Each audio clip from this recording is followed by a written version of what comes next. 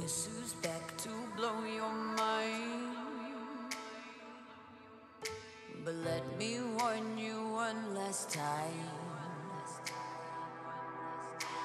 Guess who's back to change your life? But it's not gonna be just fine. Whoa, I've got you under my spell tonight. Whoa, we're both heading to hell tonight. So don't ever listen to a word they say. It's time that you found out that I'm gonna get my way. Won't light it up, then I'll burn it down. I'm gonna make you feel like you're invincible when no one's around. I'm gonna build you up, and then I'll strike you down. 'Cause you're about to know it's nothing personal. Sometimes good people do bad things.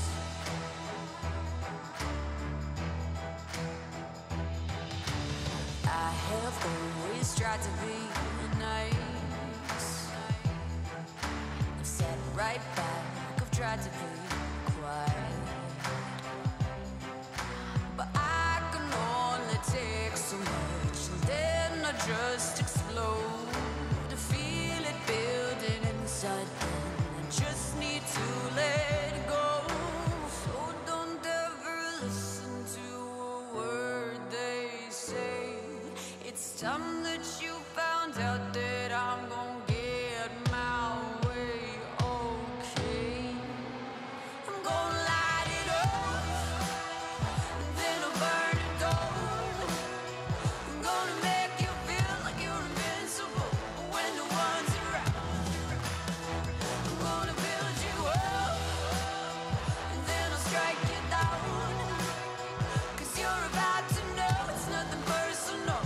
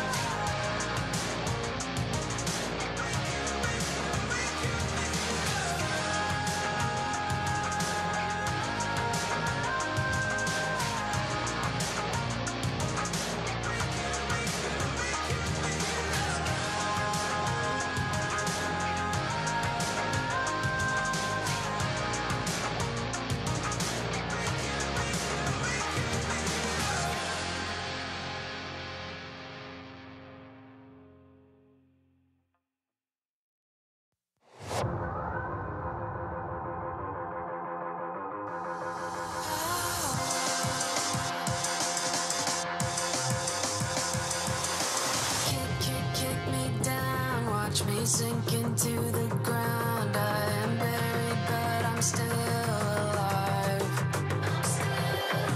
Burn my wasted dream. I know I was so naive, but I'm standing up to fight this time. Fight this time. It's not too late to change my mind, to give another try. I'm learning how to drop my pride. I'm standing up to fight this time.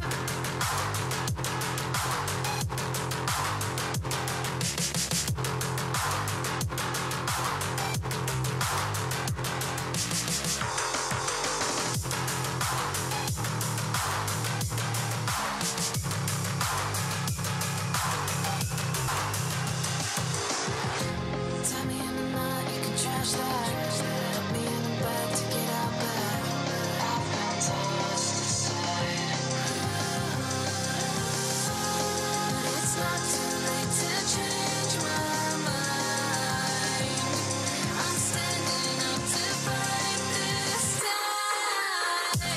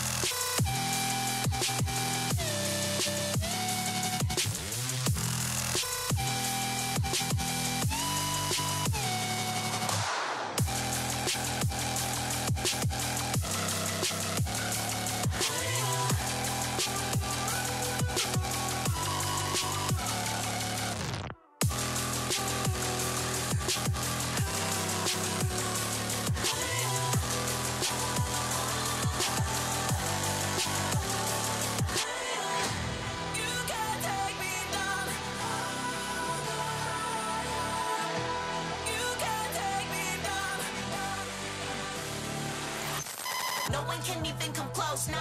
Counting up money, collecting bodies like Tada. Picture you trying to catch it to me like, ha ha. Better stop playing with your one life you got, Everybody know you'll see it. Starts across the night of a shoulder, babe. Leaving my time to be it. I'll take anything you say. You can't take me down. I'll go higher. Our future is now. World's on fire. Let it all night, no mercy. Give me my shot. You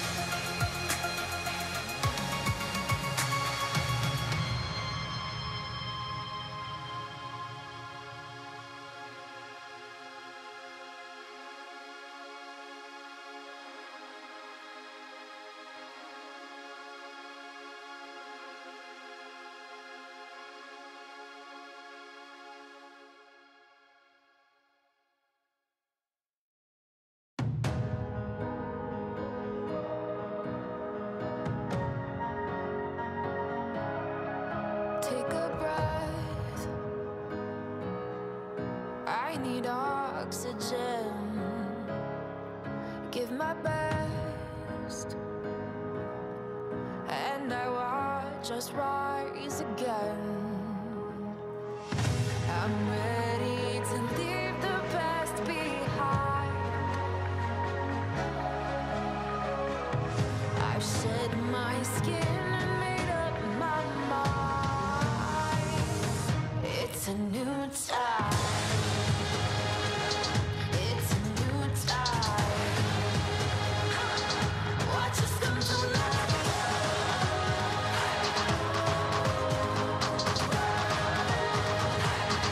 It's a new time. I exhale, breathing out my sins, and I smile as a brand new day begins. I'm ready to leave the past behind. I've shed my skin and made up my mind. It's a new time. It's a new time. Watch us come to life.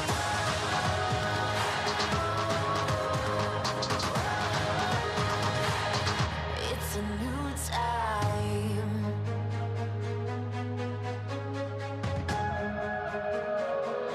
Watch us come to life. It's a new, it's a new, it's a new time. Oh, it's a new time.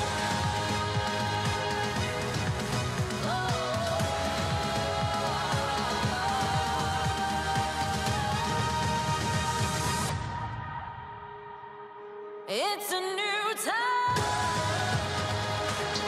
It's a new time. Watch us come to life. It's a new, it's a new, it's a new time.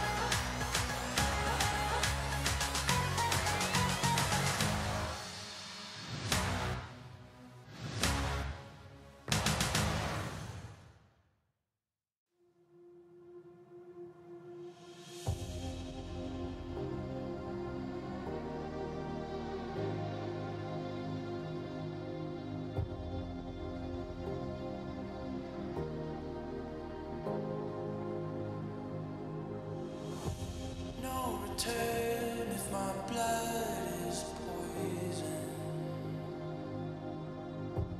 Where it hurts, I don't feel the same. Painting pictures of a broken vibe, where a part of you had stayed alive.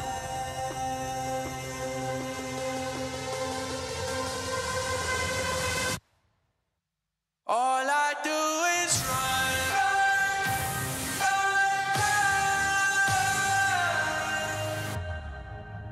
All I do is run, run, run, run. Further from what I know.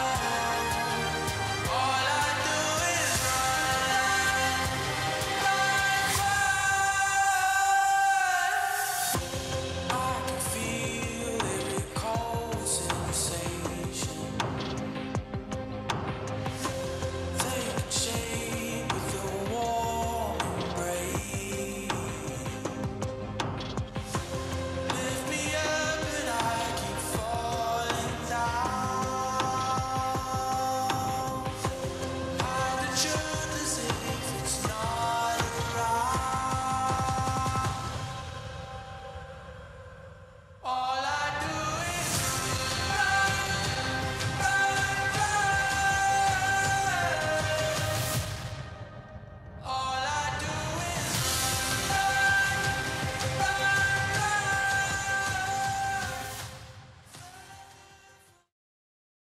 An update is required.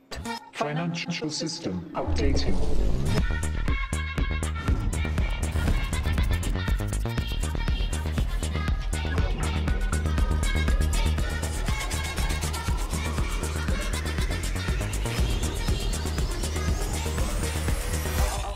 System updated.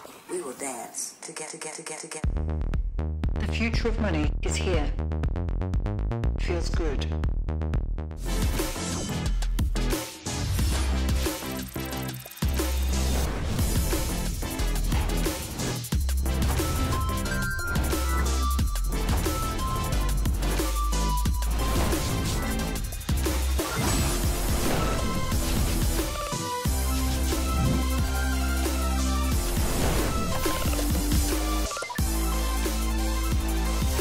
The greatest players in the world are here.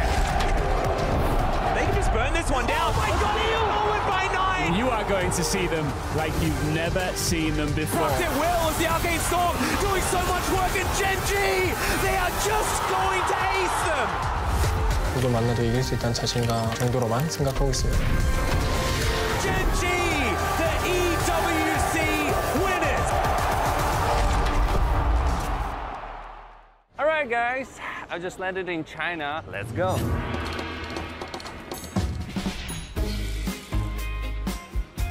Play the local way, pay your way. Have you ever seen the Great Wall at night? Play the local way, pay your way.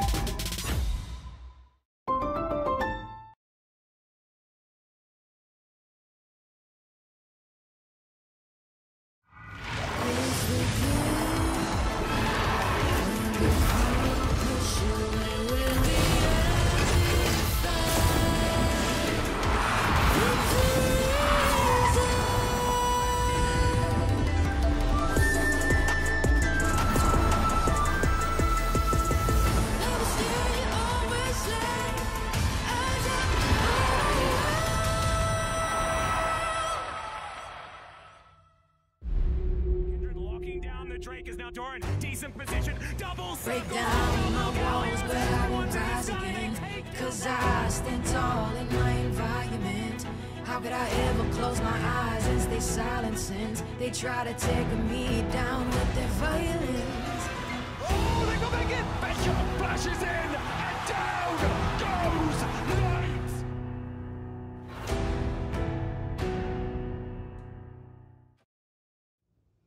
So slow.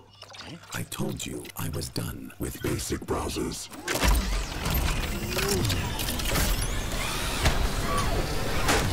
Your setup wants Opera GX, and you're holding it back.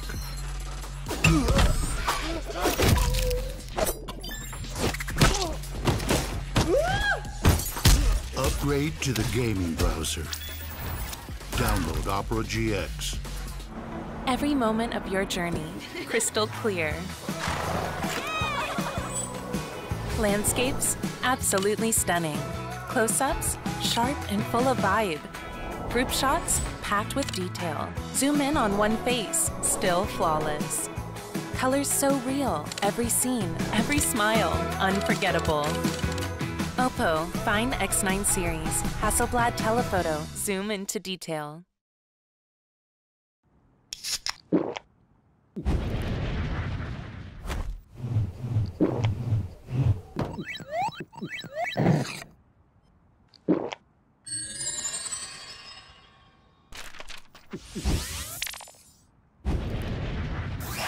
Red Bull gives you wings.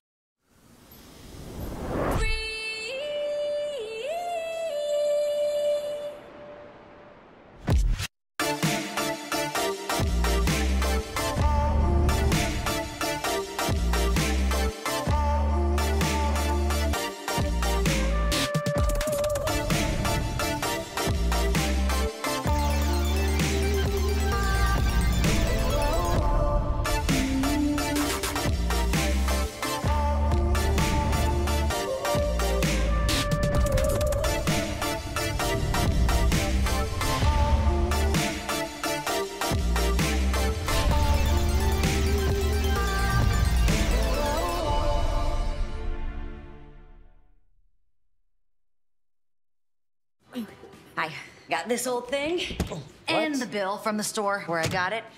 Figured you could beat it with a better deal on one of these big boys. It doesn't work that way. Guess you're not as cool as Verizon. Bring in your AT&T or T-Mobile bill for a better deal. You don't know that? The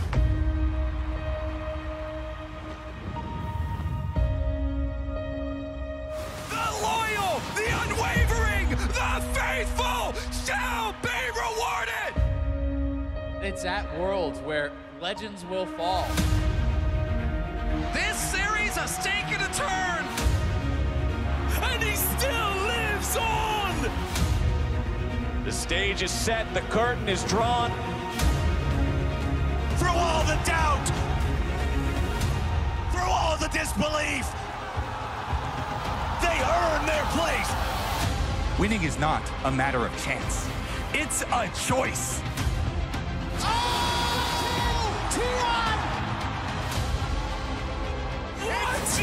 He's in the enemy base! Jackie Love just found everybody! Body block, he can't get that horn! Who's he called? Pick it up! Hail the new kings! Samsung Galaxy! Double circles, double galleons! Pain Gaming have done it! Look at the teleport! He stopped him! These guys came to fight! What's a god to 5 non-believers? Oh! Are you ready?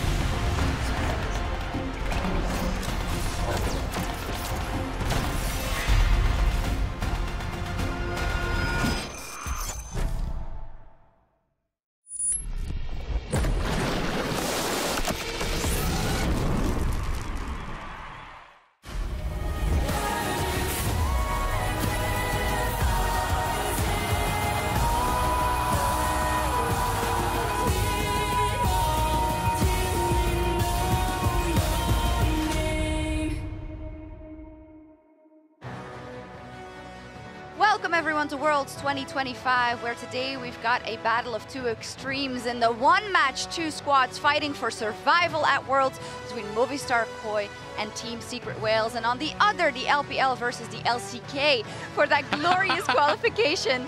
I love them. Can I hear Emily? There we go. Oh. You can repeat them. I was just gonna say, I love their walk-ins. They have such great vibes. It's absolutely amazing. Also, Taki's dances, living on my TikTok page. So it's great to see the teams. And of course, we'll have Genji and TES later as well. So just two absolute bangers. Hello, welcome to Worlds, Emily. But first, Isaac, how did you sleep? I slept great, you know, we're just making it interesting, 2-2. It's more dramatic if you lose the second one before you win, That's you know? true. I did want to kind of correct your prediction from yesterday where you said it's been 6 years since G2 had beaten an A team in a series or at Worlds. I don't know what it was. I don't care because yesterday it did happen. I just need to set the record straight. But they're, of course, still in, but that's not what we're going to focus on today. But Emily, I did want to welcome you also cordially. Thank you. Worlds, how we feeling? I'm super happy to be here. My team already made it through. Pretty happy about that. Okay, I was confused. Look, I've been a KT. The reason I'm here is because of KT Rolster. So you can blame them or praise them for that, I guess. I will praise them for that, definitely. So what I will also praise is some of the memorable plays that we've seen over the 15-year illustrated history of League of Legends. And of course, Riot is posting a bracket of those most memorable moments. And today we have the iconic Huni Quadra kill from 2015 and last year's double Gallios. And you're going to see the work for ganks right now as Rainover comes across to the mid lane. There's that other point of this one. It's Isosceles because here comes the gank for the top lane as well as the mid lane there. And Rookie losing all of his health, and there it comes in. But at the same time, a fight in the bottom side. Ulti used on Nikita's keep alive. Reckless tries to zone the team out. This Annie's so low, but there come the teleports. Huni has arrived, and holy crap! Everyone's dying in this fight. Reckless goes down. Zatai gets a bunch back, but Huni, the double, the triple kill. Behind them. Yeah. They have no vision. They don't know where Bin is. Yeah, Bin is now going to move on in. They spot him. That is going to be the Kindred locking down the Drake. Is now Doran. Decent position. Double circles. Double Gallios. Everyone's in the sky, but it's on. That goes down now into the backline. Goes Bin. Elk's going to join in the supercharger for all of that value. They take down Viper, and the Lambs respite. They cut off the best part of the quick call. In honor of Freak. 1, 2, 3. The Quadra! I hope he's watching. Yeah, that was an amazing play. Which one do you think should It's win? got to be the Quadra kill. It's not close. It's got to be that. Double Gallios just looks cool, but yeah. I think it did win, so that's great. Of course, It's keep your eye out iconic. for some more iconic plays. Oh, there we go. Yeah. Up versus Uzi's Vayne flank in the next round, rather. So our bracket is filling out, so let's see who takes it in the end. And before we jump into today's games, I do want to take a step back to see what kind of meta trends we've seen so far at the tournament. So Emily, you want to kick us off? Yeah, let's talk about the elephant in the room, Sion, right? Like, I feel like we've been talking about him. No, I love him. He's just big boned. Yeah, he can do anything, right? Like, you try to take a range top. No, he's still great in lane swaps. He's great. Frontliner, fits in so many different compositions, really difficult to deal with. That's why we've seen him increasingly banned and not let through. And I just feel like you can see what the meta trends are just by looking at the top 5. It is about team fighting, it's about scaling, it's all about 5v5. I feel like the tournament has been defined by that. Show up to the objectives, out-team fight your opponents. That is the key to winning games thus far at the tournament. Yeah, and if you look at, I also want to call out Corki, who I think has kind of become, again, this AD that you can fit into such a variety of compositions. So however you want to team fight, he can do it, right? He can poke, he can get in there. He has really good repositioning tools, just really great stuff. And that's why he's risen in such high priority as well. Such an all-star comp. And then on the other end of the spectrum, lowest win rate, Cassante. Yeah, Showmaker is smiling somewhere. Yeah, he's grinning, like cackling to himself. Sion is the tank that she's telling you not to worry about, you know? I mean, Cassante has not been looking so good. Just feels like a lot of the nerfs have kind of taken him down quite a bit in the meta. But a lot of this is, you know, the other side of what you would expect. It's like Ryze and Pantheon. You want to play through side lanes. You want to split push. You want to be finding these more smaller scale skirmishes. It's less about the 5v5. And I think we can see, again, the kind of trend of these kind of compositions just aren't really working as well in a meta that forces you to 5v5 and front to back feels like it's king right now. Yeah, we saw that yesterday as well. It's cool to see, though. Are you enjoying how the meta plays out in terms of the games, how it translates, or...? I mean, I love watching like really big team fights. I think a lot of the teams, including some of the teams we're going to talk about today, right, are just really, really great 5v5 teams. So it's been really fun to watch teams either succeed or fail. Or fail. Now, the viewer is winning for sure with these metas, Yeah. I think. So let's take a look at the bracket where we end up, because today we'll see MKOI versus TSW in our first match. This is an elimination match, and as said, later on we'll have Genji versus TES for qualification. What are your broad thoughts about the bracket, Emily? I mean, I think I really am happy to see HLE going through as well. Kind of sad that CFO couldn't pull out that game 2 win, right? Like there are some pretty egregious throws from them in that game, but I'm also hoping for CFO because I do think they are still a really, really solid team. Yeah. So we'll see them in their next matchup. I was just going to say, super exciting for Europe. First time they've ever made it out of Swiss. Yeah. So I do think it's a big moment for Europe to be making out in the 2-1. So maybe they'll even get a better draw in the quarter. So you never know. For sure. MKOI is still in for the side of NA. Hunter Thieves is still in it, as well as FlyQuest. We'll see how that 2-2 pool plays out, and we'll see if Team Secret Wales make it there. They have been awesome to watch on and off the Rift, I think, and they're also the youngest roster here. Yeah, you see our 2 baby whales, both in age, and the fact that Team Secret Wales' academy team is actually called the Baby Whales that they promoted up for this year in Histo and Dyer. I do want to point out that Poon is starting in the top lane today, and I think speaking to your earlier team fight angle, this is a team that really loves to draft dive compositions. If they're drafting a 5v5, Poon is kind of a low eco top laner. If you put him on something like the Ornn or the Scion, he can be a really good frontliner for them. I just loved how I had this team kind of explained to me in the way that it's like, they're really good at the things that you can't teach. Like when you're talking about mechanics, you're talking about game sense. And they're really rough around the edges of some of the things that you can teach. Like, you know, the macro, the lane assignments, and the objective setups. So I think MKOI has got to be careful about not getting drawn into the chaos where I think this team can really thrive. Yeah, and here we're seeing it, right? From their first match against Cade Stars, when they tried to go in, Vivo K tried to go in, Wales immediately punished them. I do think if you try to contest Wales in a disadvantageous position, those kind of team fights are the team fights that they win. So MKOI is going to have to be careful, maybe not to get pulled in or sucked into some of those objective fights that they might not want to take. Yeah, it feels a little bit like early GAM, doesn't it? Yeah. And, well, MKOI has also fallen to those in the past, so we'll see how that evolves. But talking about Movistar KOI, let's get the player perspective, because Dracos had a chance to catch up with Supa in the Verizon Game Day interview. It's his birthday. I'm here with none other than Supa ahead of this all-crucial match against Team Secret Wales. But as much as this match is important, there's something else happening today that I would argue is equally important and even more historic. Supa, it's your birthday. Feliz cumpleaños. Brother, how you feeling? Weird time to be playing a high-stakes League of Legends match, no? I mean, since 2022 that I saw Deft winning, I think, quarterfinal in his birthday, I always wanted to play my birthday. So I finally got to it. I just need to win one best of 3. Last year I couldn't do it. So I'm really happy. You've had a really kind of, I would say, an awkward tournament run in the sense that your KT game, you guys had that super dominant early game, but then you had to play G2 and you had to play Fnatic. We haven't really gotten to see what MKOI is about on the international stage outside of that first game. So I'm curious, like, what are the big strengths? What are the big areas where you feel like you guys have leveled up compared to last year as a team, not just you individually, that are going to allow you to kind of shine through today? I mean, I think in general in Worlds, you need to develop everything, because if you don't step up, you can't compete into the best team in the world. But especially, I think early game, we improved the most. I think we are still struggling a bit closing the games, but this is something I would say in the MKOI. So probably it's because we have MKOI in the name.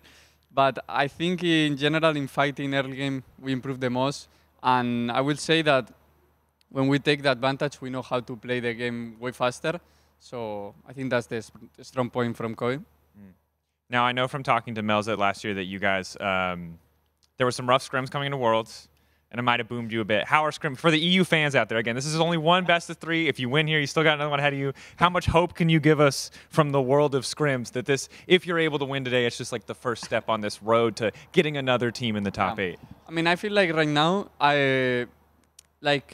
the confidence and how to play into the Asian improved way more from the last year. So I would say it's more like a 50-50. We are fighting into them. They are stomping. Sometimes they even get a stomp. I think it's kind of scream culture, no? When a team stomps you, most of the Asian teams FF and go next. So I think we are going way better. Anyway, I believe that you need to make it in the stage. I think the stage is way different. Everyone plays, we'll say, some more scared, but I like to think that we are going to play without fear. And I think this is what worked into KT in the first match. The rest was just playing into Europe. So we need a T1 in the next round. As a last question, we're seeing some drafts in the current meta where you have like one hyper carry. We see some Galio mid, you see a supportive top laner. It feels like it's all about an 80 carry on like 6 items trying to carry versus the world. If MKOI do ever end up in those situations, how do you feel about that? Like, is that your dream to be the only source of damage on the team, or would you really prefer to have like another carry somewhere on the team? I mean, it's really funny, both. I will say it gets more pressure when you are the only one. But anyway, this meta is amazing. I can lane without super in top lane. I don't know. Like when I discovered that this was meta, I was like the most happy person in the air because I can't blame anyone anymore. Yeah. So I'm happy, with the meta right now. I think you have a lot of versatility with the fearless. Like I think last year it was impossible to get a Bane angle. Now you can get Bane angle. You can get different things. So I'm really happy with the meta. I hope you get to pick something spicy today. Maybe Alvaro and Mira want to get a little bit more time together so you can spend some solo time up there on the top side of the map. Regardless, that's going to do it for us here. Back over to you at the desk. And again, one more time, happy birthday to Supa. Thank you very much.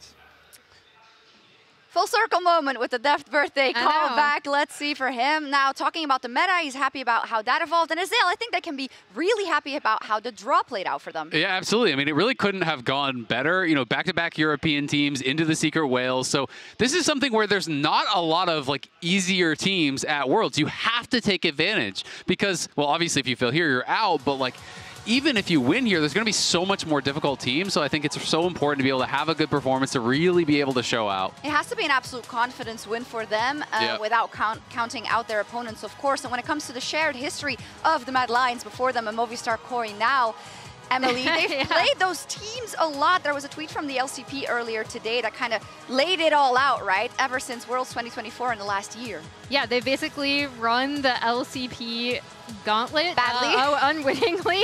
And I do want to point out again, it was GAM, the top Vietnamese team from last year, who ended up eliminating them from Worlds, right? So we're in kind of a similar situation today. I don't think, even though that GAM team kind of were cobbled together and then grew together, I still don't think Wales, their team fight playstyle is so specific, right? Like they're going in and they're going to out-hands you. I do think MKOI should have the macro advantage there, despite some of the shakiness we've seen out of them at this tournament. We saw Elyoya there for a second. Now he's the guy that's been there every single time, even way before 2024. He's always made it to Worlds, but then when it comes to Worlds, Azale, it's lacking a bit. Yeah, he hasn't really been able to, I think, show the same level that he does regionally, and whether that is a mental block, whether it is just more difficult competition or PAX environments, I don't know why, but I feel like I'm still waiting for that kind of breakthrough moment for Elyoya where he can really show his class, because especially when you look regionally, all of the early game from MDK, to me, is about this guy making things happen. Even on farming junglers, he always seems to make an impact in the early levels. You're still waiting. It's 4 years. It's about to be happening, hopefully. But let's see how our fans have voted in the MasterCard fan predictions of the day. You can vote every single day at MasterCard GG on X. And there we see very happy MKOI fans, of course, FPL fans always. And 70%, it's a European fandom vote, I guess, a little bit more, so we can see that. I don't know if that's fair. I mean, I do think MKOI should be favored. The big thing, though, like, look at what's most banned against Team Secret Whales, right? You've got Nocturne, Nico, Wukong, Annie, Kaisa. Like, we're going in. Yeah. You know exactly what they do, so don't get drawn into that kind of chaos. Makes sense. That's great to know for Movistar KOI. A little riddle for you, but I got it from Medic, so if you don't know, it's better, because then he can say it. But there is an unseen connection between some of the players on the Rift today. Does anyone know what it is? No. I overheard this, so I'm not going to spoil it. Okay, I'm going to leave it for Medic, because it's his point and I don't want to steal it. But it just goes to show that there's a lot of shared history between so many of these players, and if they want to make history, they have to survive this best of 3 today. So let's see who comes out on top between MKOI and TSW.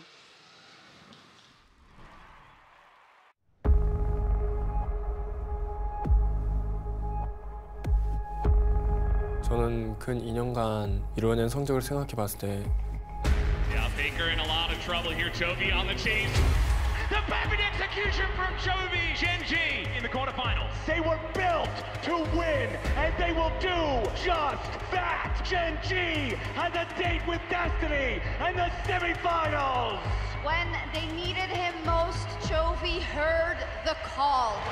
만족을 해도 이상하지 않은 성적이라고 생각을 하고 아쉬운 부분도 있겠지만 잘한 게 더 많다고 생각을 하고 타이틀에 갈망이 있는 건 맞지만 그리고 젠지가 세계 최고의 팀이라는 걸 증명하기보다는 저희가 먼저 세계 최고의 팀의 자리에 서고 그 다음에 증명하겠습니다.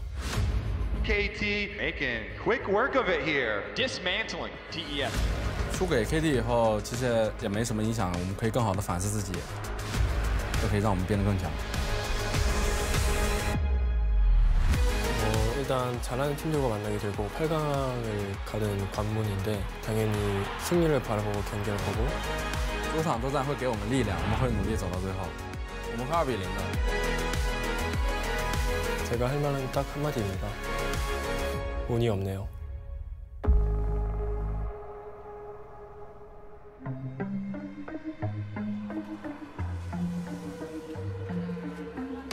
Being one loss away from getting eliminated, of course, shouldn't feel good, but I think it's our comfort zone.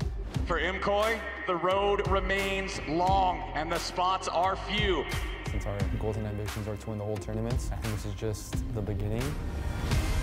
Trước khi đặt chân tới đây thì tụi em muốn khao khát được chiến thắng nhiều hơn nữa, bởi vì không những mang lại vinh quang cho Việt Nam mà tụi em mang lại vinh quang cho gia đình, bạn bè, người thân. KT just bulldozed their way through everyone on Team Secret Wales. The Wilds weren't enough to crush the Mighty Fly. Tụi em đã không làm tốt trong những ngày qua. Tụi em sẽ chuẩn bị thật tốt để chuẩn bị vào vòng trong. I think it's important to reflect, and I think if you focus on yourself and what you can improve, it's really easy to stay in the present. Em luôn luôn muốn mình là niềm tự hào của Việt Nam. Đây là một cơ hội để thế giới nhìn nhận Việt Nam sẽ là một khu vực mạnh. Bởi vì tụi em đến đây để chiến thắng. Any team that versus us should see us as a threat. Never had a doubt about my team, and never will.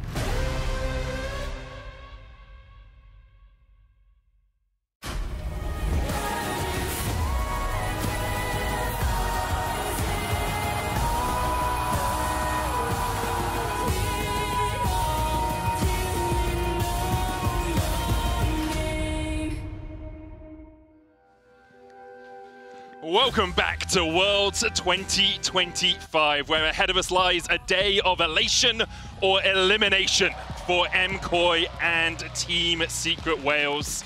The question is, can MKOI actually be the team that's not from EU here at Worlds 2025? And will Team Secret Wales show us the power they brought on day one with that dominant victory versus VKS? I mean, I'm very excited to see how these two teams are going to face off each other. A lot of early game power across these two squads, and it really does feel like it is going to be fisticuffs from minute one to try and find that lead that can take you to that winning position. I certainly hope so. I hope we get a lot of action here. You know, these teams very, very high as far as the combined kills per minute rankings. So we do expect some early action as well. We got to see, can the team that even gets the early lead actually finish out the game? Because, you know, that remains to be seen for both of them. Yeah, it's always a bit of a struggle for these two teams to actually close out with those leads. Combined about 1 kill a minute in the first 14 minutes of their game so far. We'll see how well they can do as we get ready for the first draft of the day. MKOI taking the stage on the blue side, Team Secret Wales over on the red. We're still seeing most of the same draft priority as we've seen at the start of the Worlds. Obviously, now we're moving into Fearless over the last couple of days. We have seen a few things get banned out early and then left up in later drafts. I do think we're starting to see things like the Trundle rise up a little bit in priority, though, because especially as we start to see like Sion very, very strong in the top lane, all of like the things like Jarvan and stuff that want to try and dive in you, when you can steal away all those stats, it suddenly makes these dive compositions significantly less terrifying. And that may be one reason that Team Secret Wales have put in Pun, their tank top lane champion. You know, he plays a lot of Sion. He plays a lot of other tanks as well, you know, with a sprinkling of other champions. But really putting in kind of a stable top laner for themselves to see if they can create, you know, some very straightforward team fights, perhaps. Yeah, and we'll see if things switch up as we go through what could be 3 whole games in this best of 3. For MKOI, I think they will be looking at Mirwin and saying, hey, you're actually really good at some of these eclectic picks. Can you bring out the Varus top? Can you scale up on a Smolder top? Can you bring something out a little bit more unique? Because we know that Pun really does go towards these tank top laners. It is funny though, because we've seen kind of the two styles of MKOI over the course of the year in this tournament. We got the Yunara draft, which was heavily focused on protect the Supa against KT in their game, but they unfortunately weren't able to pick it up. And instead, they've now fallen back to, which is what Team Secret Wales are prioritizing, the Ryzes, the Talias, the Gallios for Jojo Pyun in the mid lane to try and play that more 1-3-1 style. I see a lot of stuff up, guys. All right, we've got Orianna, Azir, and Yunara all available and only one more ban. So we're looking at a big trade of power picks. And the question is, do you ban the Yunara and just swap those mid laners between the two teams? Do you get rid of the Azir, take the Yunara for yourself if you're Team Secret Wales? I think that might be where they're looking. Yeah, I'm curious because Yunara is such a strong pick for MKOI, and they've shown they're very comfortable to give Orianna across and play the Galio into it with Jojo Pyun. We saw that against KT, and it may be a similar call here, but instead, they have learned their lesson. They were a little bit struck by the Orianna shockwave, and they're not going to give it across. MKOI deciding to take away that massive teamfight ultimate that hurt them so much with BDD on that KT roster. It does mean, though, Sion and Yunara, very easy here for Team Secret Wales if they just want to go down that tier list. Pick the top laner that has the most impact. I would be surprised if Pun went across towards that Rumble, but it is going to be the Sion for him. Yeah, I mean, it's his most played champion. It's the champion of the tournament so far. Now, the problem is, if you don't pick the Trundle with it, then obviously MKOI can just pick Trundle, and Trundle's very, very good in Assign, not only because of the ultimate, but also because of your pillar. And so you do have to think that might be in the works for MKOI. Yeah, I think you take the Trundle here, you're more than happy with the position that you've ended up in. And now you can also opt in towards something like a Corki here, force Supa in the bottom side, just try and nullify the matchup into the Yunara and have this still very, very strong team fight off those picks. And then when you're looking at Merwin as far as his individual champion into sign up on the top side, then you're thinking like, oh, is it the Ambessa, Aatrox angle? Because we haven't seen a ton of success from the champions that have played into Sion, obviously because Sion's win rate is so high. But the Trundle that we were expecting indeed picked up here for Elyoya. And so I think it's all really going according to the current meta that we've seen already at the tournament. Team Secret Wales, when they played against KT, did look for the Jarvan Galio combination to try and punish Cuz on that Trundle early game. So there's a possibility here. They pick the Jarvan, they save the Galio for second rotation, and they try and get into MKOI's jungle early on. All right, no curveballs yet. Then we also get the Ambessa, the most picked champion into it as well. So pretty much as far as game one of this series, everything's going straight forward. Yeah, I do think we're going to get that Jarvan lock in here. You can already see his toes kind of hovering it, but it does mean there's an opportunity here for MKOI to ban away the Galio and make things a little bit more difficult. But if you end up going for the Galio, I think your jungle ends up a bit too pinched for the situation that you're in, and they're not going to take either. Instead, looking towards that Alistar in the support role. Looking for someone that can be another part of that beefy front line for Team Secret Wales here. The question is, will they be able to find enough damage outside of just the Yunara? Like, if you start to ban away some of those mid lane mages, MKOI can try and pinch that pool a little bit. There are still a lot of options, though, for Dire. I think the other thing here now is that because you've got the Alistar, you can start to ban away things like the Rel if you want to, the Leona, the Nautilus, and just say, hey, look, we're going to make Alvaro a little bit uncomfortable in that bottom side of the map. And also by removing that engage tools, it means that this Ambessa is kind of just by herself, diving in onto the backline with the public execution, which does make things significantly easier for Team Secret Wales to just deal with that singular threat. I like the Nico ban, because yeah, you're banning one of the engaged champs that's also could be problematic in lane and provide a strong duo lane for them. Of course, when you've got the Alistar as well, don't want to have to worry about Poppy W's. Same thing for Yunara. So Poppy, we've seen a lot of value from Poppy picks so far this tournament. Definitely finding this one here as well. I actually think Poppy on either side would have been quite nice here. Like, if I'm Team Secret Wales, I'm looking at Poppy. Ambessa can't get onto the back line. If MKOI look for a follow-up engage like the Rakan, he can't get onto the back line. And you can always flex him into that jungle role with you already having your support and your top laner locked in. It's Wukong as the final ban from MKOI. First time we've seen that fall this far down in the draft for a while. But Team Secret Wales obviously not prioritizing it early here. So I was going to say, are we going to get the Jarvan curse with the Sion blessing?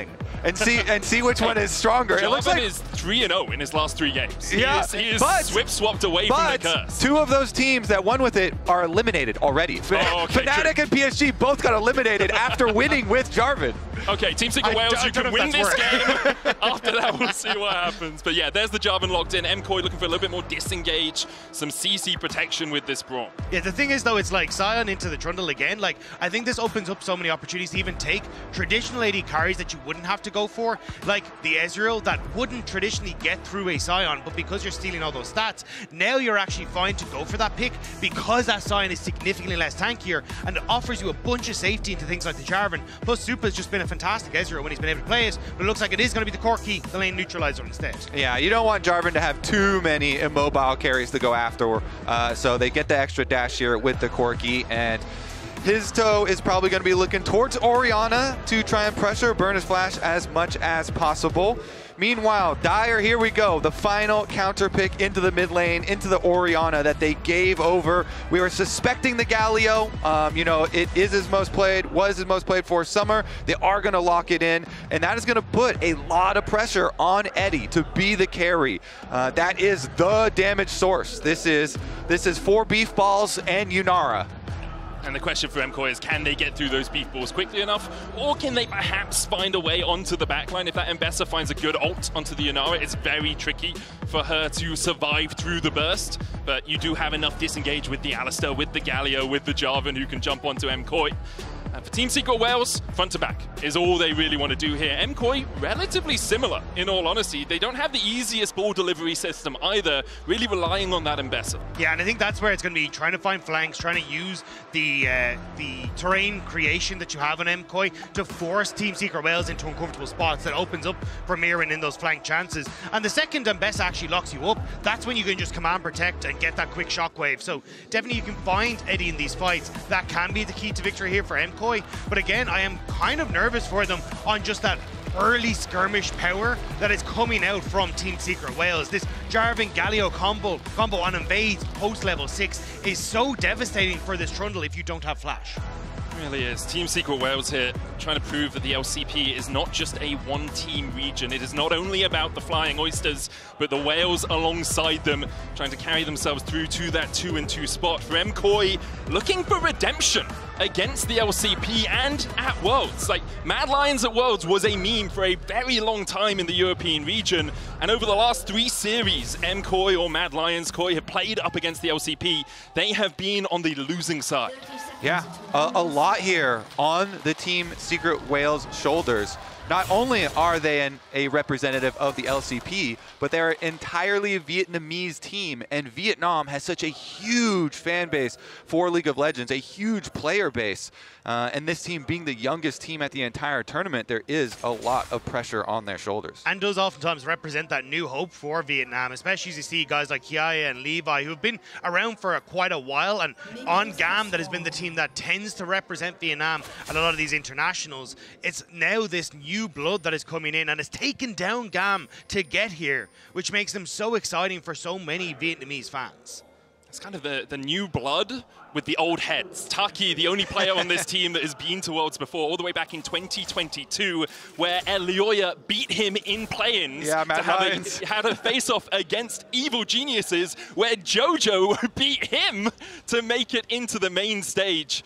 It's a long time ago that we saw Jojo and Taki back on this world stage, and here they are facing off in an elimination series again.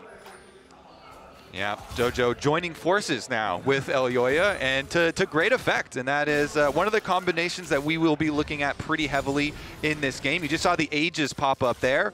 If you're looking at the jungle and mid lane matchup, as we actually see bottom lane with a decent trade there.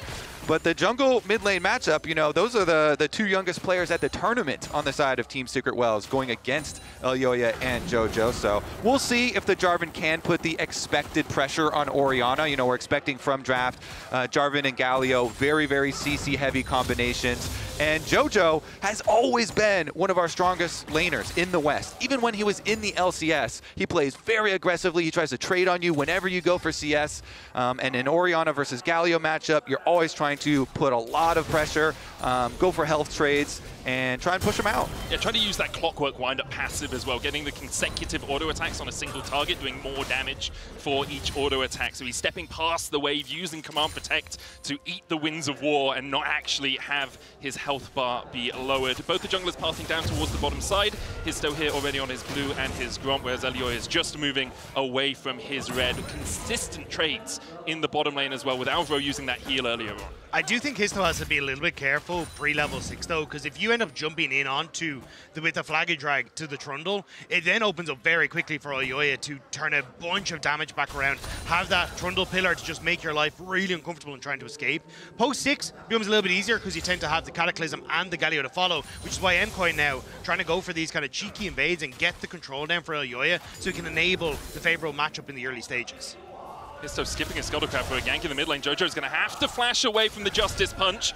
Histo just has a little bit of a drive-by, autos one of the minions. Elioya is leaving the bot side Scuttlecrab to go and try and fight towards the top side. Alvaro trading in here with the Unbreakable. There's the stun onto Taki. Taki pops the heal afterwards though, and Super's down to half HP. Concussive blows almost procced as Histo dives in. Elioya looking for the trade onto him. Chomp, chomp, chomp goes the Trundle. Dyer stepping forward down to 200. Gets the taunt, but gets smacked across the head with a club. Histo almost escapes, but the red's enough for Elioya. A double for the troll. Oh, Elioya, that pillar was beautiful. He pillared the Justice Punch there, completely stuffed Dyer's Galio, and then just wins the 2v2. Okay, Trundle doesn't have like crazy mechanics, but that was a really good Trundle play right there. He does have one mechanic that's going well, but Taki the bottom side now. Has to away the Gatling gun though, hitting him in the bush, and Super gets the third on the board for MKOI. It's going off for MKOI across the map. 2 kills onto this Trundle in the early stages, and now the kill for Super in this bottom lane. Team Secret Wales are not enjoying the start of this. Chomp, chomp, chomp. Elioya will be fed, and that spells danger. He has gone all of the offensive components early of the Trinity Force. Was able to get full sheen and everything. And honestly, it started out with a good timing for Team Secret Wales. You know, they saw Elioya on the ward there. You can see in River that is still existing on the bottom side. But then they stick around and they're on vision as well. So Elioya takes this fight. He likes it. Starts out with the chomp fight with Jarvan. He knows Galio is going to come over and try and, combine with the fight. And so he times his pillar perfectly, expecting the play, and then just completely brutalizes them, even gets off the last bit of damage. I think for Team Secret Wales, you're looking at Jojo in that situation saying he's got no mana, he's got one command attack, it's basically a 2v1 for us, but not realizing that Trundle often wins those. Yeah, Trundle likes those odds. Yeah. And also just clockwork windup does do so much damage, so despite the Orianna having no actual mana left, she was fine to just go for the play, and now MKOI in a fantastic position, especially as Elioya has been accelerated. He's now in a position that every time Histo tries to go for plays, like he might be looking for on that bottom side of the map, that's where, again, you can have Elioya match and constantly win out, and it just makes this game really uncomfortable now for Histo. Yeah. When Trundle gets ahead and the opponent team is 4 melees, then you are in trouble. Trundle can really, really thrive against a lot of these beef balls. So. At least he doesn't have something like a Scion in the top lane to steal all those really tanky stats to make him really survivable. Or something like a Braum to help him get concussive blows on multiple people in a short-range fight. Elioya here shadowing his bot side as they push in the wave. That means they'll go for the Dragon. Team Secret Wales on that back foot. Don't expect them to contest this. They know they're not able to get into the driver's seat right now, as MKOI will start up the Drake. It's a little bit of a move from Dyer. Histo is on his way across as well. Taki looking for the engage here as the Arc of Judgment comes out from Eddie for a little bit of a slurkle. Hero's entrance onto the back line. Elioya doesn't have flash and he's alone in the back of the pit. The exhaust on Dyer is enough though. Shockwave coming out is going to catch up to Taki. Elioya already down as they look for a bit more of a trade, but Alvaro is now stuck by himself in the pit. Another slurkle, a flash from Eddie. It's going to be 2 for the Wales. The best part about Team Secret Wales, they do not sit on losses. They will fight their way out, and they're still fighting. Super in the shop instead of watching his screen as Histo collapses on him, stops his reset, but Super underneath the tower here should be able to go away. Histo looking for the flag and drag. He gets him, he gets the shield, and he gets out. Beautiful from Team Secret Wales. That was so well played by Histo, knowing he had the damage, Super not respecting it, and Histo hits level 6 off of it as well, so even if Jojo tried to help him, he'd only be giving him a way out with the Cataclysm. And he got a quick recall off there. He didn't go into the vision of the ward that was behind red buff. So he even gets out in a pretty timely manner. See, never give up on the plays. Really good contest there from TSW, even though they're going to lose the Dragon, still contesting afterwards to chase down the kills. In the Vietnamese community, in the LCP community, there is a saying about Team Secret Wales. I'll tell you after this fight. Yeah, I mean, it was just the overextension coming through from MKOI. They get the Dragon, and they think, okay, we can try and take the fight, but because you get the Galio sent into the backline, now Yoya is completely separated from the rest of the team. Taki and Histo are able to shove Supa away, who actually ends up CC for quite a while in the middle of this fight, and it's Eddie who's just fine in that backline to deal with Yoya, flashes over for Alvaro, and sets up perfectly now where he's got some of the kills that were necessary for this composition to work. And this from Histo as well, just chasing afterwards. As soon as you see Supa go round this corner, you're kind of like, okay, he's Valkyrie'd out, he's out. Histo so willing to go for more of the fight, even without his Cataclysm. Yeah, ward's over, gets a confirmation of the vision, EQs in, nobody punishes, and looks like he gets out of grubs as well with 2 of them in tow, so they get the objective credit. In addition, they were the first ones to the MKOI was actually the first ones to the first 3 kills, so they have that feats credit. That they do. We'll be fighting over the next couple of objectives for these teams, or the first tower for MKOI if they're able to secure that. I was saying the saying in the Vietnamese community about Team Secret Wales is Alvaro looks for Taki here. As Taki flashes in immediately for the engage, Histo is coming around the corner looking for the follow-up. Super locked up, there's the Cataclysm. Lock him in the cage, it's 1, they're looking for 2. Alvaro has no escape, and Eddie is shredding MKOI. Taki and Histo finding the combo they need to lock down Supa and Alvaro, and what started off so well for MKOI has already started to slip completely out of their grasp. If you are playing a 1-threat comp, you want the kills on that 1 threat. Eddie here does have the Kraken Slayer completed now on the Yunar after that 2nd kill. Histo also is going to be a threat though. The Jarvan's getting a lot of these kills and did get one of the earlier shutdowns as well. This was just great from Taki. Spots Supa, immediately flashes forward, gets the pulverize into the head push, and they're trying to help out here by getting the stun on towards Eddie, but it's just too late. Histo's like, I'm in, I'm Superman, I'm taking down the plane. And we promised action between these 2 teams, and we are definitely getting it. Almost a kill a minute so far in this early game. Taki level 6, Alvaro not yet across towards that ultimate mark. And Supa and Alvaro have to be a little bit cautious because Histo's in the area. Jojo, he's been a little bit involved, but mostly all's been quiet in this mid lane, and because of that, he's built up a 30 CS lead. But the lead is not as great as Eddie's over Supa. That's a 1,000 gold lead in the bot lane. And you've got more to come as well. That cull that you so often pick up on the Yunara because of the synergies is going to end up popping, which is only going to snowball him as well. It becomes very difficult now for Supa and Alvaro to contest the wave states, as you can see. And this means you're going to start to put pressure on towards turret plates, and these observers feel like they're toying with us. I think Histo's here. Histo going in with a flag and drag once again. Glacial Fisher out from Alvaro, stands beside his teammate while the public execution goes down in the top side. Alvaro's going to fall. Mirwin look for the damage onto Pun because Alioya's in the area. Does have that subjugate. They're waiting for the wave to crash in here. Supa has to back away from the bot side. Meanwhile, on the top side, MKOI decide they're not going to go for the dive. So for Team Secret Wales, a great exchange. Huge stuff from Histo this game. You know, after the failure in the 2v2 mid, thought it was going to be very difficult for him to get back into this game, but constant fighting and chasing down these kills, this Jarvan is truly getting fed. Actually has overtaken the early lead that Elyoya built up. But that's the thing, it feels like when it comes to Team Secret Wales, they never give up. They will always keep chasing, they'll always find their fights. And that's the saying that they know, that they use in the Vietnamese community is, how we win. I'm not going to say it in Vietnamese because my pronunciation would be awful, but the idea is Team Secret Wales can be 10,000 gold behind and somehow still find a win, and they can be 10,000 gold ahead and somehow still find a loss, as Pun is caught out here with the shockwave, should be able to walk away from Jojo Pun. No real follow-up from the rest of the team. A command attack won't be enough even with that clockwork wind-up auto attack, and Pun just walks it out. Also, even though Jarvan has been the target of a lot of scrutiny at this World Championship, Histo was one of the successful ones. Yep. Even though they lost to KT, he still had some very good Jarvan plays in that game, and certainly has had some in this game. So Dragon will be collected for their side with their margin of gold lead, but we'll see about the payment on the other side because MKOI want to dive. Yeah, they're going to go underneath the tower here. Dragon exchanged for it for Team Secret Wales. Pun flashing away there.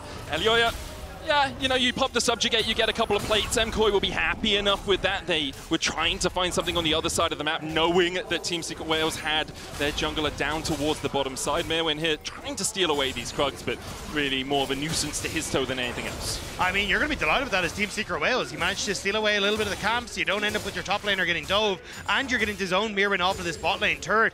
And coming back to what Kobe was saying yesterday on the desk, like, these are the kind of styles where Jarvan can succeed because you've got an immobile Orianna on the other side that you can look to focus down, because you've got that added pressure from the Galio that can come over the top. This is where this game, sure, you've got great scaling, but Eddie just going in, pops the ultimate, and Super's just dead!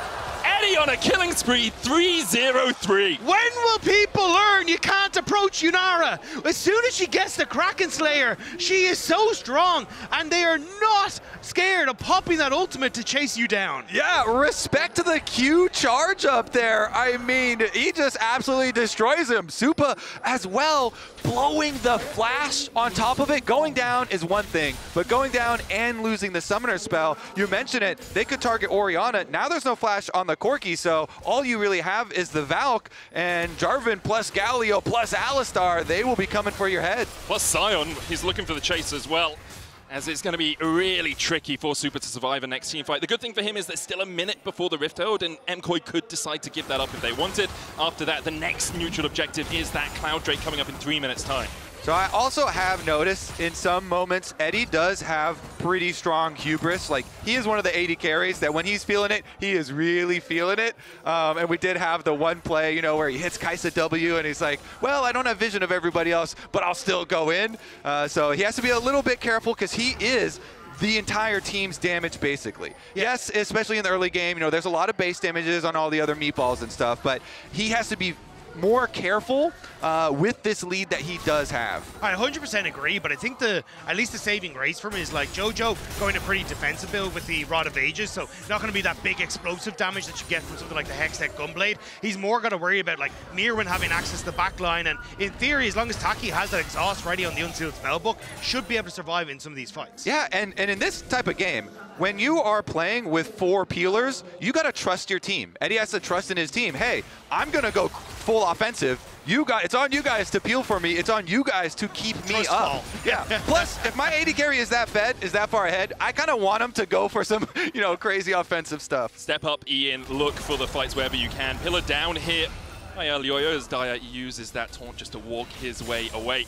The good thing for Eddie as well is there's minimal engage on MKOI, right? If you're surviving through the public execution, there's no follow-up really after that. You have a Braum jumping in, maybe a Shockwave, but you guys already talked about how low damage this Orianna is in the early game. Herald started by MKOI. Histo walks across from the side. Herald down to about 5,000. Taki gets a knock-up on both. Alvaro jumped on Super trying to get away, but he's dead where he stands. Alvaro in that redemption. Herald still the target. Elioyo will smite it and secure it. Now needs to get out of the back of the pit. Does have the flash, but he's knocked up. Will flash into the Tribush. Histo still on the chase with Eddie diving in. It's another, but Eddie as MKOI are rattled.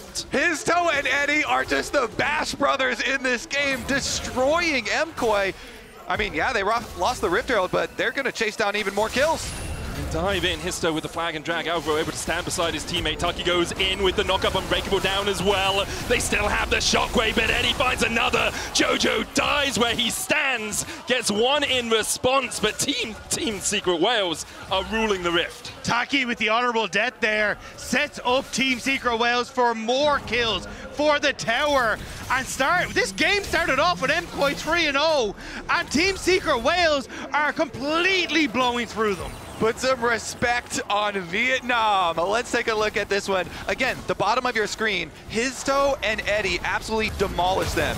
In goes Alistar, Taki sets it up, and Suba just gets annihilated. Nowhere for him to go, even got exhausted. The Galio ultimate was just even unnecessary, and by that time they had already destroyed him, but they could continue the steamroll. Yeah, I mean, it was for stall points in the Galio ult, and it's Eddie who's looking so clean on the back of this, flashing over to finish off the kills. And again now, this Yunara is massive. 5-0-5, already 2 items deep. Like, this is going to be so difficult for MKOI to try and deal with. I will say, we'll keep track if the flash, on Yunara does get punished, not having that one for later. But honestly, I like it. Go with the hype. Continue to push for these extra kills and snowball the lead. They're even going to get some outer towers in trade. Dragon as well should be picked up. I'm thinking that Pun is going to be able to defend this for a while on the top side, but all the rest of MKOI can go make the cross-map play, and especially as Trundle's coming over, they will shred through him. Yeah, they do need Supo up here, and he's on the way, so I think maybe this could be it for Pun. TP though. Shockwave to save the way from the decimating smash. TP coming out, Pun flashing underneath the tower, and will be bolstered by the defenses of Dire. Nice, crop mat defense here from Team Secret Whales. They're still going to get the Dragon, but invest a teleport here to keep the tower alive for now. Going back in here with the taunt. The chase continues for Alvaro and Jojo Kun, but they won't be able to find too much. Meanwhile, in the mid lane, Super is surrounded by Taki and Eddie. We're looking for Elioyo on this blue buff. Taki with a headbutt pulverize once again. Eddie puts the damage down. Won't have enough to work his way through his Trundle quite yet. The Super looks for a bit of a collapse, but with Histo moving across, it will be dangerous for MKOI to take this fight. Yeah, you don't even have to get a kill. It's just about pushing MKOI back right now. You push in top side. You have the potential here to shift over towards mid lane if you want to. Histo stole the Raptor camp and now the blue camp on the top side. Team Secret Whales are dictating everything on this map right now. And their timers are going to be pretty straightforward. This team is all about, going for the objectives, trying to draw you to them. This team is obviously not built to siege, straight up siege, so they want to draw MKOI out to these fights where they can make use of their heavy engage and create that space for Eddie to win these team fights. So the Dragon stacking is imperative that they keep it up for Team Secret Whales in order to find that path to victory. MKOI left reeling through this early game, 19 minutes in, 4,000 gold behind, and the majority of that sits on Eddie's shoulders. 2 items already complete, has the upgraded plated steel caps as well, just from those feats of strength. And for MKOI, you're looking at it, you have a Rod of Ages at 7 stacks, you've got 2 Triforces, but no one really has a second item yet apart from Jojo with that Horizon focus. Histo waiting to see if someone comes to cover this top side. Won't find anyone for the moment.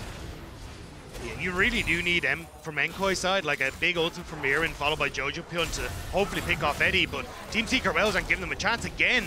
They're invading on this top side, just keeping MKOI back underneath their own towers and allowing them this swift movement through this topside jungle. I'd love to see Team Secret Whales try and shift that pressure in towards a mid lane tower take or trying to zone MKOI away from it, but it is difficult at the moment with that Cloud Soul being able to allow MKOI to shift just as quickly back and forth. Taki caught out as the rest of his team backs. He's going to pop that Unbreakable Wing, goes in with a headbutt pulverize. Eddie trying to come in from the side as well. Super needs that Redemption Cataclysm flashed away from as the hero's entrance comes down. Mirwin flashing away from his own TP. Pun now on the front line, jumps straight into Alvaro, who's trying to protect his Ambessa. The concussive blows, the Shockwave finds 3. Jojo trying to turn Team Secret Whales into poutine, but he can't quite do it. Pun falls, 2 for Jojo now as Super walks underneath his tower and does manage to get away. Meanwhile on the top side, Arakan, MKOI's next prize. MKOI finally found the fight that they needed. The fact that Alvaro ends up jumping over the wall back into the Ambessa and Histo swaps places means that they're able to find the fight they need, at least get something back for themselves. The Otacon call, slightly hasty from me with the jungler still alive. Histo staying around Mirwin. Trying to walk through the darkness here, make sure those recalls go off before he comes out. Mirwin might know, but doesn't quite get the auto attack down in time. Eddie escapes. Is going to be interesting too because they got some money off this fight, of course, for MKOI, but critically they also got both summoner spells off the Yunara. So look at the re-engage here. Braum on the front lines gets the Unbreakable up and gets the heal off. Here goes Ambessa ultimate over the top after they had already taken down the front line. And crucially, as you say, Eddie getting that flash means that he's able to escape away, but MKOI more than happy to find that fight. And again, it was just that overextension being punished from Team Secret Whales. And we're going to start to see Jojo really carry some weight here. That Orianna Shockwave already doing some heavy lifting. He has the Horizon focus done plus the Blighting Jewel, so creating some of the magic penetration. And the Rod of Ages has fully stacked, so the full value is here with the extra level. And he's really into that Orianna power curve that everyone knows and respects at the current World Championship. Like, this champion is early picked for a reason. And alongside Mirren, who hasn't really been a part of much, but has been able to get a nice little gold lead for himself when it comes to the CES, is in a good spot. Like 2 items now complete on the Mbessa. If you can find that combo to lock down Eddie and work in conjunction with Jojo, I think you still have a chance here as MKOI. But as you can see, like, that was Team Secret Wales on an overextension. Eddie is still in a very good spot to carry, and if you can slow the pace of this game down until Eddie gets those summoner spells back up, you're in a decent spot for Team Secret Wales. And another interesting consequence of the team comp that TSW are running is that MKOI feel confident to have Jojo split pushing. So Jojo has really kept up his CS numbers. Yeah, he did have a pretty easy early lane into a Galio, but he's also kept up you know, his 10 CS per minute with this Orianna, which is critical and leading to this large gold lead that he does have now on top of those kills, really making that big threat. Especially if you can lane into Pun on this Scion. He's got basically no magic use. Just the Aegis sitting there, no Merc Treads as Mirwin's engaged on. Redemption coming out. Mirwin looking for the fight here onto his toe. Taki going in with the headbutt pulverize, and there's the TP follow-up. Mirwin was isolated from the rest of his team. Team Secret Wales turn their attentions towards the top side. Exhaust down onto Dire. Ball put in the middle of them, but no shockwave cord as of yet. Another Winter's Bite coming out from Alvaro just for the slow. MKOI want to fight this, but Taki's in prime position for this flank. Jojo will be able to spot him out with Elioya. Taki goes in, but the rest of his team not on the same page. And Alistair ticking down the missile just short of catching its backside. Pun now the target, stunned up with those concussive blows. Shockwave finds Eddie. Hero's entrance coming down for the magic damage shield as the chase continues. Jojo's going to kill off Pun, but he's going to use the zombie form to keep everyone else away from Elioya. Elioya falls. It's a great fight for Team Secret Wales. Team Secret Wales are using the terrain so well in this fight, kiting back into that tri-brush so they can set up their front line. And Histo maybe once more, he knows Supa's low, won't quite be able to find it though. Yeah, zombie form value there as well. You know, this is one of the huge benefits of this champion. Pun creating so much space. And one of the unseen things with Jarvan as well, people often forget about the Q shredding armor. That plus the black cleaver, they're able to just melt through Elioya. So we take another look. Taki goes in, gets chunked out, and even with the late Alistar ultimate there, he still survives running away from it. Then Pun on the front line. It's kind of the sacrifice with the Scion there, but it's okay because of the champion and the Galio ult still able to peel. See on the top side, Elioya is getting shredded as Histo is able to shred the armor there, and the Yunara does take him down, but the zombie form kind of pushing all the rest of MKOI back.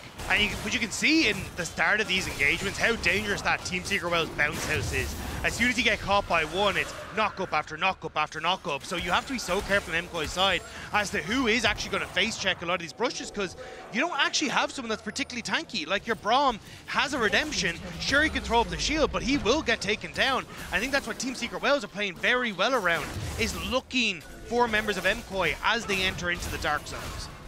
TSW now one Drake away from Soul as they take another Cloud. MKOI starting up the Artican. TP's coming out from Team Secret Wales, as you say, going down quite quickly, but Histo is here. Alro gets the Winter's Bite. 5,000 now on the Artican. Pun with the Decimating Sparks just to force MKOI up towards this top side. Redemption coming out. Mirwin looking for a flank of his own. Eddie has his flash though, so it's going to be very difficult to get onto him. Unstoppable Onslaught used. Alro with Glacial Fissure. There's the Artican secured by Histo. Pun still on that front line, and MKOI all grouped up for the Cataclysm. And here comes your hero! Dire dives in, lands the taunt, and MKOI are shredded. Mirwin on the back line, but Team Secret Wales wrap around him like piranhas to get a couple more as the fight continues. Team Secret Wales able to back away with the Artican. It ends up being a 1-for-1 exchange. Just the supports going down. Looked like it could have been much more deadly for Team Secret Wales. Honestly, it looked like a bit of an early redemption from Alvaro. Maybe panic stations from MKOI as they try to find that fight. But Team Secret Wales, it's dire stock for them in this one because that Galio is making it tough for them. And Team Secret Wales, they make the call. Okay, we're going to create space to push them off Otacon so that Histo can get the objective first. Then we Scion ultimate in to create that space, push the 4 members of MKOI back, including Elioya. Histo then burns the Otacon. They get the double knockup on this group, and then watch Histo flash ulti into flag and drag out to try and keep them in the Galio ultimate. But even with that, the shockwave there from Jojo does peel for the team, and Merwin on the Mbessa able to flash his way out to keep the casualties at 1-1, as you said. And I love Eddie's position in that fight as well. Consistently staying on the top left part of the fight because he knows Mirren is on the bottom right, trying to keep away from that potential of the public execution. Maybe Jojo Pyun's ultimate can come in, but Team Secret Wales are playing so well around these multiple threats in the MKOI lineup. And guess what? You know, even though they survived, now JoJo, no flash on the Orianna. So Histo can go for another play onto this Orianna. Galio plus Jarvan, incredibly threatening. And this Yunara, if the Yunara goes untouched, this is full crit Yunara looking at the big DPS scaling here for this champion through the clumped team fights. Yeah, that Infinity Edge now complete. He's in such a strong position. Super struggling. Only has the Mana Moon, a Trinity Force, and a couple of swords to his name. Pun here stepping in, keeping Elyoya interested. Next Drake up in 2 minutes time, so still a while before that soul is available for TSW. Still this mid lane turret stands though, and MKOI going to be kind of using that as that bastion to pivot off of for a lot of these plays. Like, it lets them play very far up to keep tabs on Baron, to keep tabs on the Dragon that you were just talking about, Medic, in 2 minutes time. And I think that's kind of where we see what has been some of the fall points of Team Secret Wales, the ability to close out a game, to push that game forward. And yes, they have a lead, and yes, that Dragon is going to be a big focal point for them, but I'm curious, can they find a way to close this game out clean? Yeah, I think the mid game is really, really critical, especially for this team comp, because they have some big power spikes coming up. With Guardian Angel, if you can get Guardian Angel on Jarvan, it allows you to force so heavily on the fights that have big rewards. Cloud Soul, as well as Baron being available on the map.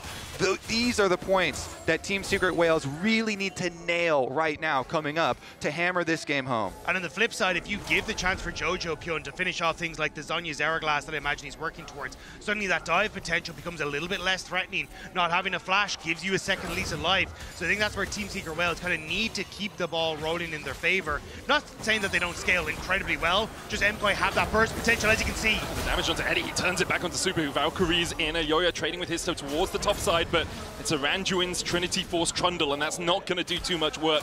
Just tries to keep Histo at bay.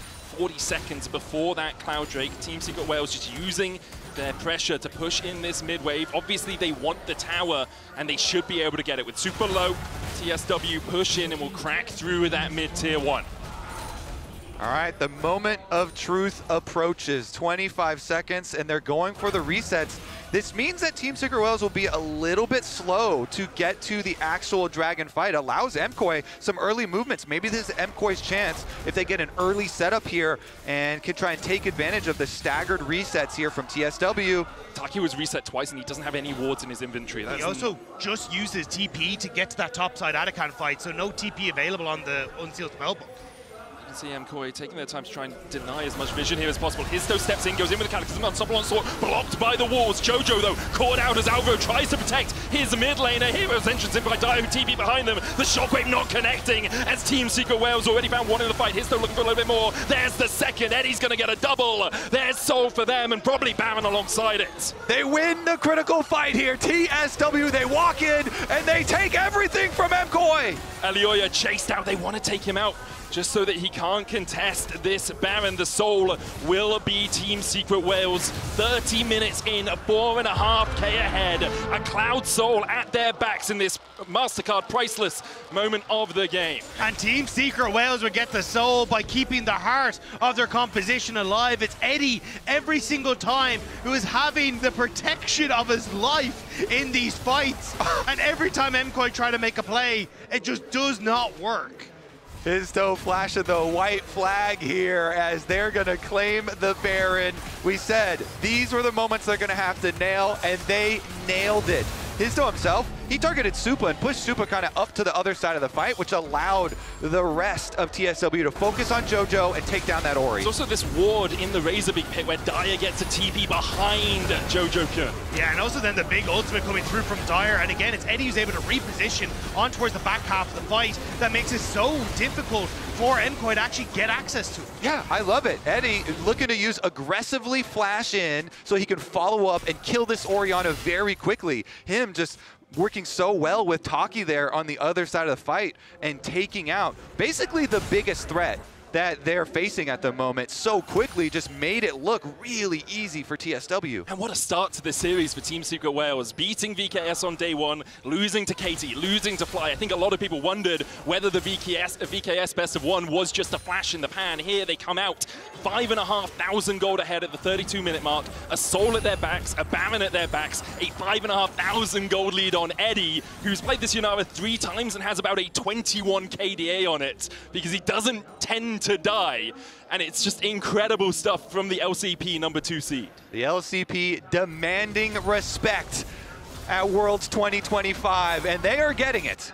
And it's funny to see because it was MKOI who wanted to face off against CFO, but they can't even get through the first part of LCP to get to the raid boss on the other side as Team Secret Wales stepping forward now. They want to go for this bot lane turret and then deny access from MKOI to that structure. They'll be able to do it. Team Secret Wales dotting the I's, crossing the T's. Histo dives in a little deep here. Concussive Blows comes out, but a good Mikhails from Taki will cleanse away that stun. Still the Guardian Angel on Histo's shoulders. With Galio pushing in the mid lane, Team Secret Wales want to try and crash these 2 waves at the same time, but they don't quite align them as well as they would like. Rabadon's death cap now completed for Jojo killing though, so if they can find that fight, there is the burst damage behind Jojo to try and take them across the finish line. But Team Secret Wales have played this excellently. They really just have not given a chance for Eddie to get caught out whatsoever. And even now, still having the barrier, still having the support that he needs, it feels so difficult for MKOI to find that fight. Yeah, that's why it's so critical for TSW to get the Baron buff. This allows them to just destroy these towers without a lot of effort. Pillar goes down on Sluggy, he's down to half HP. Histo going in as well. The tower is going to fall. Unstoppable Onslaught will find the knockup onto Elyoya. Chase comes in with a hero's entrance. Jojo pinned the target. He manages to flash out. Taki going back in for the re-engage. Eddie goes legendary as Team Secret Wales just slowly roll their way through the MKOI base. There's just nothing MKOI can do. Team Secret Wales, the beefcakes are out in full force, and it's Supa who's already at half HP. Yeah, Eddie is just untouched on this backline. Histo still has the Guardian Angel. He's going to dive forward once again. Hun goes down underneath the towers, but he's actually still alive somehow as Dyer dives back in with the Justice Punch. Supa forced away towards the top side. Eddie still standing. Elyoya and Supa trying to defend against Team Secret Wales here. And they might be able to do it with the Baron falling off. Reset's going to come out from Dyer. He does have his teleport. Eddie's flash about to come off. Cooldown has the barrier as well. Supa pots a barrier of his own. The pillar goes down. Eddie out of tower range just in time as Dyer now TP's back in. Alvaro's going to come back from the fountain. Supa trying to heal up before his Nexus towers go down. The Unbreakable used to block the shots. Justice Punch in with the taunt. Supa coming in with the Gatling gun, but he can't get onto that backline. Eddie is low. MKOI know it. They have to kill this AD carry, but they just can't get through. Team Secret Wales don't die! Team Secret Wales. It's beautiful from TSW. Elyoya, the last man standing, but Eddie kites him like an absolute madman. TSW 1-0 up. What a game here from TSW. We thought it was going to be 4 beef balls and 1 threat. Turned out to be 5 threats, I feel like. Histo, really good game on the Jarvan. It felt like ever since they lost the 2v2 in mid lane, they then just took over the rest. Yeah, and it felt like there was just absolutely no way for them to try and get back into it. But I think I want to toss it over to the analyst to break that one down. Shocks, are you as heartbroken as I am right now? I'm angry. Don't talk to me about being heartbroken. I first do want to give credit to Team Secret Wales and the recovery in that game, and then the clairvoyance to just play out the game knowing that they had MKOI right where they wanted them. But I'm actually so angry. The fact that you get given, you get given. There was a misplay from the enemy. 3 kills for your Trundle jungler in the early game that you push him around bot lane. And then Supa, like I like the guy. I think he's been a great player in EU, but I think this is extremely disrespectful to have that recall, to not have the presence of mind to know that they can catch you out because it's snowballed against them. Yeah, I mean, in this play as well, this was after that, but I mean, on vision, he was recalling, like he saw the Jarvan on vision, he walked up to him, didn't stop his recall, gets interrupted, then starts recalling again, doesn't see the ward over the wall, dies. Then here, you know, he chooses this fight where he doesn't actually back off when he's sitting in the side brush, gets caught, dies again. He was really having a horrible run of play. I felt like MDK had a big draft advantage. I felt like they, you know, put themselves in an incredible position in the early game. I thought this was a done deal after the first 3 kills. But that run of play from Supa was rough. Eddie put himself in a great position. And then with that massive advantage they had, Jojo was kind of the lone hope because he was the only one with gold for MKOI. Wow. Yeah, I mean, with a composition like this, it's so single damage, right? Which is why the two of us didn't like it. You have one carry, it's the Yunara, everything is in service of the Yunara. We called out with Poon starting in the top lane with that Scion. It ended up coming through. We actually had all 5 of our highest win rate champs.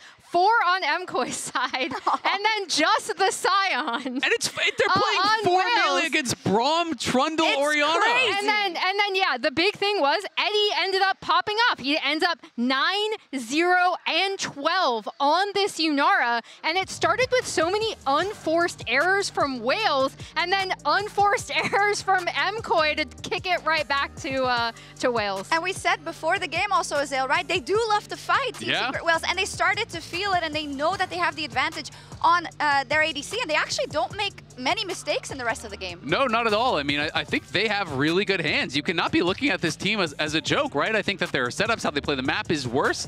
I feel like if MKOI, just took that 3 kills with their compositional advantage, played it out slow, played for vision control, play around objectives, just set up your team fights for that, they would have won this game very, very easily. But instead, they kind of got drawn into the chaos. 41% of the team's damage. It's a solo carry performance here. The team was all there to enable Eddie, and he played it out beautifully. I want to call out that Azale called it before this game. He's like, okay, if Wales is going to win, he's going to have, Eddie is going to have at least a 40% damage share for his team, which just shows you, again, how important it was for this Yunara not to get ahead for MKOI, and that's exactly what happened. The only thing is, just don't feed the Yunara. Just don't feed the... Oops, I absolutely fed the Yunara. Yeah, I mean, it felt like MKOI was not thinking about their opponent's win conditions, right? Where it's like, you have to think about the only way your opponents really win this is Eddie getting a bunch of kills. So where are they going to attack? Where is this Jarvan going to be looking to attack? Of course, they're going to be trying to attack the bot lane. So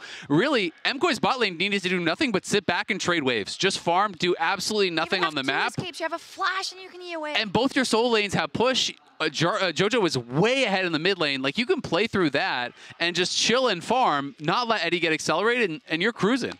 And that's what I think is particularly disappointing for MKOI, right? Because I do think they scouted out what Wales wanted to do well, right? They're like, okay, you're going to come at us. You're going to want to dive. You have this kind of single focus on in your comp in this Yunara. They had a perfect comp to kind of receive that. You saw it from the early Trundle plays. It's exactly what we wanted to see out of Elyoya. So going into this next game, it's really all about looking at execution. It's not draft. I've seen it before. I just have to say, we called up the records earlier, right? We called up the records of Mad Lions back then, Movistar Koi, the fact that they haven't had a good history against this region specifically. Lost the last 3 matchups. Lost the last 3 matchups. There's also a lot of games in their international history where they throw away leads. And I actually think if they do not manage to pull this back, they have nobody to blame but themselves, because the draft was in their favor. The draw was in their favor. And I think when you look at the other side, right, this is such a momentous opportunity, I would say, for the team of Team Secret Wales, the youngest roster at this World Championship, that now have all the confidence in the world. Absolutely. And talk about being able to prove your region. Everyone is accepting that CFO is this top team. TSW has an opportunity to push themselves in that conversation. MKOI chose red side there, but it's going to be an exciting game too. Yeah, I think that's super interesting, right? Because it shows you that they're really, really looking for counter picks to whatever Wales end up bringing out. And I actually thought they did a good job on blue side in game 1, so we'll see if they can bring it back in game 2. Pedro says not to be a game 1, Andy, but I can't help it right now. Let's see if Movistar Koi can recover this, or if Team Secret Wales move on to 2-2. Their time to try and deny as much vision here as possible. Isto steps in, goes in with the Cataclysm on someone onslaught, blocked by the walls. Jojo, though, caught out as Alvo tries to protect his mid laner. Hero's entrance in by Dio, TV behind them. The shockwave not connecting as Team Secret Wales already found one in the fight. Isto looking for a little bit more. There's the second. Eddie's going to get a double. There's Soul for them, and probably Bammon alongside it. They win the critical fight here. TSW, they walk in, and they take everything from MKOI.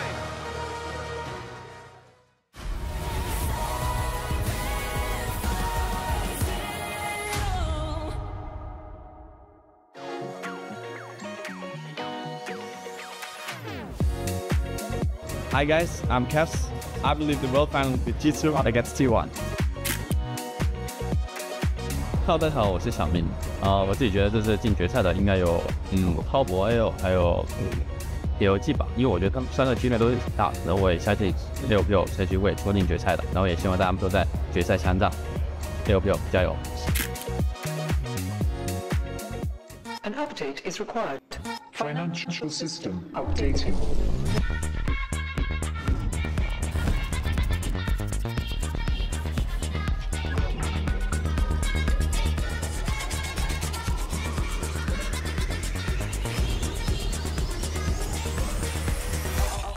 System updated.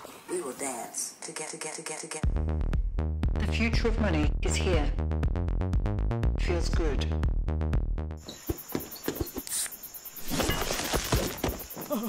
Red Bull gives you wings.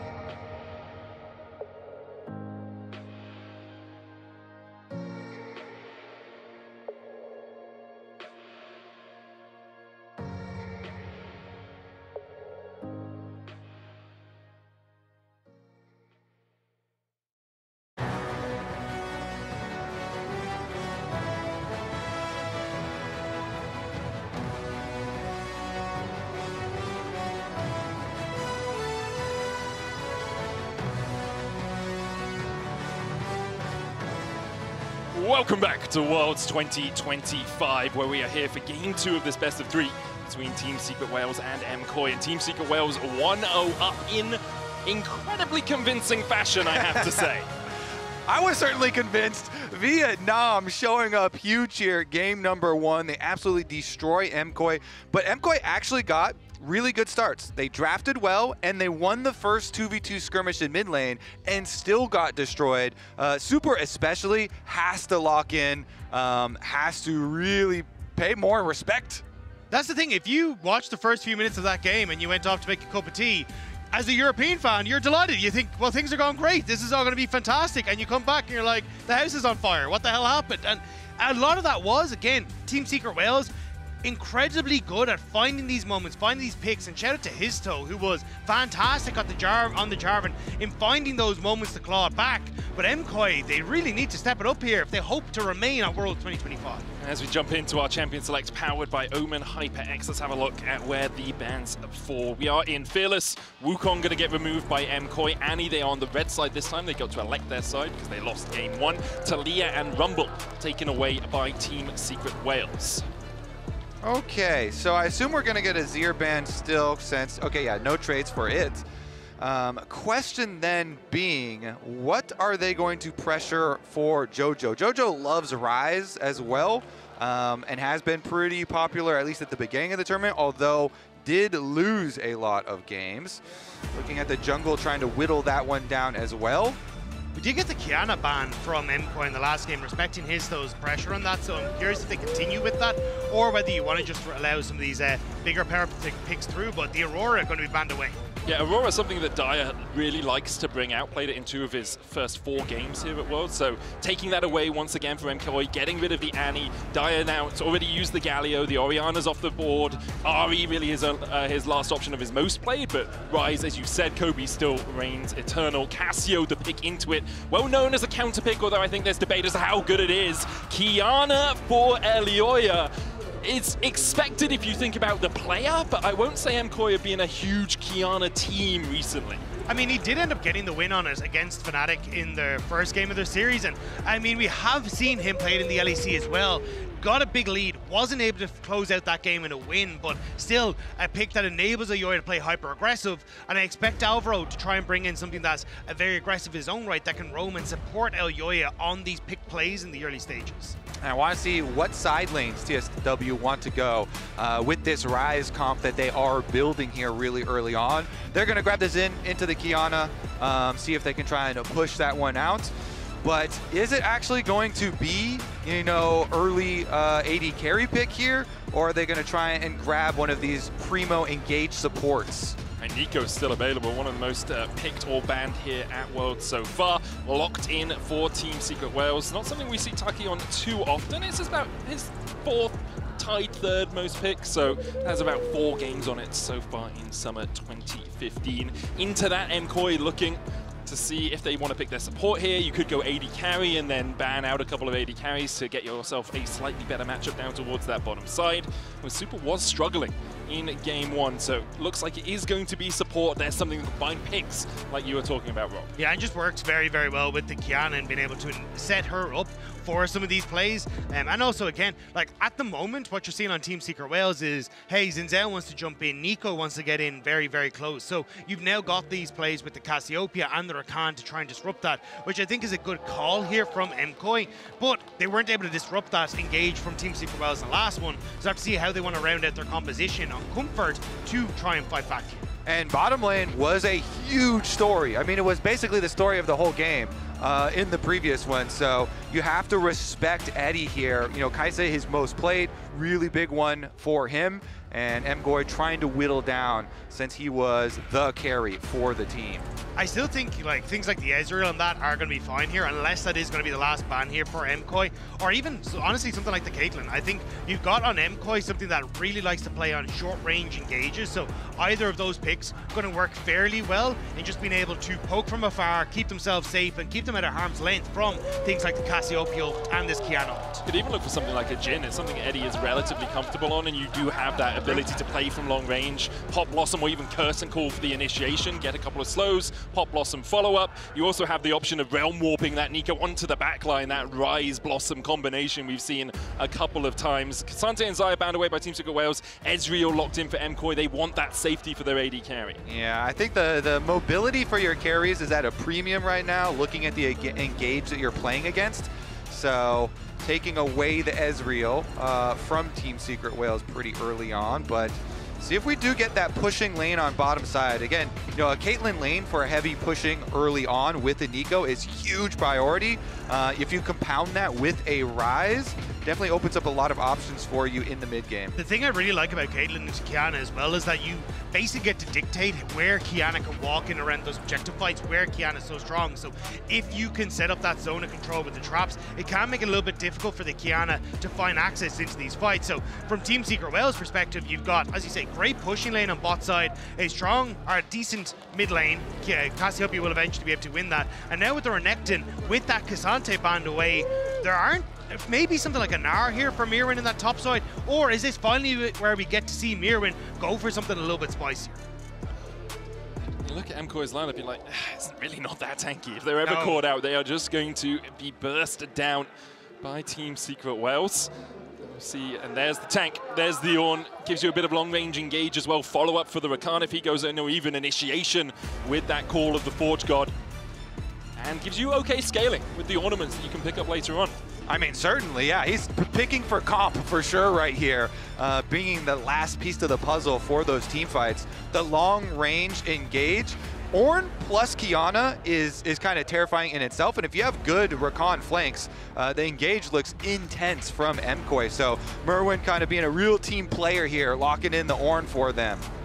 And I think that's where, if you're a Team Secret Wales, you are looking to play through these exceptionally strong side lanes. The Renekton should have control in the early stages, same with this Caitlyn Nico, and that's where you can try and set up this early game through plays, through being able to dictate the pace around the map, and honestly, prevent Kiana from going from invades. It's one of the things Kiana likes to do, is get into the face of the enemy jungler, see if she can find these picks. But if you are losing control on those side lanes, and as we get to the mid game on the mid wave, thanks to this Caitlyn, finding those plays becomes a little bit more difficult for the for Elyoya's Kiana. He is very experienced on it, even if it's not something we've seen him play too much recently. 10-2 all-time on this Kiana. When he came into the league, he was this explosive jungler alongside Razork. They were the new kids on the block who really liked to play through that early game. For MKOI, they need some of that magic from Elyoya, this guy that has been with the team for so many years, has made 5 worlds in a row, has gone through trials and tribulations, rebuilt the team in 2024 around him, added JoJo in this year. For MKOI, you're looking at a long road back into Worlds. For Team Secret Wales, you're looking at 2-2. You're looking at knocking out MKOI once again from that LCP region as we get into Game 2. I see a support up in top lane. Taki here gonna sweep out the lane swap ward. See if they do any sort of resets here. You see the recall channeling start here from Supa. Now they're kind of guessing.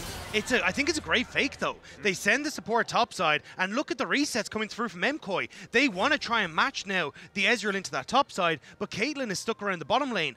And the bot side is much weaker when it comes towards holding out. It's one of the changes that we had to try and stop these lane swaps. So it means Ezreal now going to have a hard time pushing, harder time taking tower, and the Caitlyn is still down here into a great matchup. Caitlyn will be picking up a lot of drops from those plates in the early game. And a reminder that drops are active all worlds long. So be sure to log into your accounts at lolesports.com for a chance at earning some digital loot. Can't promise you extra gold in your games, but there are, emotes and such that you can pick up. So we see Daya and JoJo Pyun matching up in this mid lane. The Cassio into Rise, a counter we've seen for quite a while. Idea that you can chase him down, the Twin Fangs healing as well, working out quite well for you. But hasn't always worked as effectively as people tell me it does on paper. Yeah, and Miasma pretty good for later into this comp as well. Sometimes you can be a champion that punishes Xin quite well on top of that. JoJo, of course, plays this matchup super aggressively, always looking for the early, combat power there. Ezreal versus Renekton, though, Supa should be able to get some early harassment down and push Pun back. He's doing a good job landing the Mystic shots here, applying that aggression versus the range versus melee matchup on the top side. Same thing down here, trying to soak, though. Alvaro and Merwin see if they can scrape together any sort of CS for him. Yeah, at the moment, though, as you say, it's going to be Eddie just able to hit her alongside Taki onto the turrets, and this is going to work out fairly well for themselves as they can just continue to whittle this down. And in this position, this is kind of what you want for your Caitlyn, where she can just snowball off of the goal she's going to pick up early, and also open up potential invades on these like next camp spawning if you want to for the Xin Zhao. Yeah, going to see how much the payment is going to be for the bot side turret plates. And as you say, since Xin is finishing on the bottom side, you also have to worry about how low you're getting as far as the dive. So even though you are Ornn, are a tank, don't want to get too low here, and every little bit of extra harassment. We are going to see the Rakan moved from Alvaro, of course, towards mid lane. Jumps onto Dyer, who flashes away immediately. Gleaming Quill for a little bit of healing there onto Jojo. Nico did end up taking the cannon minion here, so I wonder if Team Secret Wales are setting up for a dive onto Mirwin in this bottom side. He's gone incredibly low, and again, you have that opportunity to turn into that cannon minion and tank that turret for days. It looks like that's exactly what Team Secret Wales want to try and do now. He's going to build himself a cloth armor with that passive. Plate almost down. Taki stepping forward, looking for the blooming burst damage. Doesn't quite connect. Histo coming in. Mirwin beginning to back off. Has popped a potion. As that Doran shield as well. While in the mid lane, the catch. It's Kiana with Burst Blood. Elyoya will get it. The dive on the bot side. It's enough. Great tanking from Taki with the cannon. Good spot there, Dagda. Yeah, really nice job on the bottom side, but MKOI able to fight back in the mid lane, playing around the lockdown from Jojo Pyun and an early kill for Elyoya. At least it's something back for MKOI. Yep, getting some gold back there is going to be a very, very slight lead over to TSW, almost negligible. It's going to be about where the gold did go, and you know, Xin getting kill credit and Kiana getting kill credit. If you see a Kiana get early lethality items here, that can be devastating. We'll see what he can do. Yeah, it looks like, though, actually, it's another little bit of a lead to Elyoya, thanks to being able to get both Scuttle Crabs as well. Now moving back in towards jungle, he clears his bottom side, will reset and be able to move back into his top side as it starts to respawn. So for Elyoya, nice little lead, and should have, as you say, Kobe, that nice back for himself so he can spend some of that gold. Does mean, of course, Ryze no flash for a long time as well. And if Jojo can continue to pressure in mid lane, well, looks like we might have junglers meeting up at the Raptor attempt. Histo not going to go for the Razor, not seen. Instead going towards that mid lane. Jojo doesn't have the flash. Dyer doesn't have one either. Histo looking for the Q3 knock up here. We'll be able to get the chase continues with that Rune Prison and an overload and auto needed. Histo takes it. Red buff, the buff that secures it there for Team Secret Wales. Nice counter there. Histo gets back in towards mid lane to even up a bit. I mean, the offensively blown flashes can be punished just as much as the defensively blown ones. And this is the problem with Elyoya sticking out on the map so long. He hasn't actually got to reset to match the early back, so didn't have the damage when it came towards matching that gank in the mid lane. Really nice timing window from Histo. Yeah, Histo a little bit behind on the camps because of it, and Elyoya keeping up the farm, but doing that work and actually getting the kill credit does mean the gold will be close. Pun hits 6 here, chasing Mirwin out of that top side, has about a 15 CS lead as he's holding that wave. He's actually just tanking the tower. With Mirwin not being level 6, there's no threat of a Call of the Forge God. You still have Flash as well for Pun, and by holding that wave where it is, it's going to push slowly towards Pun. Yeah, and since Pun has his level 6, the Renekton all-in is really threatening. Even though you get low, Renekton is below 50%, then you get a lot of this extra Fury generation, and you're even more threatening. So pull the wave a little bit. Mirwin does have the Bramble Vest, though. Flash away from Mirwin. As you say, Mirwin did build that Bramble Vest, but it's a flash for Flash and the ultimate out of Pun. Good play there from Pun, getting the flash, denying more CS. Really like the use of this extra level advantage. And for Mirwin, using the Bellows Breath there, which is your ability to avoid the Ruthless Predator stun right in the face of the guy that wants to jump in as Jojo is the target. Petrifying Gaze will get the stun onto Dyer, and Taki doesn't really have the damage to follow up. So in the end, Jojo just uses his ultimate and is able to slither his way away. I mean, that's a huge Petrifying ult to keep himself safe, but also a nice ultimate to burn at these early stages, especially looking at things like Dragon up, you've got that Void Grubs that are about to spawn as well. I think Jojo Pyun should have his ultimate back up in time, but still, I like this proactivity from Team Secret Wales in the early stages. Pun arriving in time for the minion wave as well, collects it even with the slow traveling teleport, gets there with open arms, and so this is working out so well for TSW. I mean, sending Taki in the level 1 up top side with the sweeper to sweep out the lane swap detection ward, making MKOI guess, resulting in the early game lead for themselves. The other thing that has been a big contributing factor to that lead, of course, have been the movements from Taki on the Nico and applying the extra pressure towards mid lane to put the balance back the other way. Leads across the board for Team Secret Wales. 700 gold between that Renekton and Ornn. 400 between the AD carries. And Eddie, most of that is just off taking plates. You can see the CS is equal. Obviously, there's an extra assist for Eddie, but he's in such a strong position to just push super back using that serrated dirt.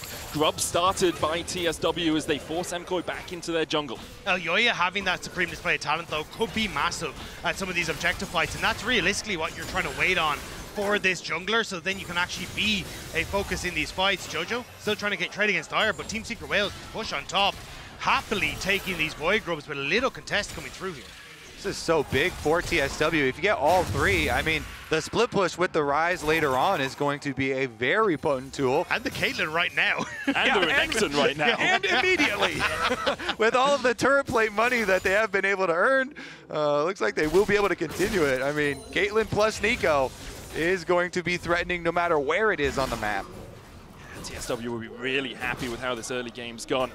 With five players who are so young. The new generation of the LCP showing up so well here at this Worlds, constantly putting the pressure onto MKOI. And I did wonder with the addition of Pun in this series whether or not they'd have the same impact that they can have with Hero, but they are constantly putting the pressure down, and Pun has had a really good series so far. Yeah, especially his side lane play here. His part in the lane swaps, you know, controlling these minion waves, applying that extra pressure to Merwin has resulted in their biggest advantage. Yeah, and you wouldn't expect Team Secret Wales with the way they're playing to be so many rookies when it comes to appearances on a world stage. Like, Taki's the only one that's been here, but his toes looks absolutely fantastic. Eddie is popping off, and it feels incredible to see these guys perform at the level that I think a lot of people are often surprised by when you see like newer teams coming up from the LCP region.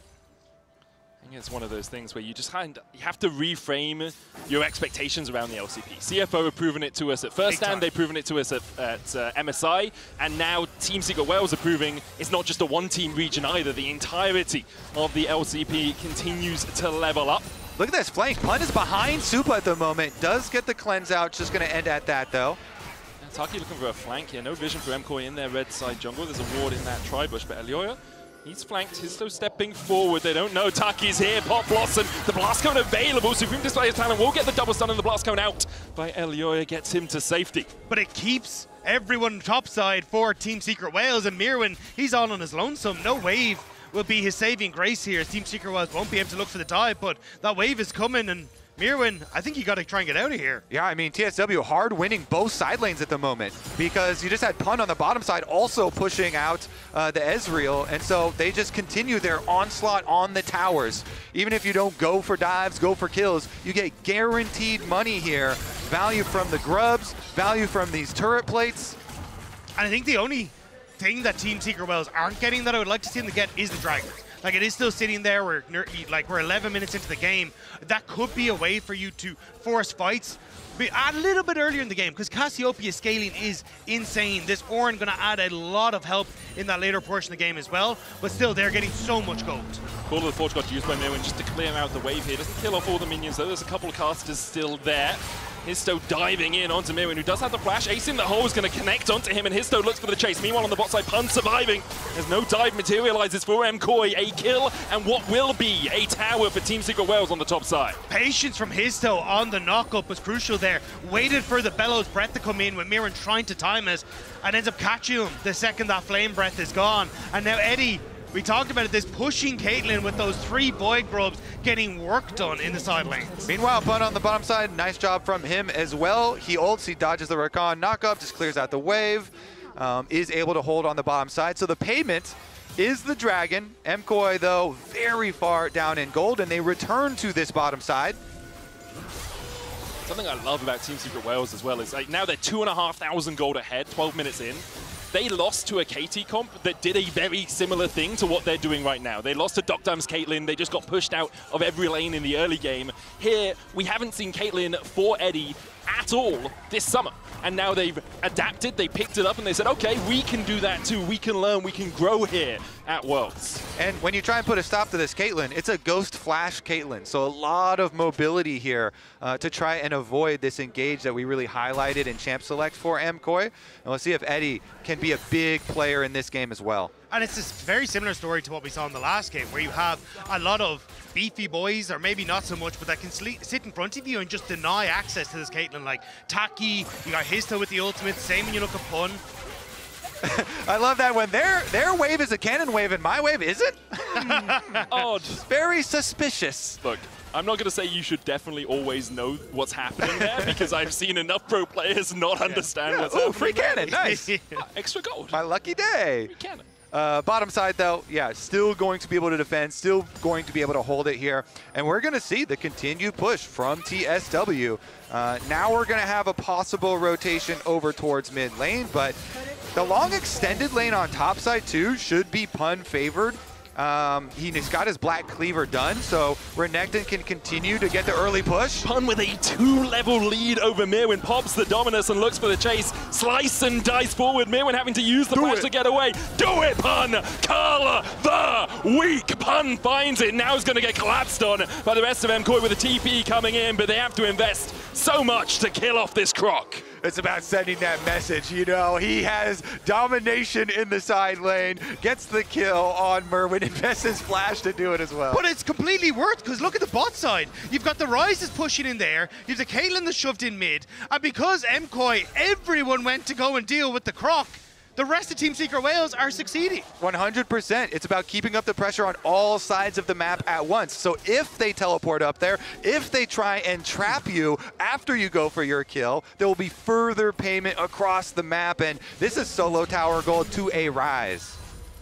And now if you're MKOI, you're looking at this 14.5 minutes in, 3,000 gold in the hole, a 2-level disadvantage in the top side, the enemy AD carry, although slightly behind in XP is 1,000 gold ahead as well. You're preying on mistakes. That's what you have to do here as MKOI. You're praying you can somehow get to 3 items, maybe to 4 on this Cassio, on this Ezreal, and then get those ornaments starting to come out. Because right now, Team Secret Wales are running the map. But it's MKOI who will be kicking themselves for their own mistakes. This was a team that over the course of the whole year wanted to grow. We're talking about how at each international they made it to, they were learning, they were trying to find new ways to approach their style of gameplay, but it was supposed to culminate in Worlds. And that's just not what we're getting to see right now for MKOI. Sitting here, already a game down in a valley when it comes to this game, and now they've got to find a miracle at this Rift Herald. They're kind of trapping themselves inside the river. That's a very dangerous predicament to put yourselves in at the moment. Ryze has teleport, and so TSW can apply pressure just by waiting. Have Ryze continue to push out on bottom side. They chase MKOI out of the river, out of the dangerous spot, and they will be able to take it.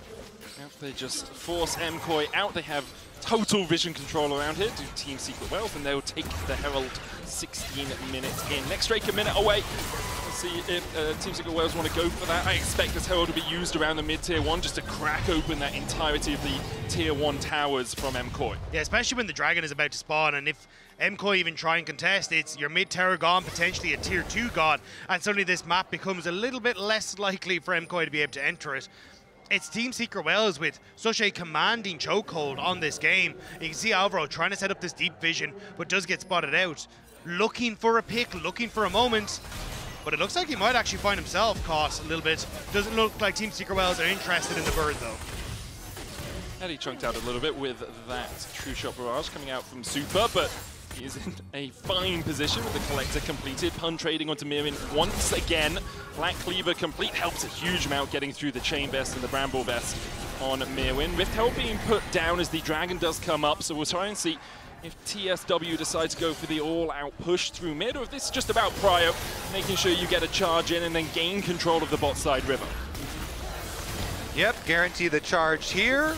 And again, if they can move Eddie into the river early to set down the trap line. That's hugely beneficial for the approach to Dragon, but he's currently pushing out that mid wave, kind of catching it from the 3 members of MKOI. So it's going to be a bit of a retake situation.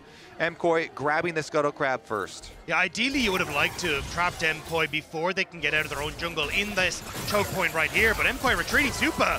That's why I can shift across the wall there. Was holding on to it for a long time. Team Secret Wales will regain control of the bot side river.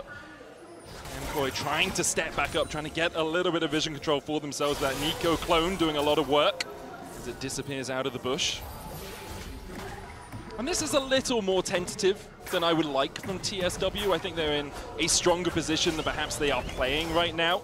But I can also understand trying to avoid the quickness and the supreme display of talent combination that can come out from MKOI. The only thing I can imagine is that Eddie's incredibly close to his Infinity Edge, and I think they might be waiting for him to try and finish that, which is why he's getting so much of this farm in the mid lane. So he's going for the reset now. I think he's just about to finish it, and then they can look for it. But it has given a window now for MKOI to actually be able to play for it, and the interrupt as well. This should be Dragon here for MKOI. Yeah, also TSW aren't the ones, trying to focus on stacking the dragons for this game. They want to play side lanes here and index heavily into gold.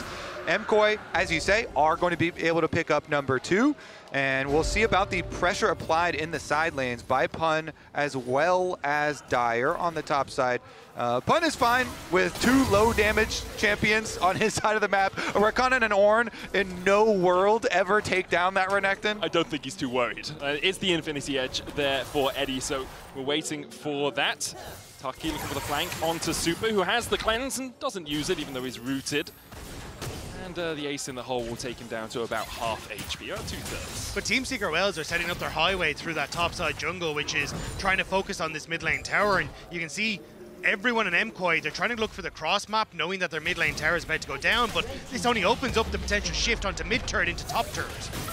I think that is indicative of the most impressive thing I've noticed with Team Secret Wales over the last couple of days. Their willingness to step back on a side lane. Dire now beginning to step back up as he tries to clear out the way. Velioya waited. Miasma down. Petrifying Gaze coming out as well. There's a Supreme Display talent, and that's a caster curse if I've ever heard one. TP comes out from Pun, but his mid lane is already dead. Alvaro trying to get away. Cleanses out. And the wind becomes lightning slow. Yeah, good attack on the side lane there from MKOI, trying to, take down one of the pushing prongs of this team. Ryze had backed off. Dire was like, all right, I'm weak side. I know, I got to back off for a little bit. But Elyoya kept up with the play, stayed down there. So once Dire returns to the tower, they do get their dive off. Their mid lane, of course, the outer tower went down pretty early, and the secondary one sustained a little bit of damage. But MKOI kind of riding the line at the moment. I do think there is a window now where MKOI can just say, right, we're hands off on the dragons, and we are just going to collect waves in side lanes. Like, 2 items now for Jojo Pyun. He will be very strong as he starts to approach his third. And you've still got this Ornn. You're starting to hit points for Supa. Like, this is a game that is very much in control of Team Secret Wales, but the late game is incredibly strong if MKOI can find their fights. The team fighting from this team has the potential to be explosive. Again, the engage that we highlighted in Champion Select is there. The burst damage from Kiana. Well, the burst damage from Caitlyn. Actually. Right, Infinity Edge, get the ace in the hole down as well. Elyoya forced all the way back. About 30% HP. I will note MKOI about 21 petals to 9 here. With the outgun being started by Dire, but I don't really think he's looking for it. We saw this similarly in game 1 as Taki's caught out a little bit. Well, I do kind of walk away. True Shot Rush comes out. Taki's almost down. Oh, the Mystic Shot blocked. He goes just wide. Call of the Forge God. Taki flashes. Crescent Guard used by Histo as well. He has a blast going to get out, and he will utilize that escape tool. Ooh, what can MKOI do with this timer? They know they've forced out the Nico, but it looks like not going to get hasty with it. But that's bizarre. Like, honestly, at this point, you should be looking for something. Like, Pun should not be able to clear out that top wave. You could be putting pressure onto Atakan, but instead MKOI kind of sitting on their laurels and saying, hey, we're just happy to farm up. I think this was a moment where MKOI could have got something back for themselves. I wonder if the risk of how quickly Team Secret Wales can get back to the Atakan is always there. You've got the Realm Warp, the Rise. Like, Histo had stayed around so he can always steal. Pun still has his Dominus. I agree with you. Like, you want to see MKOI if you're a European fan, looking at that moment saying, what can we get out of this? But in the end, just a couple of waves were their prize. And they're looking for their scaling to continue. One more stack for the Rod of Ages for JoJo. Ornn gonna start upgrading some items fairly soon as well, so they're definitely invested in the long term. Jumping forward here with MKOI trying to control the vision around a soon-to-be spawning Scuttle Crab. I'll try and take that for Elyoya, who's been able to keep up with farm on this Kiana. Good interrupt, honestly, because TSW, again, they need to leverage the split push. Keep your Ryze applying pressure on the opposite side of the map from the Otacon. So keep the split push up. He's got his teleport. They can threaten trap plays. So jumps onto Alvaro. Elyoya on that front line. TP coming behind from the Ryze here. Crescent Guard, super interplay talent coming out as well. As Histo dives onto Alvaro. Pop Blossom not finding anyone. A 3-man petrifying gaze as JoJo begins to turn on the Twin Fangs. Dire on the flank. MKOI 5v4 in their favor as Dire begins to walk away with that phase rush. Super having to flash out. Call of the Forge Rod coming out as well. Ace in the hole. Not blocked. Super down. The sniper finds his man as Eddie gets one. But Team Secret Wales have lost 2 in the fight. 3 so far, in fact, as we see Pun falling. Elyoya, Alvaro, and JoJo on the chase. Dire all on his lonesome, caught out by MKOI. They'll find a 4-for-1 somehow. And now they will get the Otacon. MKOI fight their way out of it. TSW, they called their play. They teleport the Ryze in, but MKOI fight it out through the river, and they're going to get the rewards. And this is where it's now terrifying, because MKOI are winning fights, and they've got the dragons, but it's this play as Taki tries to go for the setup here, but Elyoya ends up getting the play. Now watch JoJo, as Team Secret Wales goes for the turn, gets this huge flash, petrifying gaze, which prevents Team Secret Wales from doing anything. Eddie's now too low to really follow up, and even though it's Dire and Pun on the flanks, sure, they end up picking off Supa thanks to long-range Halo ultimate, but JoJo is running amok in this fight, and he's the damage dealer that MKOI have.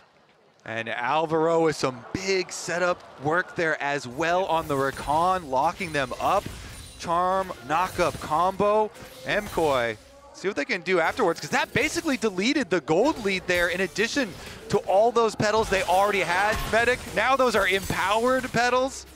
The one thing, though, is that at least Team Secret Wales, as we were watching the replay, did get the dragon. So at least preventing that from going across to MKOI and a third dragon going across. So it will be a little bit of time before MKOI can stack that. But again, this is what we're talking about. MKOI's late game is nothing to sniff at. And now they're starting to find fights. They're getting gold onto JoJo, who is a very, very scary carry. And I think for Team Secret Wales, not quite yet, but they are certainly starting to go onto the back foot. JoJo at 3 items, 2,500 gold ahead, has the upgraded Rylai Scepter via those Ornn upgrades. And for Team Secret Wales, you're looking at like 2,500 gold that just evaporated in a single team fight.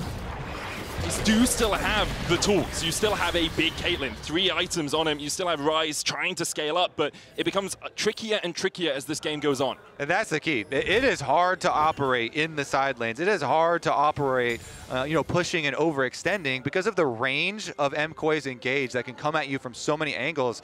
With Rakan as well as Ornn, it is very dangerous on the map for them. So MKOI, I feel like they just have way more useful tools in the game now looking forward. Since we're past 25 minutes, their team fight is insane. Their ability to pick you off. Elyoya jumping in with the Audacity. Dire's going to try and get out with the Realm Whip here, but the quickness and the miasma for the grounded effect. MKOI find their man in the side lane with TP coming in. The wave not quite in the position for MKOI to go for an immediate dive. Team Secret Wales looking to bolster the defenses down towards this bottom side, but MKOI don't have to go for anything more. Oracle's out of Pun, slices away from the grand entrance. More about pushing Pun away from that bot side tower so they can pick up that gold, but MKOI end up getting the kill and a summoner spell from Pun as well. That is perfect now. Taki and Eddie. Force Guard onto Eddie. Super, look at the Essence block, the knock-up coming in as well as Super and Mirwin team up to take down the Kate. It was looking dire for MKOI, but by some miracle they are finding the fights that they need. And maybe, just maybe, they can push us to that game number 3. Rakan engage on the bottom side, Ornn engage in the mid lane, and MKOI are stacked now. Multiple Ornn upgrades coming through. Elyoya got his as well. Their team fight is insane. So if they just camp out here, they can continue to force TSW into these scary situations. And you're gonna have to get some like miracle engage from Taki, you know, on Nico, dream proto belt flash play from him or something.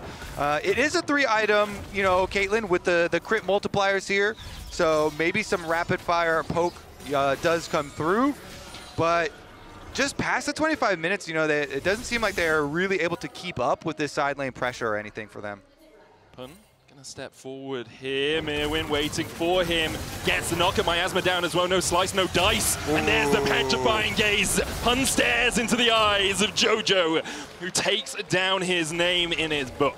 Pick after pick after pick. MKOI feels like the game is theirs for the taking now. And you have the Baron sitting there waiting. They're going to try and start it up. Dyer will need to TP in to try and stop this, but Jojo, he shreds this thing.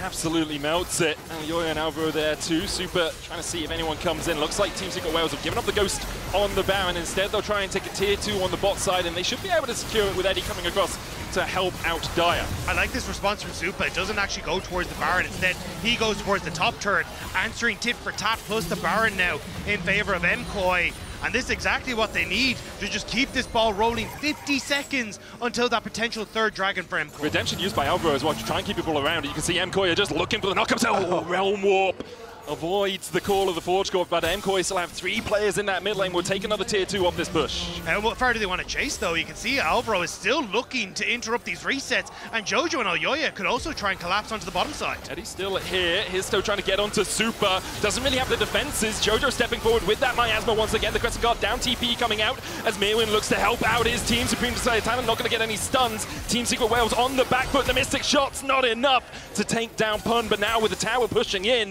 with the minions pushing into the tower, in fact, that will be an inhibitor tower in the mid lane. Eddie trying to flank, not something you often see a Caitlyn do. Looking for the hunt, Elyoya chases him and Eddie gets him! The shutdown, Elyoya tried to make a fancy play with his flash. Now a TP behind by Team Secret Wales. It's going absolutely disastrously for MKOI. Team Secret Wales, they're turning into sharks as they're seeking and hunting for MKOI. But the mistakes were there, and now Super washes in the Mystic Shot wide as Ezzy dances away from it. In the end, Team Secret Wales will just settle for the Drake. Oh man, Eddie is the TSW hope. This guy is sitting MKOI down and keeping TSW in the game. That brush play on the side where they kept Dyer, he canceled his recall, stayed in the brush, and then flashed onto Alvaro.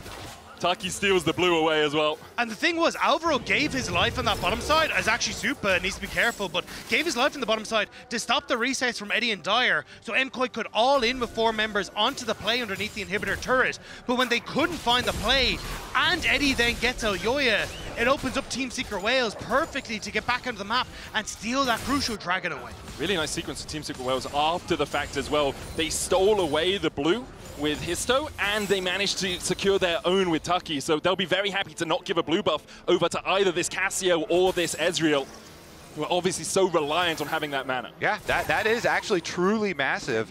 You know, in the late game when it goes to everybody as well. Now, we're seeing them push top again. We've got Renekton with teleport ready, and Pun is trying to split push. Quickness, supreme display of talent, and the true shot barrage is a 2-shot barrage. As MKOI find a couple of kills, they're going to chase onto Eddie as well, who's able to avoid the edge of the knock-up there from MKOI. Realm Warp out by Dyer. Looking to try and get someone to that backline. Pun needs to get back quickly because MKOI are knocking on the Nexus to even out this series. Yeah, is that going to be it with the Baron buff? MKOI can push in. There's so little left here for Team Secret Wales. MKOI see their moment to push us to game number 3. Pun, Dyer, and Eddie. Dire Straits for them in this game. Can they defend? Pun goes in, dodges away with the slice and the dice. Pun chipped away at an MKOI. Are going to back away. 12 seconds on Histo. Taki back up. Makes it a 4v5 in MKOI's favor, but it will just turn their attentions back towards the jungle. Yeah, the Red Bull Baron power play was next to nothing for MKOI, and as it fades, they don't have the survivability on their minions to close out that game. It's nice picks, but Team Secret Wales hold on to fight one more time. Okay, teleport out to the top side to keep up the pressure here. You know, that's the lone inhibitor still remaining for TSW is the top side one. So MKOI, they reset, they immediately can reapply that pressure. Super minions doing their work in mid and bottom. Looks like Elyoya has another item completion as well. So they'll be slightly delayed on him to join the rest of the push. He'll be able to come back out now, but with that Edge of Night complete, makes it much trickier to catch him out. 10-2 on this Kiana all time, looking to make it 11. Zhonya's Void Staff, Seraph's Rylai's Rod of Ages, Dark Seal. 10 stacks on the last two, as Jojo is in an incredibly powerful position on this Cass.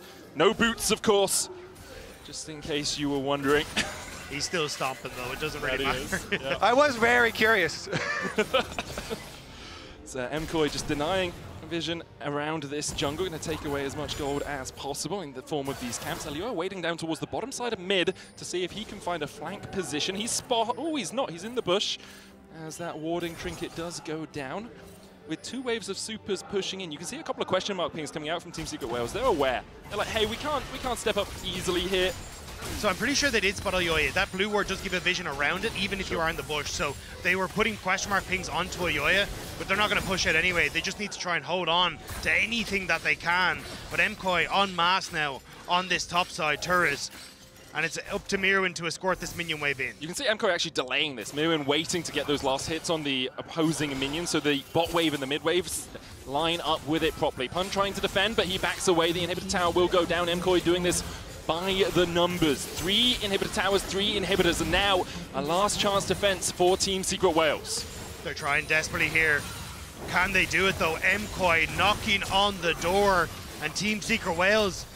It's a back away into Baron angle. It's a back away into Baron angle. With the miasma coming down, MKOI lose one of their tools in the fight, so they will turn their attention over towards this team-wide Baron buff. Yeah, honestly, this is an elimination series. It's an elimination game for MKOI, so they are taking no chances at messing up the final push. They're going to retreat and draw TSW in even more difficult situation here, trying to walk towards an Ornn Rakan into a Baron.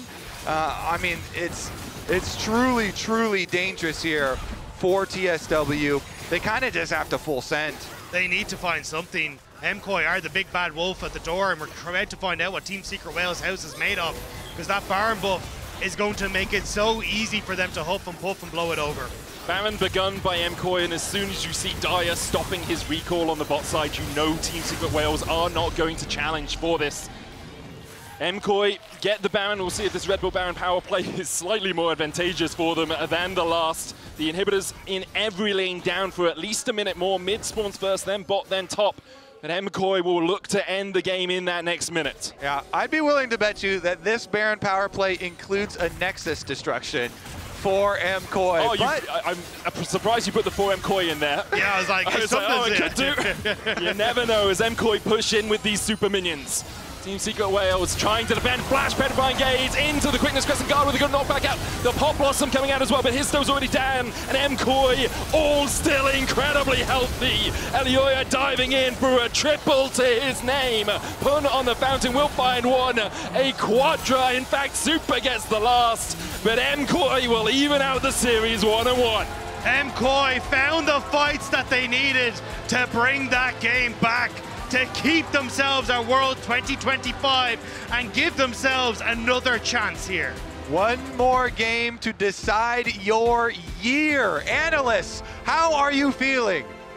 A little bit better, Kobe, about the chances of Movistar KOI at least, and about the fact that they recovered the game, which actually did not start off in a dream way for them at all, but I'm just happy they're still in it at this point. I will say I'm on to you because you're like a disappointed parent yelling angrily. You did it with G2 yesterday. Now MKOI, they do come back a little shaky in the early game. We did see Wales getting some advantages from that initial swap, being able to dive the Ornn, really getting advantages for their Nectin, but did not work out as well for them. Tough love. Everybody needs it. And Azael, do you want to summarize, as Emily already teed up, like what MKOI had to recover because of the early game? Yeah, I mean, I honestly think it was good that they got the Ezreal out of that 2v2. I think laning with Ezreal, Rakan into Nico Caitlyn is just a death sentence. It's impossible. So I think that the early lane swap was actually great for them. They did get this dive onto the Ornn, but Mirwin actually misplayed the lane swap so badly. After he TP'd back up to top in the 1v1, he had 2 cloth armors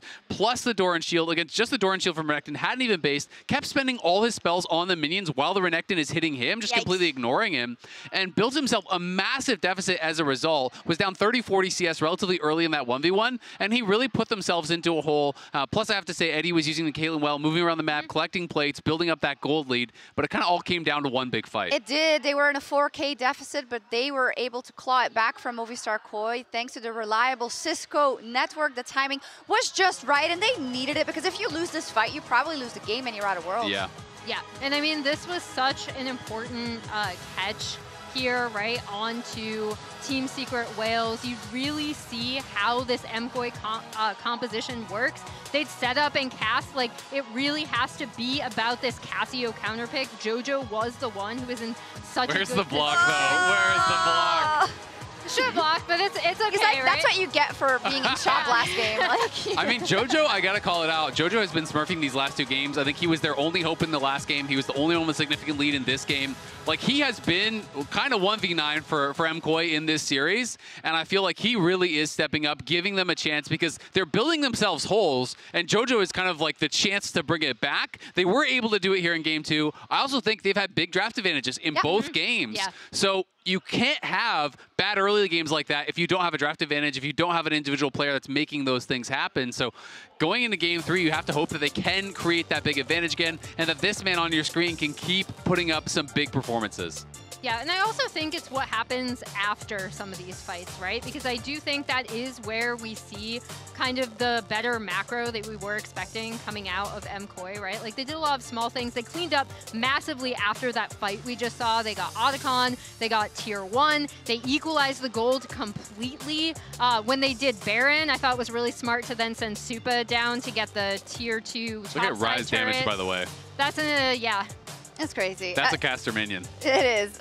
He hasn't been doing well, and he's still not doing Talking well. about JoJo, though, first time back at Worlds since 2022. And you know that riddle I talked to you earlier about? Taki was on Saigon Buffalo, who lost to Movistar Koi. Well, not Mad Lions back then, with Elyoya, but then Elyoya lost to JoJo on EG. And so everything is connected. The question is, who will come out on top today? Like, I think this was a very convincing game from Movistar Koi once they got it back. I think their drafts have been good, but these unforced errors, and I don't want to blame it all on unforced errors. My doubt about this game 3. But you want to blame a lot of it on unforced errors, because let's be honest. But that's also unfair, because I feel like Team Secret Wales, right, you know, with moving the Caitlyn around, the top lane advantage, the way they turn the game around in game 1, you got to give them their credit, and I think that's what it comes down to, is you have to give them their respect. Yeah, absolutely. I mean, like I said, these guys have good hands. They're playing out their matchups well. They're playing up their 2v2s well. They are a team to be respected. And the question is, can MKOI, you know, get it together in this 3rd game, have a clean early game? Because I think if they can do that, they're going to take the series. Emily? Yeah, I agree. I agree. That's nice. I love when analysts agree with each other. I like it more when they get in a spat. But alas, let's see what they do on the Rift in this 3rd game. If Movistar Koi can complete the comeback, or if Team Secret Wales take a huge scalp and live to fight another day. TP coming behind from the Rise here. Crescent Guard super display talent coming out as well as Histo dives onto Albro. Pop Blossom not finding anyone. A 3-man petrifying gaze as JoJo begins to turn on the Twin Fangs. Dire on the flank. MKOI 5v4 in their favor as Dire begins to walk away with that phase rush. Super having to flash out. Call to the Forge Rod coming out as well. Ace in the hole. Not blocked. Super down. The sniper finds his man as Eddie gets 1. But Team Secret Wales have lost 2 in the fight. 3 so far, in fact, as we see Pun falling.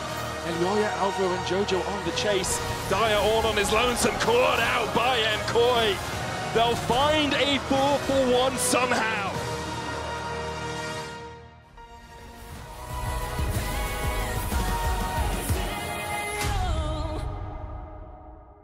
The greatest players in the world are here.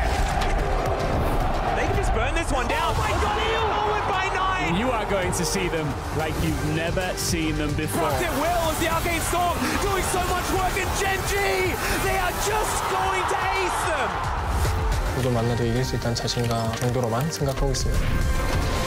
Genji, the EWC winners! Kindred locking down the Drake is now Doran. Decent position, double Break down my walls, but I won't rise again. Cause I stand tall in my environment. How could I ever close my eyes as they silent since they try to take me down with their violence? Oh, they go back in! Betcha flashes in, and down goes Knight!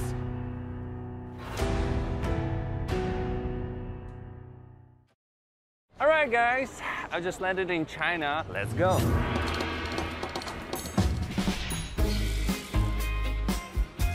Play the local way, pay your way. Have you ever seen the Great Wall at night? Play the local way, pay your way.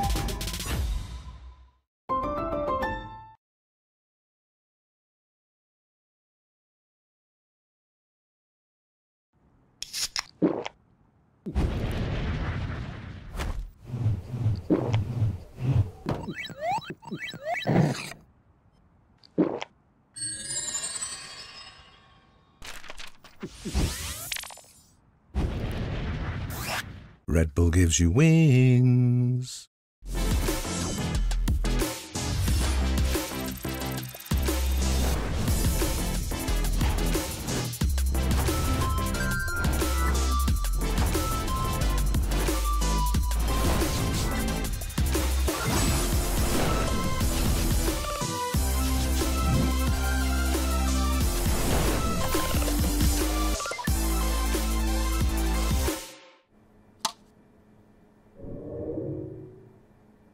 Red Bull gives you wings.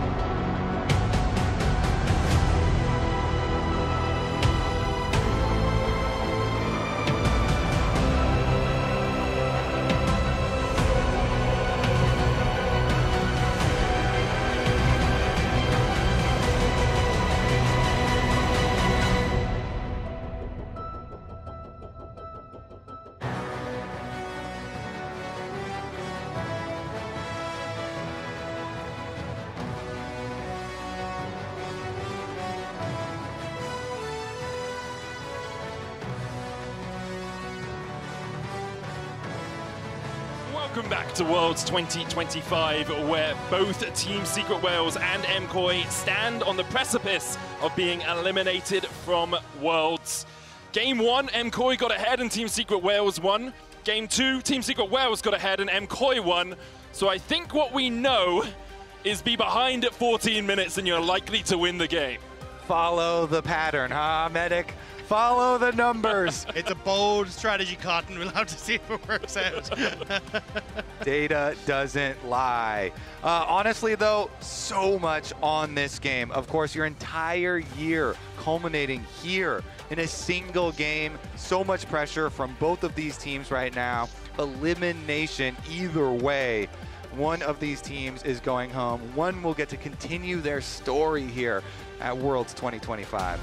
And I mean, for Team Secret Wales, they are the young upstarts coming through from Vietnam, and they would love to be able to be that upset once more here against MKOI. But for MKOI, this is kind of where they were hoping to show their stuff, show what they were capable of.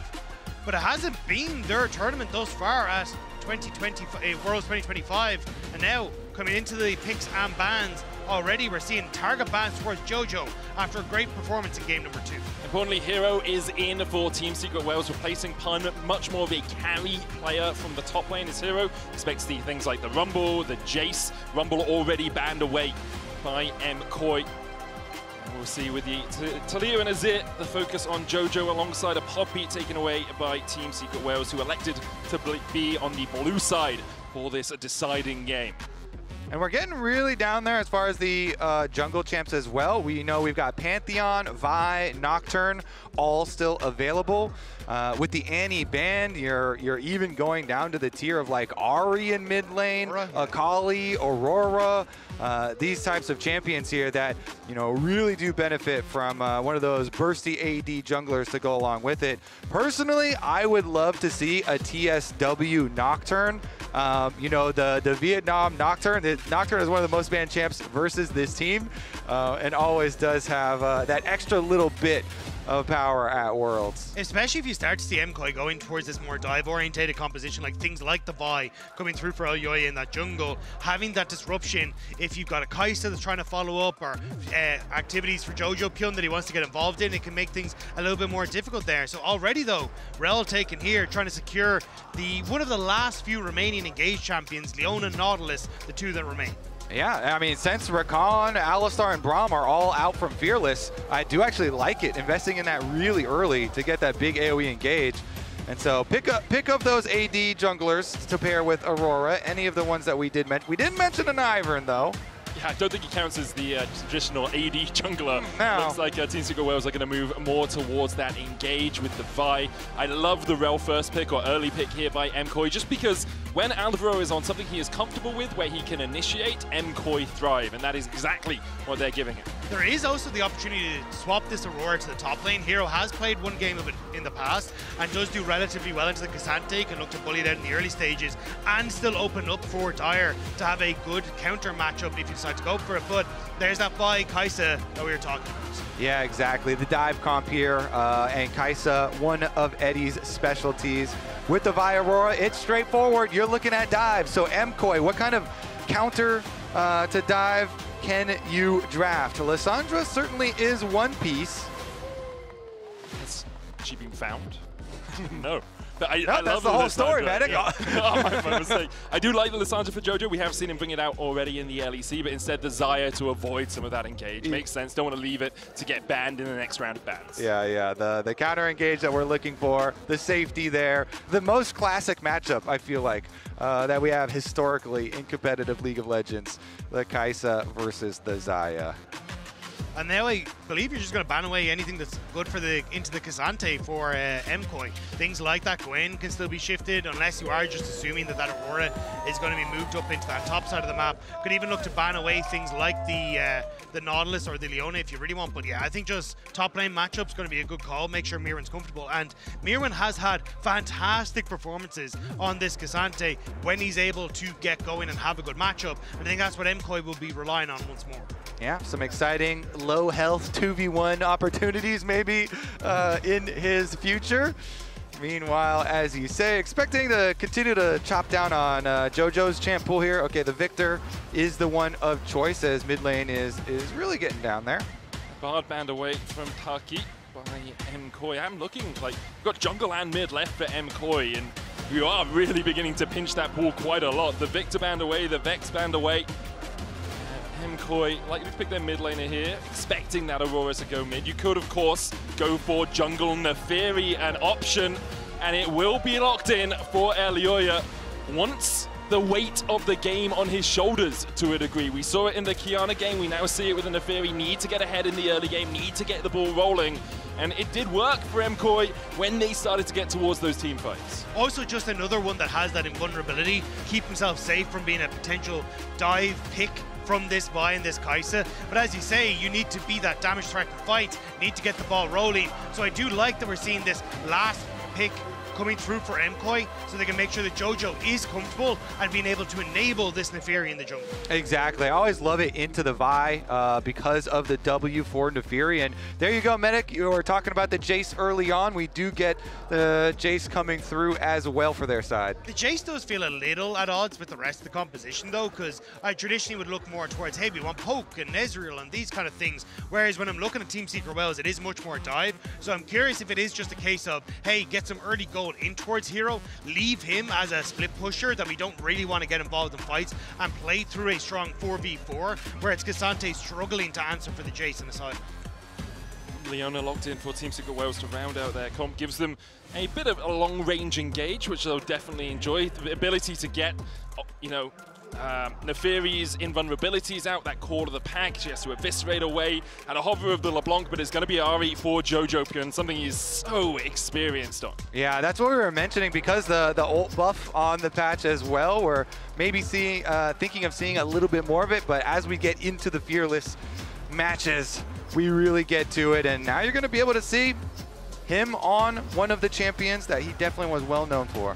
And also just so incredibly strong in enabling these ganks towards the mid lane, trying to shut down the Aurora in the early stages and get Elyoya rolling. And this has kind of been the story of, hey, Alvaro working with Elyoya, playing towards that mid lane for so long in the LEC.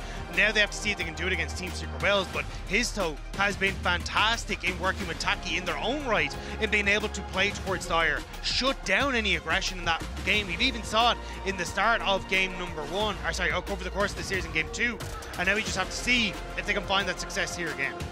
Here we are, do or die for Team Secret Wales and for MKoi. Elimination or elation as the coaches bump fists and take themselves off the stage. It's all down to those 10 players loading into Summoner's Rift to see who goes through to 2-2 and plays in a couple of days' time, and who takes the flight home. For MKoi, it's all about vengeance. 3 times in a row, they have lost to an LCP team at internationals. PSG, GAM, CFO have all defeated them.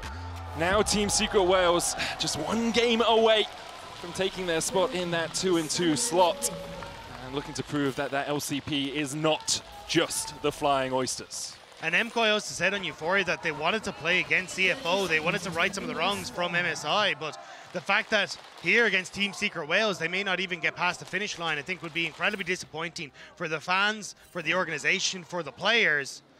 And now they have to see if they can find that moment in Game 3 to bring them just 1 more day along. Breaking some of the tension here with some friendly emo game. Oh, yeah. Love it. And the elimination game for each of them, still feeling very good. I feel like there's an initiation ceremony for top laners that no one else knows about, where they go in, it's like, okay, this is where you go, and this is how much you can emote, and at this exact time you have to leave, and that's the rules, okay? Unless you're Broken Blade against Mirwin, where you use that, and then 5 members come out of a bush and kill you. Mm-hmm. Yeah. The little bait and switch, you know? No such dirty tactics in this game, though. We've got honorable top laners this time around. Dire will get the ward across the wall here onto those Razorbeaks. Foxfire out of JoJo, both of them running that electrocute, but Dire on the right side of the trades as JoJo already has popped a potion. Yeah, JoJo on his most played champion of his career of all time, the Ahri here. And so it's a clutch match. We'll see if that ends up being a deciding factor. Junglers starting on opposite sides here, so we do have Histo pathing towards his Jace lane, towards his pushing top lane. Isolated matchup up there. Meanwhile, Elyoya pathing bottom side, as is so frequent for MKOI. They really do need their bottom lane to be in good condition. And I think it makes sense, as you say, like Histo wants to be able to get up, get some deep vision in that top side, and just enable this Jace to play through the strength of the lane.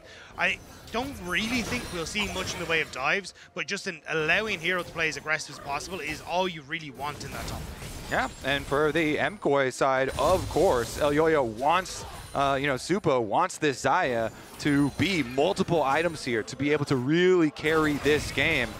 So far this series, it has not been the best for Supa, and they really are going to need him to do some work in this game, this final deciding one. Of course, Elyoya is on a champion. He can output some very respectable damage himself. We'll see if he can carry some of that damage too. I think often dependent on the build. Sorry, for Elyoya. For Jojo. I thought you said Jojo instead of Elyoya. So I was going to say it's depending on the build for the Ahri, how much damage she puts out, because sometimes you see those slightly tankier Ahri builds, but Elyoya, as you say, will definitely put out quite a bit of DPS on that Neferi if he's able to get onto this backline, because there's always the risk. You jump in with a Hound's Pursuit, immediately you get stunned up with a Shudder Daybreak, you have Cease and Desist, you have Solar Flare to follow up, and you just don't get an opportunity to move as you dive in towards that backline. Hero with a slight lead over Mirwin on the top side, as to be expected in the ranged into melee matchup, using that ranged form to get the grasp stacks off. And Histo and Elyoya on opposite sides of the map should both just take their own scuttlecraft. Mirwin does have to be careful about how aggressive he trades here, because there is a jungler on the top side of the map, and that wave will crash, and I think this is the signal for Histo to go. But Mirwin going in, look for the 1v1, and Topos goes in with the Pathmaker and just claps him! Smacks in between his and Topos. Histo will get one in response. In the end, Team Secret Wales will be happy with the extra assist goal. And he puts up the emote at the end that says, I hate junglers. He gets his solo kill first, though, before the arrival of the jungler. In the end, of course, the extra assist on the kill does mean the extra 50% gold for the team. But Mirwin here on his Cassante, you were talking about it already. And the fact that you managed to get the early chain best is so nice, because it's a tier purchase and some boots on the opposite side. Not really something that will try and push the lane forward, but it's a really nice job. I'm assuming jump, to the minion that had gone forward, and then uses that W to make sure they can get the auto attack. And the flip comes through, but Mirwin, he already got the job done. Really nicely played. I actually really like using the Pathmaker instead of the Q3 there. It feels like the anticipation from Hero is I will look for the Q3 animation and then flash. But as soon as Pathmaker comes out, it's much more tricky to dodge away. As Dyer hits the weirding onto Jojo, but with the way he pushed in, Jojo should just be able to get a recall off. Has gone for an early Ruby Crystal. We'll see where that build ends up going on the Ahri, and Hero still winning out the trades on top side. Yeah, I wasn't sure if he'd try and go for the early Bramble Vest, to be honest, just because it is nice into some of these matchups where at least you're able to trade back effectively when you are getting auto attack down, some damage is going back. But the early chain vest is still incredibly nice. Again, you scale so well with resistances on Cassante, plus the fact you're just not going to get hit for as much is going to be nice, although Mirwin is struggling a little bit as he gets back to late. Yeah, we'll see once again, because both junglers, again, re-clearing to opposite sides of the map, so the pressure is always going to remain. Jace just teleports right back up there, after the deaths, kind of shrugs it off, gets back to pushing, back to harassing you. Meanwhile, is going to be traded for the pressure on the other side. Ooh, had to use the smite at the end. Stings a little bit, but not the biggest issue here, and we're still going to get the return. Mirwin is level 6, has his flash, as does Hero, both them holding on to it from that first fight. Histo looking for the flank position. Shock Blast going to hit onto this Cassante. Histo going in. Mirwin forces him away. Vault Breaker out with the plate over to Hero as MKOI secure the Drake. It's a nice play from Histo, even if he doesn't get the kill, as you say, just putting that pressure down, keeping Hero safe, and trying to abuse the matchup in its entirety, even getting this Scuttlecraft on that top side, but bot lane. The dive in with the Zenith Blade. Blade Caller coming out from Super to get the root onto Eddie. Heal was used by Taki in exchange for the cleanse from Super. Taki still looking for a little bit more here as he goes forward with the Oracle, just forcing Super and Alvaro away. Meanwhile, on the top side, Dyer looking for the dive. Another Zenith Blade onto Alvaro, but Elyoya's on his way. Doesn't have the 6 yet. Alvaro flashing away. Cleanse flash out by Taki with a dive in with the Eviscerate. Meanwhile, on the top side, Histo and Dyer look for more. Taki low, gets away. No! Elyoya gets him in the end. Super just surviving. Mirwin down to 300 HP as the dive materializes for Team Secret Wales. Mirwin looking for that all out. pops the Pathmaker into the Vault Breaker. Hero flashes in, will tank 2 tower shots though, and he's slain by the tower. Mirwin unable to proc. An order on him means that Team Secret Wales get out with a kill and not giving up any gold to Mirwin.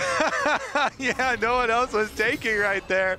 And in the end, it is answered on the other side. This is the kind of fun that you get when you have opposite side jungle paths. We did have JoJo stay mid though, so the Ahri passively wins out by staying mid and pushing. His tempo was a little bit messed up there with the interrupt on the recall, but he did get the guaranteed push of the extra minion wave of the tower plate in mid too. But that's why I was kind of surprised to see Eddie and Taki go for the fight on bot side. They were going for the dive on top, knew they were on the weak side, but still wanted to take the trade, and then as a result, they end up giving that kill across, so it could have been a bigger win for Team Secret Wales if the bot lane had just kind of played it passively. Yeah, Supa barely living too there on the edge. Mirwin going all out. Hero doesn't have flash, and Mirwin's just going to chase him down with the Antofos, gets it after the Q3. Zenith play from Taki missing towards that top side. Mirwin very happy in this 1v1. Yeah, Merwin says, welcome to the series, Hero. Puts him down again on the Cassante. And that is going to be pretty big repercussions because there's no teleport for TSW to answer that. So Merwin gets to push the full wave into the tower on bottom side. And this is why this man is so terrifying on this pick. He consistently seems to be able to find these moments where he can find the solo kill, get massive tempo leads for himself, and open up windows crucially for MKoi to find success in side lanes, even after he's just gone down. And now Histo, happy that he's able to pick up at least two of those point runs. Takes 2 of the grubs, could have taken 3, but decides to leave the 3rd one as Lyoyet looking to try and steal away as much of this jungle as possible. There is a red buff if he can get any deeper, but Histo comes across, and with that last scrub being left up, I wonder if that's maybe just a strategic play. I think it was just to try and protect his bot side jungle and make sure that it wasn't going to be completely stolen away by Elyoya. Yeah, 100%, because Dyer saw Elyoya, and so they had vision on him, and Dyer was trying to keep him there, but Nefiri is pretty slippery, so Elyoya is able to get out. Now Histo pathing up towards the top side, looking for the fight against Supa and Alvaro. Taki has been chucking out those Zenith blades on repeat. Shattering Strike, Solar Flare. Featherstorm still available for Supa, doesn't use it yet. Histo still looking for that dive. Alvaro down to about 2/3 HP, and as soon as the ward comes across the wall, Histo backs away. Supa not really budging there at all. Doesn't use the Featherstorm, the flash either to get away. Knows that it's only going to be the slow that hits, and that was the reason they didn't go for it, but now bot lane. Hero stepping forward, doesn't have the flash. Elioya's on the chase. Darking Daggers don't connect, and he doesn't want to go in with that Hound's Pursuit. Yeah, wave is still in a terrible spot for Hero. Looks like Cassante is just going to delete the wave anyways, though, as Histo will now return to finish the work that he started earlier. Nice interrupt there from Alvaro onto the reset from the Kaisa. Actually interrupts it again, so Eddie going to be very late on the reset. Dragon in 55 seconds, and I think that should give that push now on the bot lane to Supa, so then you can actually transition over first towards that Dragon.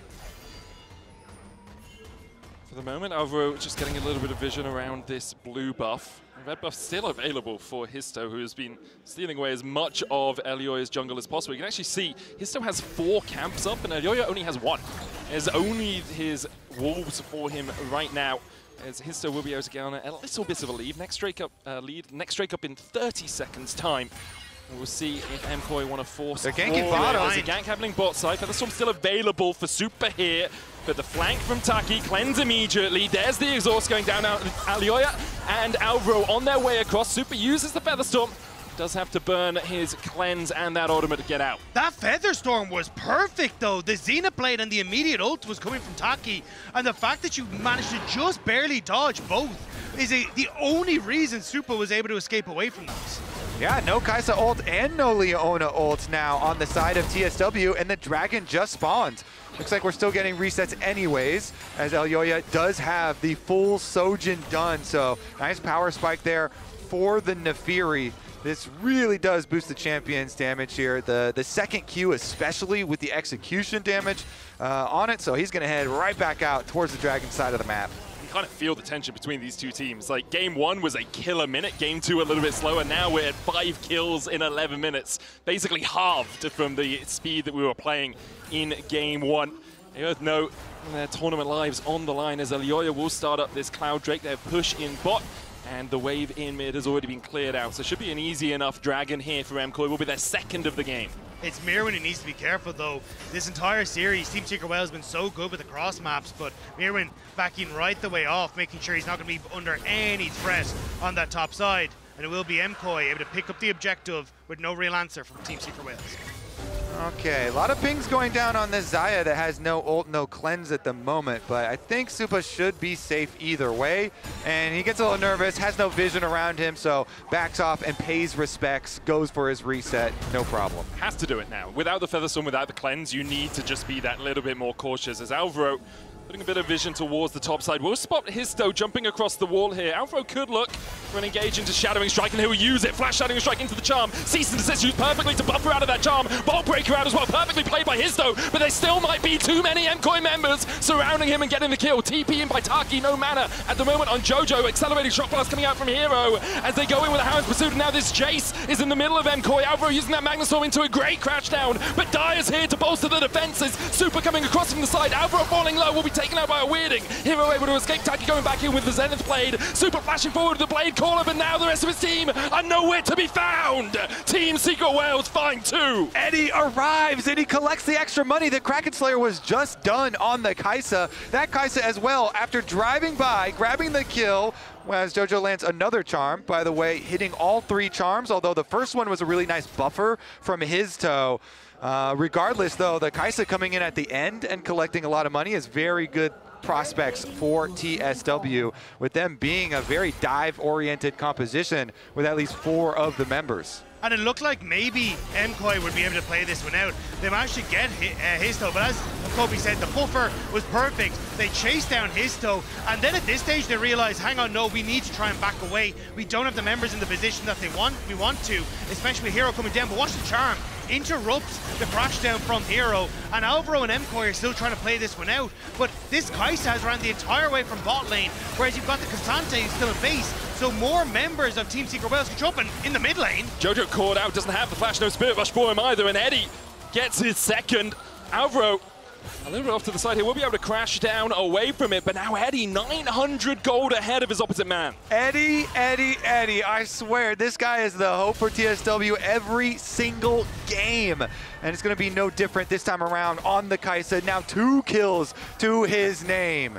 Team Secret Wales now 1.3k ahead, 30 seconds on the Herald. You see the reset coming out from Taki. He's already completed his redemption, whereas Alvaro does not have that tool in his arsenal. So MKOI much more likely to play down towards this bottom side, give up the top side pressure, and you can see Elioyo coming across. There's the TP in, redemption already onto Hero. Hound's Pursuit coming down as well as Mirwin looks for the Q3, but Hero's topped up by that redemption, still taken out by Jojo, who came in with that teleport. Dire here to try and defend the tower and will manage to do so. Dire jumping forward and will just back away. There's so many members of MKOI here though, they're still trying to fish. Dire needs to be a little bit careful. Jojo's starting to step forward, but it looks like they will just back away. Is Histo able to get the Rift Herald? Yeah, once again, TSW still with the gold lead, but stacking dragons for MKOI, and they are making a couple of pick plays for themselves. You see in the aftermath as well, important to lay behind the super deep warding. Right now, Alvaro is lighting up this red quadrant of the jungle as the second red buff is going to spawn.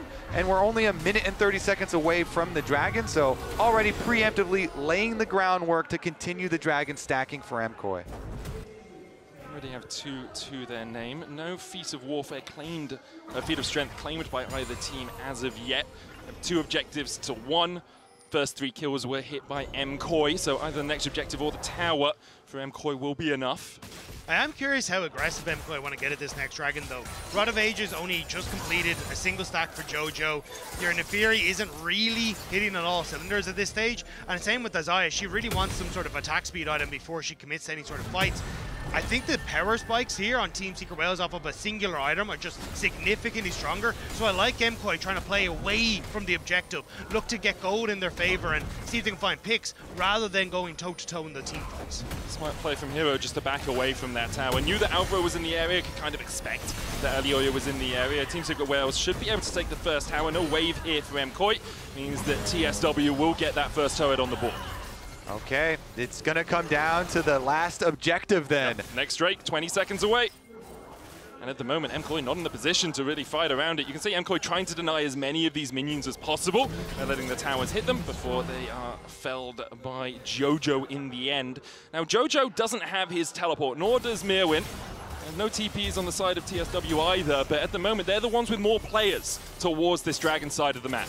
They also have the Rift Herald. I think Team Secret Wells, again, the one item spikes, much stronger position on the map, was in a much better position. So MKOI happy to just call it and say we won't take this fight. Instead, we'll look to push in, put some pressure onto this topside jungle, some pressure onto the tier 2. And if Team Secret Wales over-index into protecting the tier 2, we can always fall back and try and take this mid turret instead. Yeah, and they're kind of fishing around the jungle as well. Taki here, pretty tanky on Leona, trying to deny like big cross-map play. MKOI in the end get a couple of jungle camps, and Shadowing Strike immediately, they dive onto Taki, and the Eclipse is not enough to save him! The Redemption not down in time, he does land the Solar Flare, Spirit Rush, dive in with a killing streak from Eddie as well, but Elioya's on the chase, trying to take down that Kai'Sa, and the Darking Daggers will be enough! The Hounds of Hell from Elioya for the double! MKOI collapse! Alvaro consistently interrupted the follow-up from Team Secret Wales as the pick on Taki that might have just blown this game open in favor of MKOI. Huge error from TSW. Why did they dive in on that after Taki got caught? Vi ultimate and Kai'Sa ultimate. You saw Eddie immediately regretted it. He flashes out afterwards. But MKOI, they get even more than they wanted out of this. They steal the blue buff, get their kill on the Leona, and then here, you know, he ults in. Immediately, Eddie tries to flash away, but Elioya is on him. And it's the veteran of Team Secret Wales that is caught. The man who's been leading this group of youngsters to this international stage that may have just cost them, as now once more stepping up towards Mirwin, just wants to try and get some vision back. And MKOI, they're looking for more picks. Trying to catch our hero, who's not had a great game. Shadowing the stun coming down there from Alvaro with the Shadowing Strike.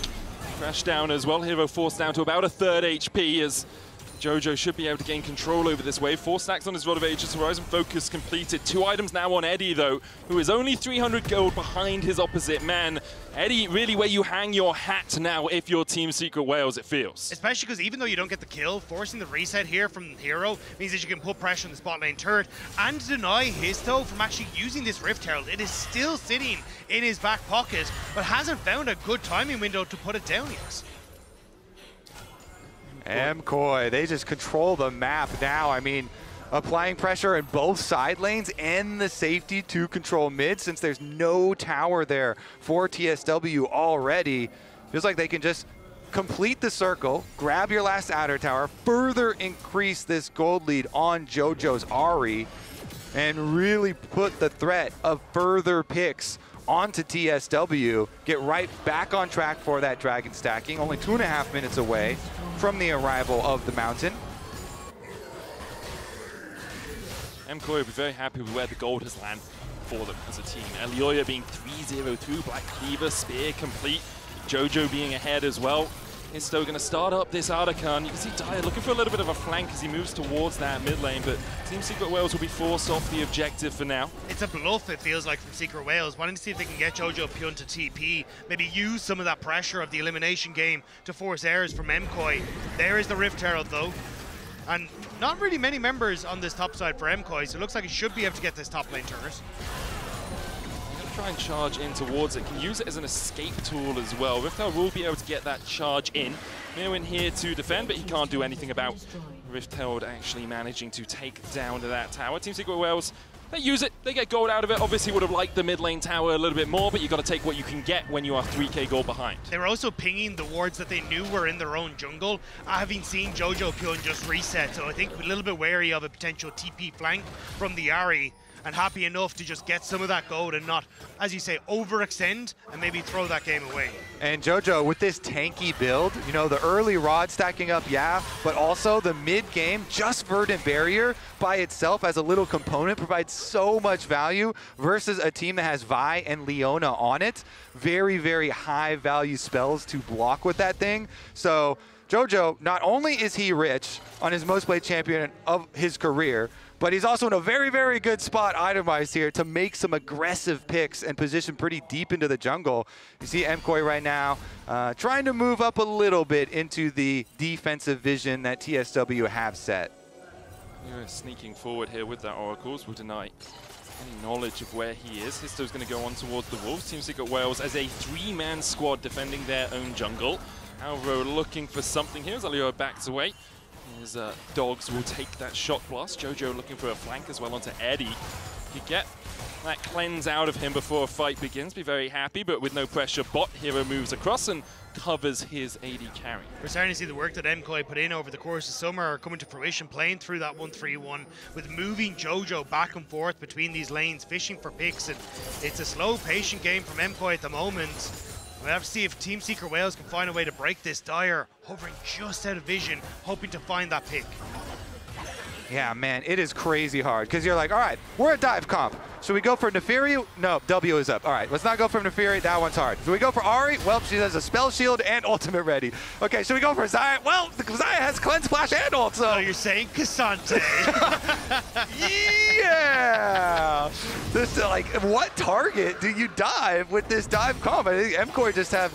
They have just set themselves up with all of the answers here to TSW, and so good job getting their Dragon Soul point there. TSW are forced into this kind of like desperate, I feel like, Otacon pull. Yeah, that's what they're going to go for, and MKoi actually pushing Dyer out of his blue side jungle. The Otacon already down to 8,000 HP as MKoi look to see if the fight is viable. Mirwin on the flank, Redemption coming down. Alvaro with a 3-man Magnet Storm, and it's Super that takes the Otacon. Pop goes the Vi, and the rest of his team follows suit.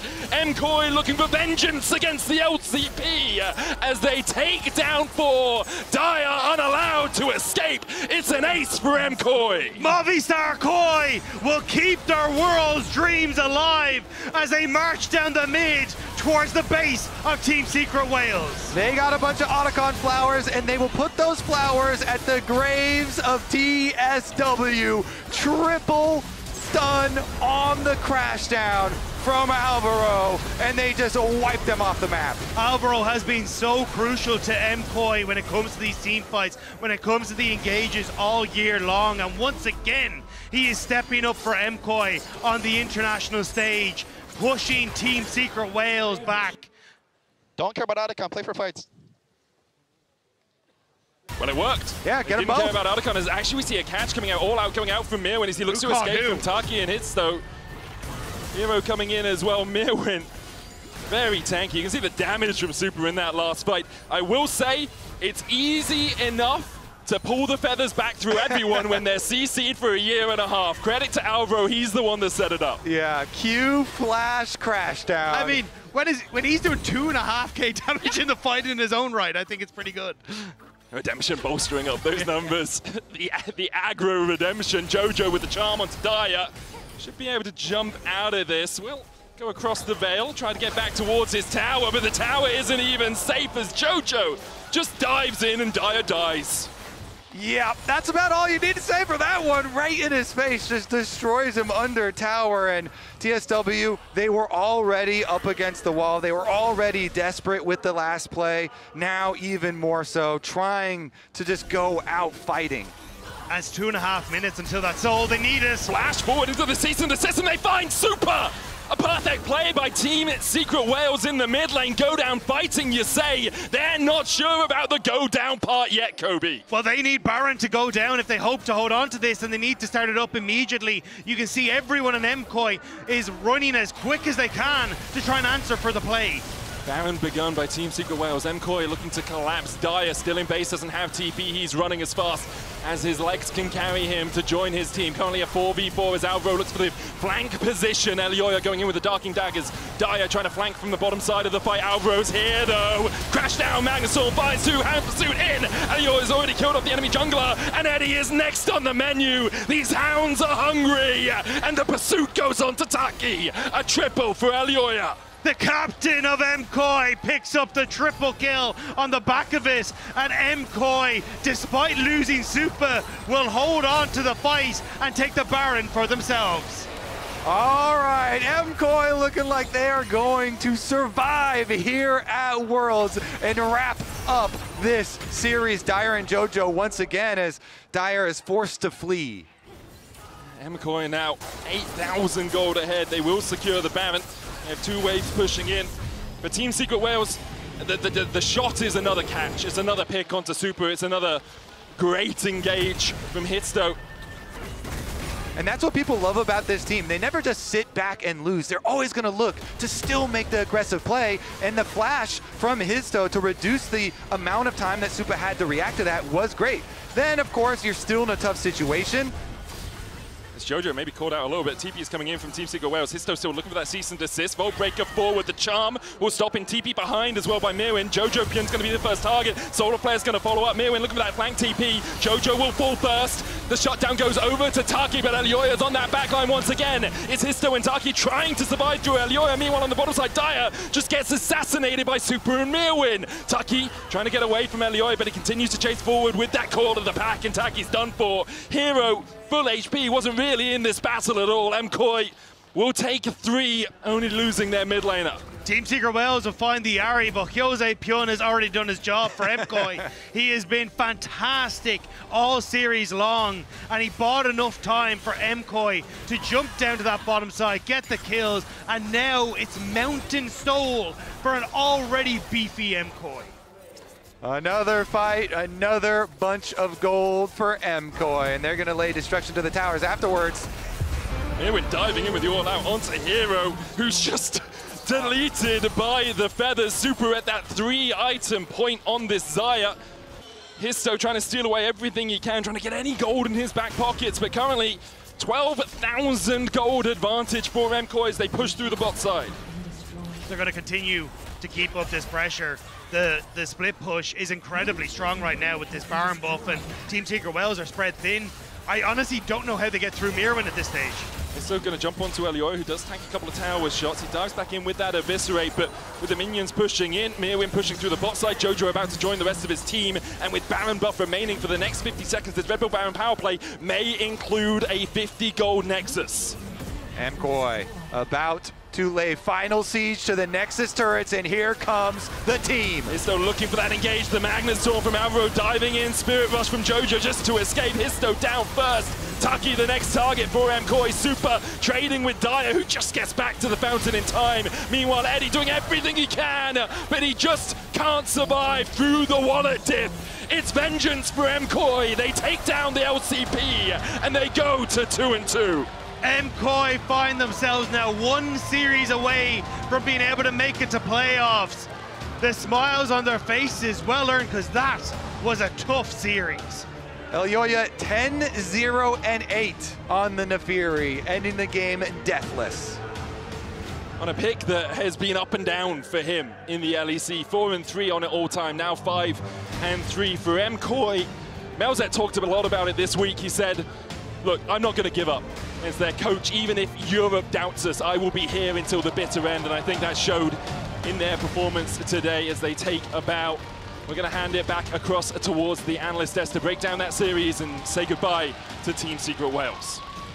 Thank you very much. It is Movistar Koi who take their bow in front of the audience and live to fight another day, but a hard-fought battle it was. We will, of course, also give our commiserations to Team Secret Wales. It's been a joy to watch them here at Worlds. I think they probably, of course, weren't very happy with their last game in particular, but they've definitely made us remember their names, and I'm looking forward to what they can show us in the future. Yeah, absolutely. I mean, I think they came into this series pretty much universally considered pretty big underdogs, made it a lot more competitive than people were expecting. Definitely had their opportunities, going to wish they had some of those fights back, maybe change a little bit of decisions, but you can see the future is very bright for the youngest team at Worlds. I also feel like we saw what we expected from them, right? Where when they are able to punch up, it is through team fighting. When that team fighting doesn't necessarily go their way, sometimes because of their decision to contest an objective or take a fight that's not very advantageous for them. So they definitely played and showed up kind of as expected for me. So I kind of hope this team sticks together, because whenever you see a team that is this young, that has that much mechanical talent, it's always really cool to see them develop as a unit over time. And again, it's like they already have mastered a lot of the unteachables. that is kind of like a dream team for a coach to work with. No, I mean, that's like a serious thing. You do it's have to, like, macro is the easier thing Exactly. to It's teach, the way easier thing to teach. You know, you can't teach necessarily the game sense and the mechanics. That's really, really difficult. I feel like they have that. I think this is a team that could be looking CFO-esque in a couple of years. Like, I think that they have that potential to be able to build. Yeah, I feel exactly the same way about Movistar. I have to not. Hey, it was rough. Listen, it was rough, but when they mattered, or when it mattered most, rather, when they had to bring it home in that game 2. The Canadian and in that game 3. Let's take a look at a couple of replays as we're waiting for Jojo, who had a monster series, I gotta say. Even in the game they lost, Isaac, they kept them in. Yeah. I think all 3 games, it was absolute mid-gap. He really was making big plays. He was winning out in the 1v1s. He was rarely ever dying. I feel like this is, you know, one of the best international performances we have seen from Jojo. When I think back to this team at MSI, to me it was kind of like Alvaro versus the world. Like he was the one that was shining. The rest of the team was really struggling to keep up. Here, I do feel like Jojo is the savior of the day. This is the guy that really stepped up, and I think is showing his class. I also didn't necessarily believe in the Ahri pick as much, but he definitely showed me. And also, it's a super comfortable pick for him, right? Like, when I think of, like, okay, his back is against the wall, it's going to be Azir or it's going to be Ahri, because he just feels like he can cover the map and team fight so much better on those picks. As we wait for Jojo as well, a shout out to, I think Mirwin had a great game on his Cassante that he loves. Elio, yeah, fantastic. Elio was great. Alvaro is also very dependable. He was even a bright light for them when it wasn't going well, even at Worlds last year, is the guy that a lot of people look up to, especially on that rel, especially on that Nico specifically. I don't think Stupa had the best series, but sometimes that happens and then your team just has to jump in for you, because that's why you were in a team together. I think I saw some good things, but I'm pretty worried for them going forward, I gotta say, but we can ask that question to Jojo as well. What's your gut? I mean, my gut is if you play like this, you lose to every other team that's left in the tournament. That's kind of my honest feeling. I do think that Team Secret Wales is way weaker than every other team that's going to be alive in the 2-2 bracket. So I think we saw some real bright spots, but if they can bring it all together, if they can play at that high level that we know they all can, they can definitely make it happen. But that's always kind of the question with MKOI, because great, you did beat Secret Wales. That is a big win. You're still in it. You're 1 series away, but you've got teams like CFO. You've got teams like potentially T1, like BLG, like, you know, so many of these really powerful teams that I think are going to be a much tougher challenge. You can't make those early game mistakes and expect to be able to come back like they did in this one. You can't indeed, and hopefully Jojo has as good of a series as he had here today. He is also our Oppo player of the series, as you know, we were singing his praises already, and you need that. You need a stable mid laner. I think this is the same fight we've seen. Even on the Ahri, we didn't love, the charms landed. Yeah, and I mean, this was kind of, even in, again, some of their losses, he kept landing really, really good shockwave, or in their loss, he was still landing really good shockwaves.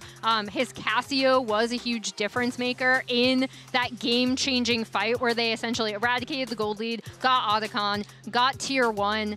And so I think, like, you did in this series at least see a lot of the positives that he does bring to this team. And he had a really great day. Absolutely. And I mean, one of the things that really impressed me is that, you know, it was like finding these big plays without setup, right? Finding great shockwaves without an easy ball delivery system, finding really good charms. And the reason we thought, hey, this is a tougher draft is because there is no obvious pairing to actually set up for the charms, right? Yes, there is the rel later on, but generally people play it with like Jarvan or Vi or easy setup to get that kind of point and click charm out of it. But he was just hitting everything. And I do feel like, you know, it's not just Jojo, obviously. Every player had moments that were really strong, you know, throughout the series, but it's just going to be a question of, like, can you all bring it together and all hit those high highs in the same game? Like, Mirwin, I thought, had a really weak first 2 games, great final game. You know, we saw those moments, and we just have to see, you know, if they can make it happen in the next series. Yeah, and then the other thing for me is just, again, their early game, right? Like, I think that's a big thing that they're going to have to end up working on going forward. Like you said, Isaac, if they are going to be able to punch up against more formidable looking teams thus far. Vi was outdamaged by Leona. That's rough. But yeah, I think there are still a lot of things that they will want to shore up there, right? Because I did think Wales, outside of that initial really good start that they then ended up punting in game 1, Wales did get the better of them several times in the early game. Generating good drafts also, right? Except for maybe that last game, you were very happy with MKOI's draft, so that can be a strong point for them. Yeah, I really liked their draft. As I see that Jojo's getting touched up, and he should be here momentarily, just talking to everybody. Ari Charm here, Ari Charm there. That's how it goes. There he is. Woo! Hello. Congratulations. Thank you. Thank you. Hey, you're UPPA Player of the Series. Congratulations. Welcome to the Verizon post-game interview. Yeah, I mean, it feels great. I think after game one, I could feel that me and the whole team were just nervous, but I knew if we played our normal self, it was a very free series. So I think the most important was for us to calm down. I think we did a really good job at just calming down and playing our own game. So I'm glad we were able to show that.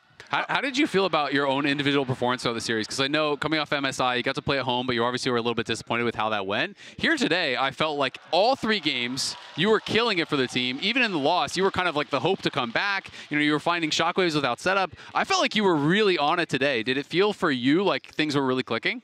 Yeah, I felt very in flow today. I don't know. I just, like, we're 1-2, so if we lose, we go home, of course. But I found a lot of comfort in that sense because it's very fun and exciting. So I think I really just enjoyed playing today because, I mean, I really want to stay, to be honest. I'm having a blast at this Worlds, and I want to keep improving with the team. So, yeah, I really didn't want to lose today. I wasn't going to make us lose no matter what, so.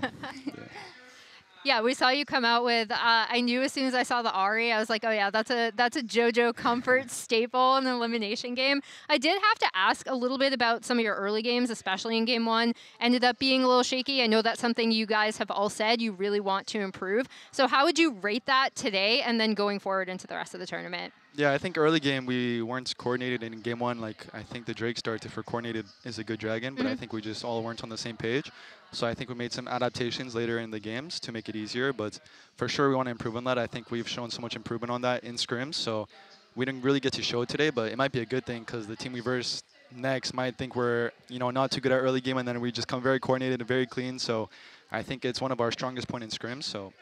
Yeah, that's the dream, of course, looking forward. I think a lot of people will have watched this series and not have too much faith, honestly, in Movistar Koi because of some of the teams that you could face like in the T1, 2-2. BLG. Yeah, I mean, if we verse Slide Quest, it's pretty free. I'm hoping for You're NA, let's calm down a little bit. I mean, I just want to verse Slide Quest. I think it's going to be super exciting because it feels weird. You know, I'm NA, like you said, but I'm playing in a European team versus an NA team. I don't think I've versed the NA team yet this year so far in Europe, so I think it'll just be very exciting.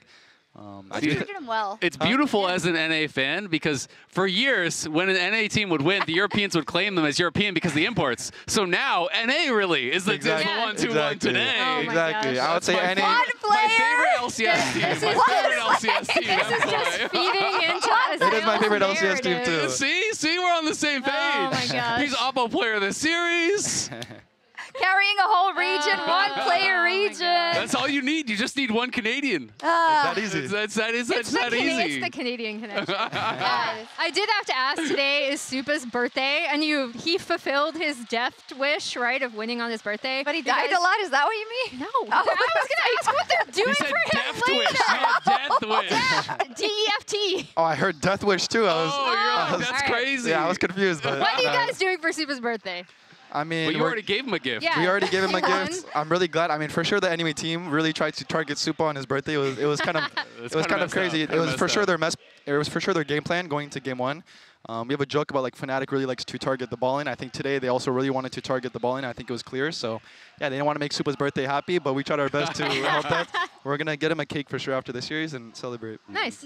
That's cool. Good vibes to end up with. Congratulations, JoJo. Thank you. We'll see. Happy for you, man. Keep killing it. I hope you get that FlyQuest matchup. I really I hope do. so too. That would be amazing. Thank you. It's an NA win either way then. It is. We're gonna head over to a quick break, but when we come back, it's Gen.G versus TES for a spot in the quarterfinals. Good shit, man. Congrats. Thank you. Thank you. Shadowing Strike, immediately they dive onto target, and the Eclipse is not enough to save him! The Redemption not down in time, he does land the Solar Flare. Spirit Rush dive in with the killing streak from Eddie as well, but Elioya's on the chase, trying to take down that Kai'Sa, and the Darking Daggers will be enough! The Hounds of Hell from Elioya for the double! MKOI collapse!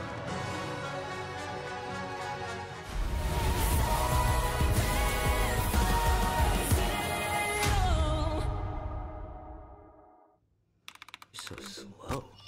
I told you I was done with basic browsers.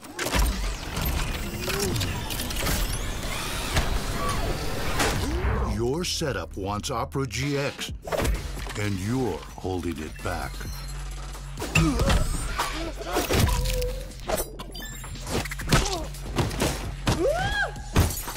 Upgrade to the gaming browser. Download Opera GX. Every moment of your journey, crystal clear. Landscapes, absolutely stunning. Close-ups, sharp and full of vibe. Group shots, packed with detail. Zoom in on one face, still flawless. Colors so real, every scene, every smile, unforgettable. Oppo, Find X9 series, Hasselblad telephoto, zoom into detail. I got this old thing and the bill from the store where I got it. Figured you could beat it with a better deal on one of these big boys. It doesn't work that way. Guess you're not as cool as Verizon. Bring in your AT&T or T-Mobile bill for a better deal. You don't know that?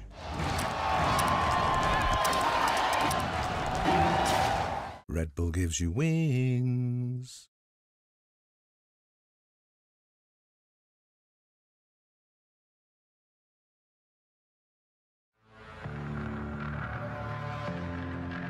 In a wild world, lost in its vines, make a sound, it comes to life. Scream and shout, tell it to the skies. Make it loud, reach for the satellites.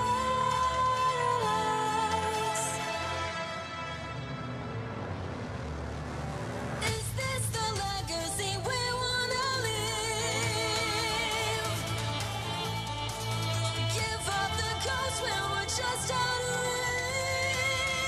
reach. No going back, scream to the heavens, pray for the weak, but that won't protect them. Seems too bold. Innocent, hope is awakened by each and every step that is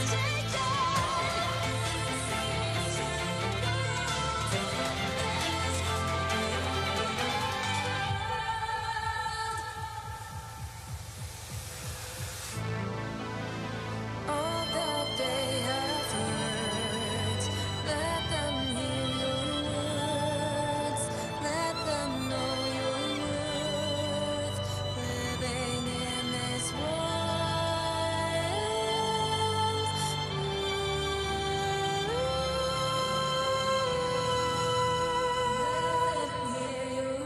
If they ask you for more, then that's what they're gonna get. Then drop their knees to the floor when you can speak from your chest.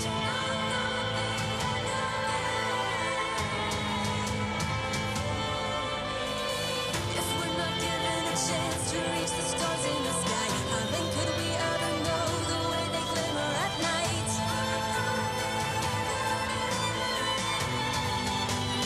Hear me, it's been too long, longing and waiting, rise through the ranks, no one finds a way back.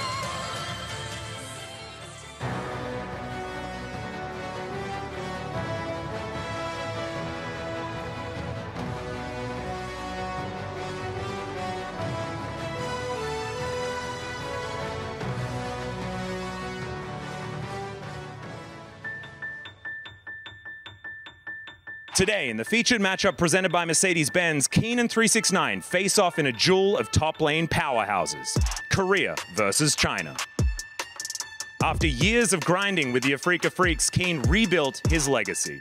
First helping transform KT into title contenders, then becoming Genji's core strength, finally earning his first LCK title. He now has 2 LCK titles, 2 MSI titles, and is aiming for the ultimate title, World Champion. 369, once the prodigious upstart of China, was crowned the best top laner in the world during JDG's peak, but recent inconsistency over the last few years has left doubts. He's out to prove that he can still be the best. The Aatrox keeping everybody distracted now, but he's got to be careful. The Aatrox won't die fast enough. Sterix Gage pops to keep him alive. Broken Blade is already down. Everybody on G2 is eviscerated. Will Kane's precision and discipline lead Gen G into the quarterfinals, or will 369 roll high once again and reclaim his throne? Welcome back to Worlds 2025, where we are here with what is likely to be a barn burner of a series. Gen G versus Top Esports.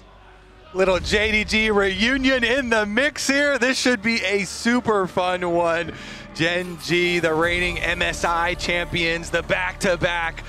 Here to see if they can do it at Worlds. In the Jingdong arena as well, of all places for this reunion to be happening, but this should be an absolute banger. Gen G looking like the best team coming into Worlds now find themselves an opportunity to move forward in towards the quarterfinals, whereas for Top Esports, looking to not only take down the Korean top seeds, but take down their demons and push themselves into the quarterfinals themselves. Top Esports so often known as the Chinese team that collapses at internationals, that collapses at Worlds. This time they have not been that, but after going 2-0 up, they then lose to KT 2-0 in relatively convincing fashion for KT. And Gen G on the other side lost to anyone's legend. So we have both these teams having lost to the other region, wanting a little bit of redemption for themselves. The question is, who will claim it in this quarter-final qualifying series? There's a huge amount on the line for both sides. The fact, I mean, the top lane matchup is insane. You got the jungle matchup is insane. You got Ruler versus Jackie Love. There are so many matchups across the board here that I'm just so excited to see how it all plays out. Yeah, world champions playing against each other in the bottom lane. Super hyped to see how that one does play out. I feel like Ruler is in just incredible form this year and really has been pushing the pace. So we'll see if Top Esports can stand up to Gen G, who once again enter another international tournament as the big favorites to win it all, not just this series. And importantly, another Worlds, because when it comes to MSI, we know Gen G are going to show up. We know that they can claim those titles. They've won it back-to-back, for goodness sake. But when it comes to Worlds, there always seems to be this small thorn in their side, this small Lego brick that they stand on and they tumble over. Oh, T1. It is T1. It's often T1. I'll agree with that. But Gen G, for a team that so often has promised so much at Worlds, have not delivered to the level that they would like to. Chovy in the mid lane, widely seen as the best player in the world, although I think arguable at times this year, continues to be the best player without a Worlds title. And I want to see, you know, can Kanavi here carry early game versus Canyon? Canyon has been a bit slow in the early stages, and Kanavi has just shown so brightly. If there is, you know, an angle for TES to go for, I think it has to be get your lanes ahead, get some winning matchups here in draft, then play for early game, play for jungle domination, and try and take Gen G down that way. I mean, Kanavi still has 100% first blood rate. This guy has been absolutely insane in the early stages and has been finding picks like the Jarvan that facilitate that style. Kiana is going to be the jungler that is focused here from Gen G, and a lot of respect put onto that from the LCK towards the LPL jungler. Yeah, I was listening to some of Nymira's streams when I was waiting to come to Worlds, and he was talking about how he thinks Kanavi is often the best Kiana in the world. So I'm not really too surprised that Gen G decide to get rid of it here against Kanavi. Orianna, the final ban alongside Ambessa and Wukong from Top Esports, Azir, Yanara, and Kiana, the bans from Gen G. So where are we looking for first pick? Well, we have a lot of like Ryze and Talia both open. A lot of possible picks here. Interesting going for the Vi so early on. The point and click though, very versatile, can work its way into a lot of comps. It's also because it opens up 369 to go for the Sion pick here, because you know that that Trundle is not going to be going in towards the jungle, and potentially even to take a Trundle for yourself on the opposite side. So I really like this from Top Esports, and 369 has been fantastic on this pick for so many years.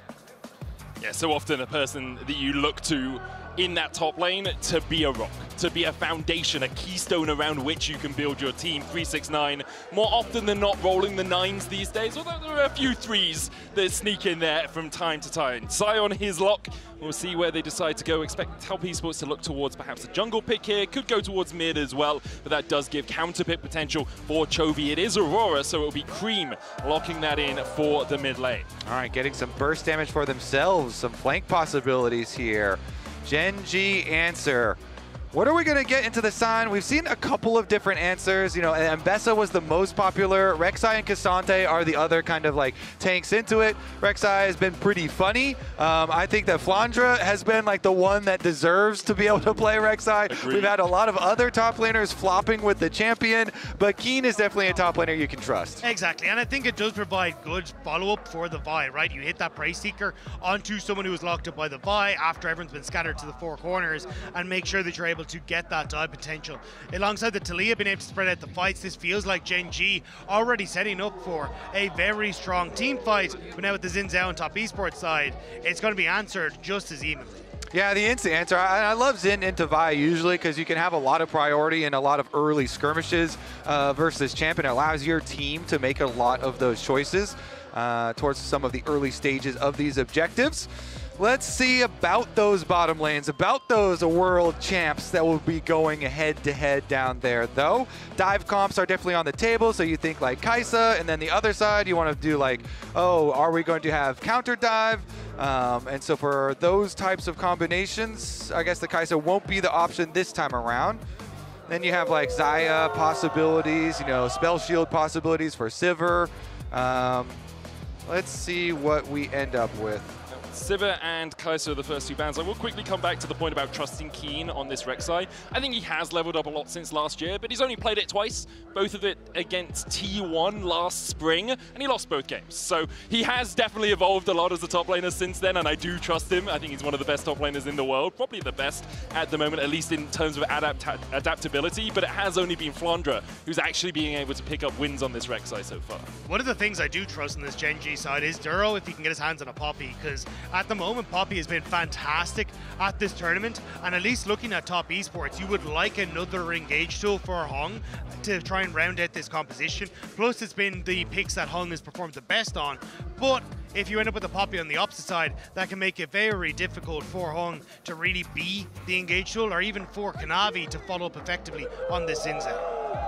You do want Hong to have a little bit of comfort because we were talking about how he's been sick across the last few days, hasn't really been able to have the performances he'd like. His coaching staff is saying he's getting better now. We expect him to be able to really perform, but I think so far at this Worlds, Hong hasn't shone in the way you'd expect him to for this Top Esports lineup. And they ban away his, possible counter engage with Renata there. When you're showing, this type of dive, definitely a worthy ban.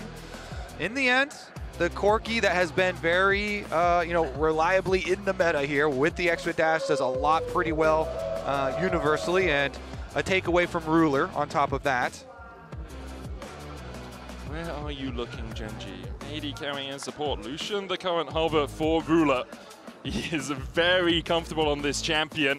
Him, Pays, and Viper, really the big three that I look at and think of when you're talking about Lucian picks, and there's the Brawl to go alongside it. Yeah, and I mean, even when we saw Ruler play this at Worlds, was getting these massive CS leads over his opposition just off of the laning alone. So very, very comfortable on it, especially alongside the Braum.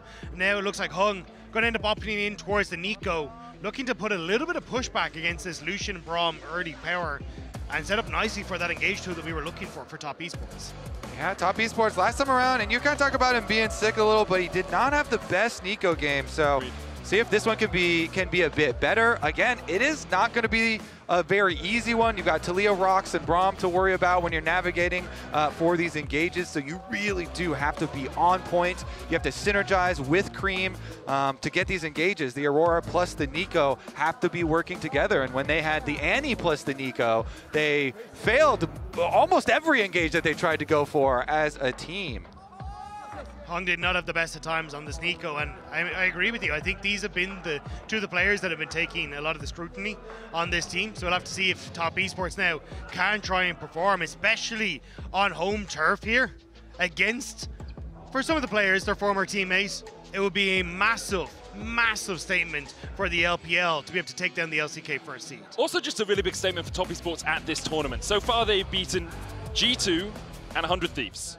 And I'm going to be honest, like G2 day one did not look good. Top Esports looked great. 100 Thieves, although they can challenge, aren't known as the toppest of echelons in the world. And then you look at the rest of the teams that Top Esports need to get through to get to quarterfinals, beating a Gen G, beating a T1, something like that would really help accelerate them in the minds of the audience, rather than just being a, oh, they snuck through into quarterfinals. They then accelerate themselves into a position of a possible favorite for the tournament. Especially if you look at the last year and a half, MSI 2024 lost 3-0 to G2 and then immediately lost to T1. Then a first stand, they lose to HLE, they lose to Carmine Corp, they lose to CFO and groups and don't even make it out of the bloody thing. So for Top Esports, they really do want to do themselves justice in China and show what the LPL is capable of. You see the early swap coming out here from Jackie Love. It's Team WE that first did this year. At least it has been something we've seen throughout the course of League of Legends history. But it actually looks like Jackie Love is now going to path down towards the bot side. And I see Ruler moving up towards mid. I expect that he'll end up just going back down towards the bot, so we'll have the normal lane assignments. Looks like it, and we'll see if they can get any sort of early brush play here. Hung was so early that he got the ward into second brush on the lane really early on, so we'll see. There's definitely a lot of burst potential in Corki and Nico, and trying to get that advantage over the Braum lane from the level 1 could be big. They do have a sweeper here. Able to get rid of that vision. Having a double range does really help, and you talked about it a little bit as we got through the draft, Rob. It's a JDG 2023 reunion in the JDG Stadium, a team that was on the Golden Road, and Knight helping carry the team through the MSI 23. But they weren't quite able to cross that finish line and make it to the World's Finals. Got knocked out in the semi-finals. 369, Kanavi and Ruler now all meeting back up on the stage where they dominated the LPL 2 years ago. Yeah, I think it was incredibly heartbreaking for that JDG roster. Everyone expected them to be able to go the distance. A lot of that was down to incredible team fighting, with guys like 369 being able to provide frontline on picks like the Scion, and Ruler just being a menace in the team fights alongside Knight. But unfortunately, we're not able to do so, and now they find themselves on opposite sides of the rift with Kanavi there as well. It feels like for Top Esports to get one back against their former teammate would be huge. Yeah, I feel like those players all still have very close bonds. I love listening to interviews where they're talking about coming back to the JDG arena and the emotions that they feel because of it, and all the work that they had put in together. Now, of course, as you say, on opposite sides, and Ruler pushed under tower early on, as expected from the Corki and Nico lane down here, getting priority. But just really good harassment as well from the Top Esports bot lane, getting the barrier and the heal out of Genji early on. Duro on his Braum, 22-7 all time, but early game into a Nico and Corki, you do expect to have to absorb some of this pressure. The question is whether we'll see a punish. With Kanavi on the bottom side of the map, I think he is just going to go for the scuttle cap and a little bit of vision. You can see Genji think there's a possibility, place a ward in the tribush to make sure that they're not susceptible to that gank. Yeah, just want to make sure that they're able to get some nice little poke damage back as well with Ruler, but Kanavi just wants to get the ward, get the crab, and look for a reset himself. So at the moment, it is going to be relatively quiet in these early stages. And honestly, I think if I'm junglers, I'm eyeing up more towards this mid lane to see exactly what we can achieve, because Burnt Flash and Bird Summoner spells mean a huge amount in this matchup. Now here's the possible dive. Will materialize. Kanavi comes across, Ruler forced away. Can just be to deny some of these minions as well. Winter Spite onto Jacula. Duro the target. Kanavi going to be looking to try and get the damage down onto Duro. Hung with a great tower aggro juggle on the cannon. And Kanavi and Jacula able to pick up that first blood. Ruler forced away at half HP. Can you hear to try and defend, but it's a plate, it's a kill, it's everything Top Esports wanted. It's one of the best parts about Nico. Rob was talking about it in the previous game. Turn into a cannon, tank that thing up, and it makes dives so easy, even into champions like Braum that people usually think, oh, well, it's Braum, you know, unbreakable, this is going to be super dangerous, but not necessarily true if you can turn into a cannon, and Hong here is able to get the aggro. I did think with the Braum and even the concussion or the concussive stacks that it would just be too difficult, especially with Ruler playing so far back. But Hong, you just tank so many shots, it does not matter. And Duro even burning the flash, hoping that he'd be able to survive long enough, but it is the prowess of that Nico on the dives. The important thing about that is you might wonder why Nico isn't taking that much damage. If you're a cannon minion, you don't get the ramping damage that a champion would in that case, which allows Hong just to auto-attack and stand there, wiggle side to side on his little cannon minion, and tank the tower for many more shots than he usually would be able to. That's one of the peculiarities with Nico, is that you literally count as what you're turning into, and so it even works for like runes that only activate on champions and Spells stuff as well. Hung going in here, looking for Ruler, who dashes away with the relentless pursuit. Hung flashing forward, though. The barrier coming out. Valkyrie forward from Jackie Love. Concussive blows down onto him. And Jackie Love flashes just in time to survive. The Gatling gun coming out. Hung, a couple more auto attacks on him. And Light Slinger out on and Blaze. Gen.G turn it on his head on the bot side. Winner's bite just wide of Jackie Love there from Gen.G, but they even out the scoreboard. The start was so good for Top Esports. Ruler was set so far behind, but in the 2v2, Ruler gets a kill back and immediately undoes so much of the work Top Esports set up on that bottom side. Canyon now looking for the dive up towards top side. Can be a little bit risky. Flash in from Keen, bow breaker from Canyon. Not risky at all, it seems. Perfectly juggled by Gen.G. Dive answered. Topside pressure there is unrelenting. Keen on the Rek'Sai softens him up, and Canyon comes to finish the job. Keen did flash to start this play out, but honestly, Rek'Sai is so hard to gank already with the tunnel network that she can put down in lane. It makes it very frustrating to go after the champion. Sign ult does hit though.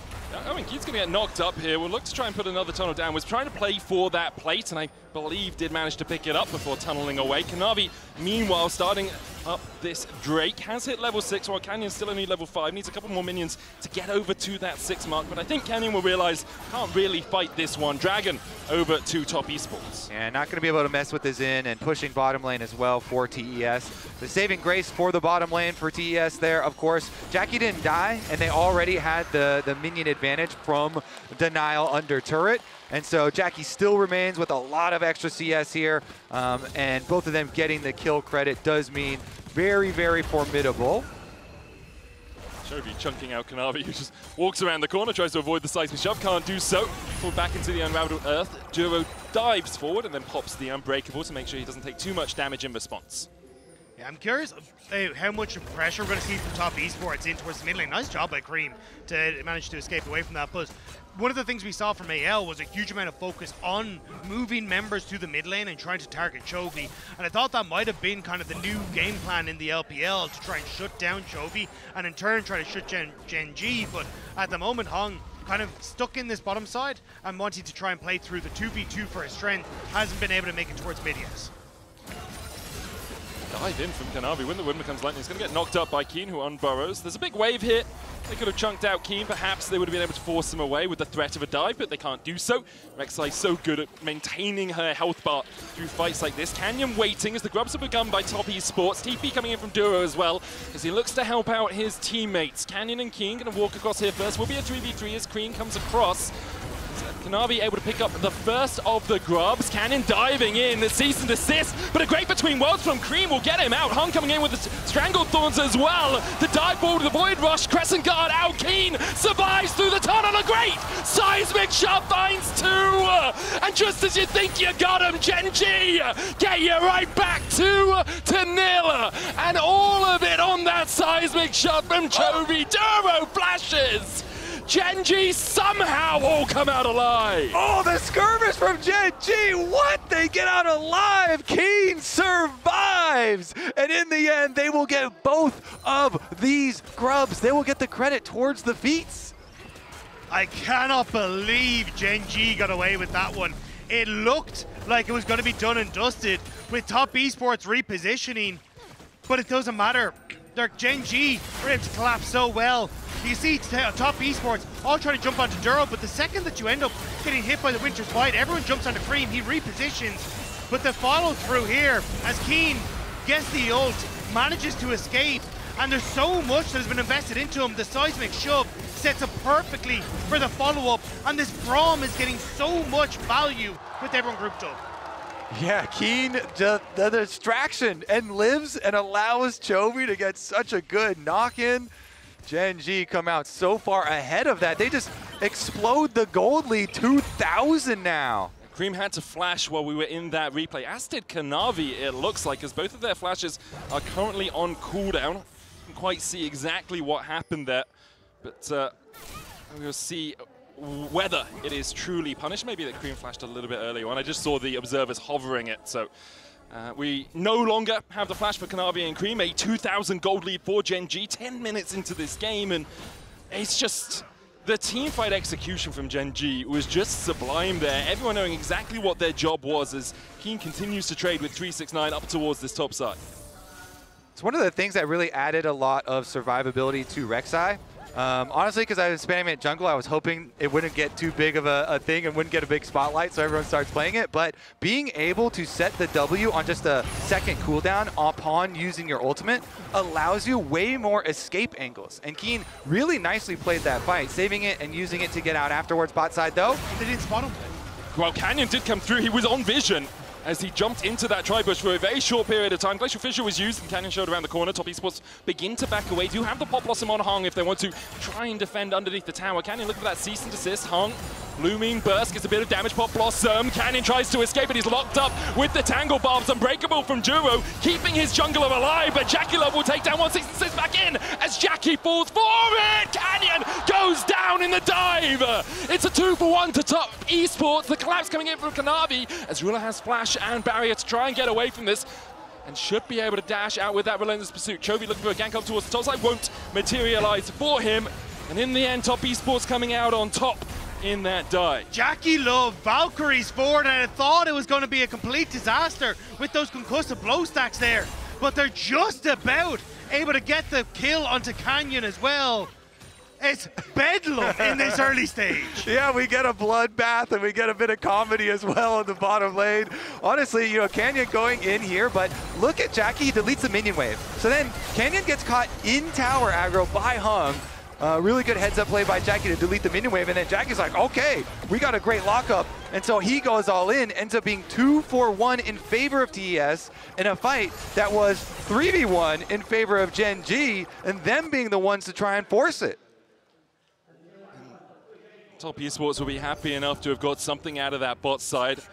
While we're in that replay, an Ocean Drake was taken for Gen G. Gold down from 2k lead for the LCK #1 seed to about 1,000. Still the leads for Top Esports are only in that bottom lane. 600 gold on the AD carry, 700 on your support, whereas the top side of the map, all blue on the bottom of your scoreboard. And a lot of this, again, has kind of been Canyon having a fantastic game here. He's been a little bit out of it when it came towards some of the matchups against AL. It felt like Tarzan was able to get the better of him in that series, or in that game.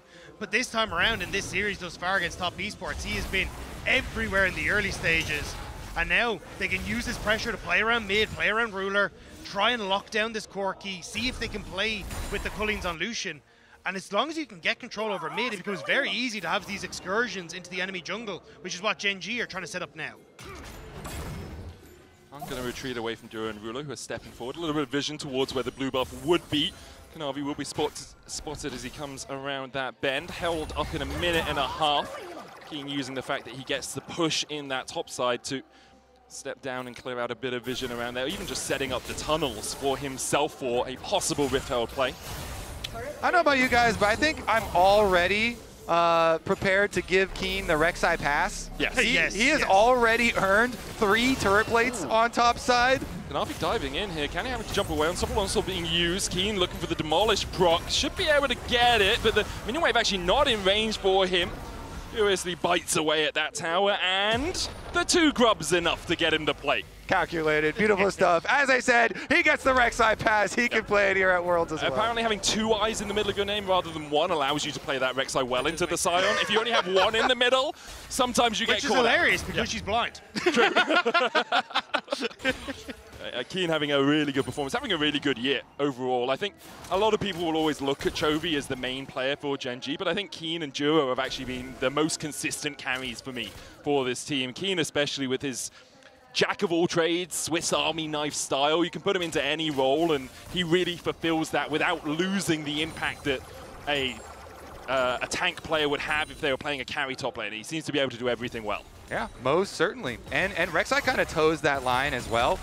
Since the build is this bruiser build where you go Titanic into Sojin, you actually have a decent amount of damage. You have a decent amount of backline threat, but still quite tanky and very annoying for opponents to deal with. Even with Hung up here with 369, it doesn't matter. King can go very, very aggressively, keep on pushing, and that tower has been whittled so low by his efforts that it poses a very big threat as far as feats. I mean, Canyon might even just beat him to it if they just get Rift Railed, then they're just going to get it through. Dive in by Ruler, immediately gets the culling down, but not the concussive blows. Pop Blossom out of Hung, only finds it onto Ruler, and with Redemption coming down, Ruler will be topped up in time.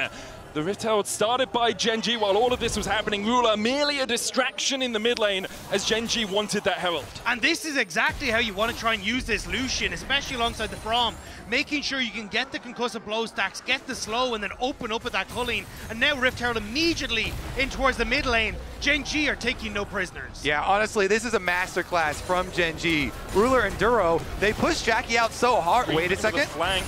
Jumps onto Duro, weirding back with a seismic shove. Between worlds goes Cream and dives onto Duro and flashes, and immediately he's locked up with the concussive blows that re-engage from Gen G. Perfect as they dive in with the cease and desist. Jackie Love can't survive. The onslaught of Keen and Canyon. A seismic shove buries Top Esports. 369 looks for the flash. An unstoppable onslaught. Cowards, he cries as he runs away from the fight. Gen G are speed running TES right now. It is crazy. Ruler and Duro, they pushed out Jackie in the mid lane, and so then Hung using the flash to go for that play onto Ruler afterwards. There was no damage, no follow-up. Then the Nico was left without flash afterwards, and Gen G just destroyed them in the fight. Yeah, and then even here, Cream thinks he's about to make his play, but unfortunately, this milk was spoiled as he ends up sending himself straight into the back line to do nothing.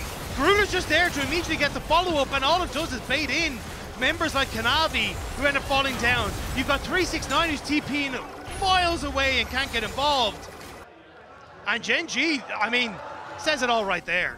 And it's a different fight if you still have the Pop Blossom. If you haven't had to use that to make sure Ruler doesn't kill off your AD carry, perhaps Top Esports can turn it. But now, 17 minutes in, Gen G are 5K ahead. This is a demolition from the LCK #1 seeds. Top Esports left reeling, left trying to find a way back into this game, but the windows are rapidly closing on them as Hong goes forward. Pop Blossom onto 3, and perhaps that's it. Hong with a beautiful Pop Blossom. Ruler trying to get away as Hong chases him down, but Ruler escapes with the culling. Cream forced down towards the bottom side of the fight. Kanavi diving in. Wind becomes lightning, but Ruler dodges to the side of it. The redemption not enough. In the end, Kanavi will find his man. But off an incredible Pop Blossom, it's still a 2 for 2. And the Dragon is still going to Gen G. They chase down Cream on the back of the fight. And while everyone at Top Esports is looking mid lane, it's Gen G with their eyes on the prize. Yeah, we're only 17 minutes into the game, and the objective bounty shutdowns are on the map in favor of TES. You know they are very, very far behind.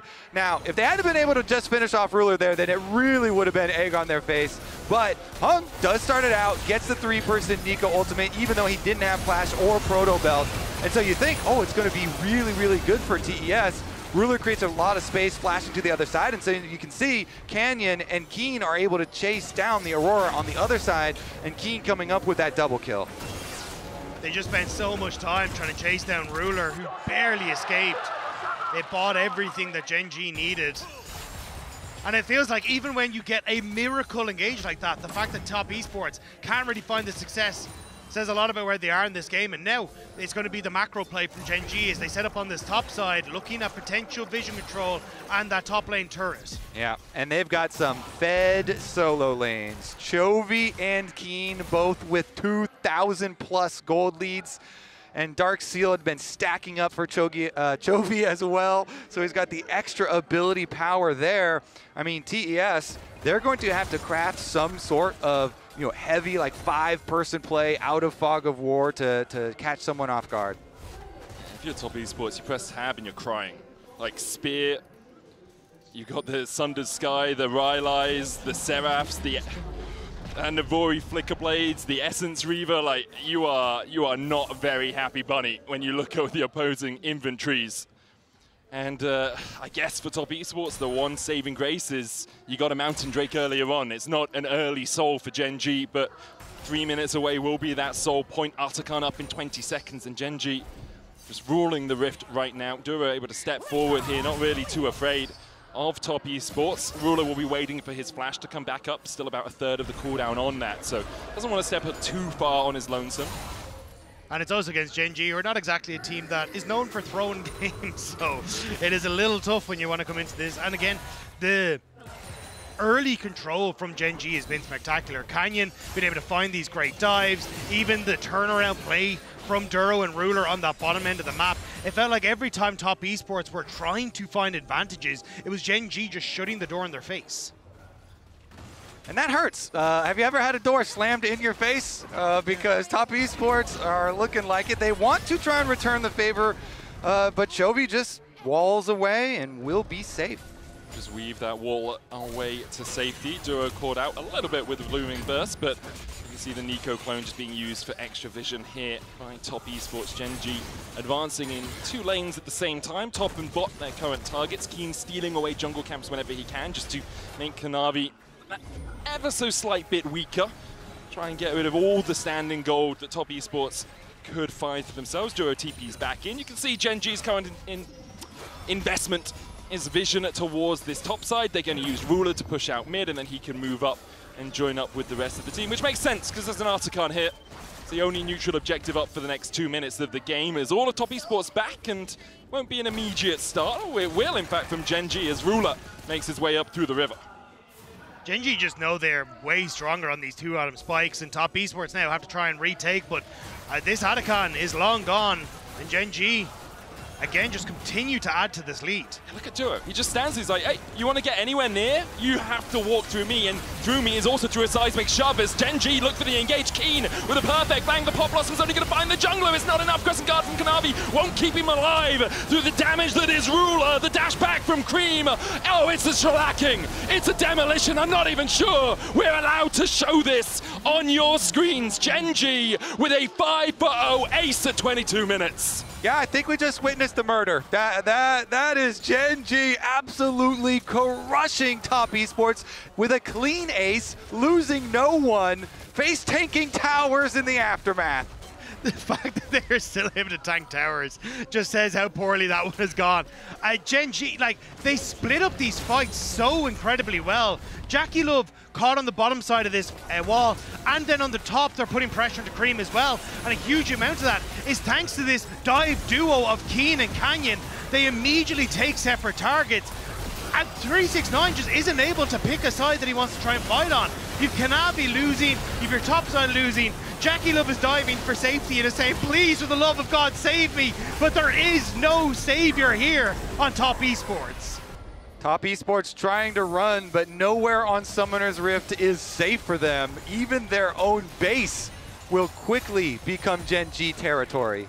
And with that fight, Canyon moves into 6th place all-time in international assists, 1,145. And for a player coming into this tournament that I think a lot of people saw as the weakest link of Gen.G, who was having a struggle of a time during the summer split, this game, and it is only one game, is really showing just how impactful he can be and how well Gen.G can play when he gets his lanes ahead, because that's exactly what he's done here. He'll secure the 3rd Drake for them, as well as 369 tries to defend under this tower.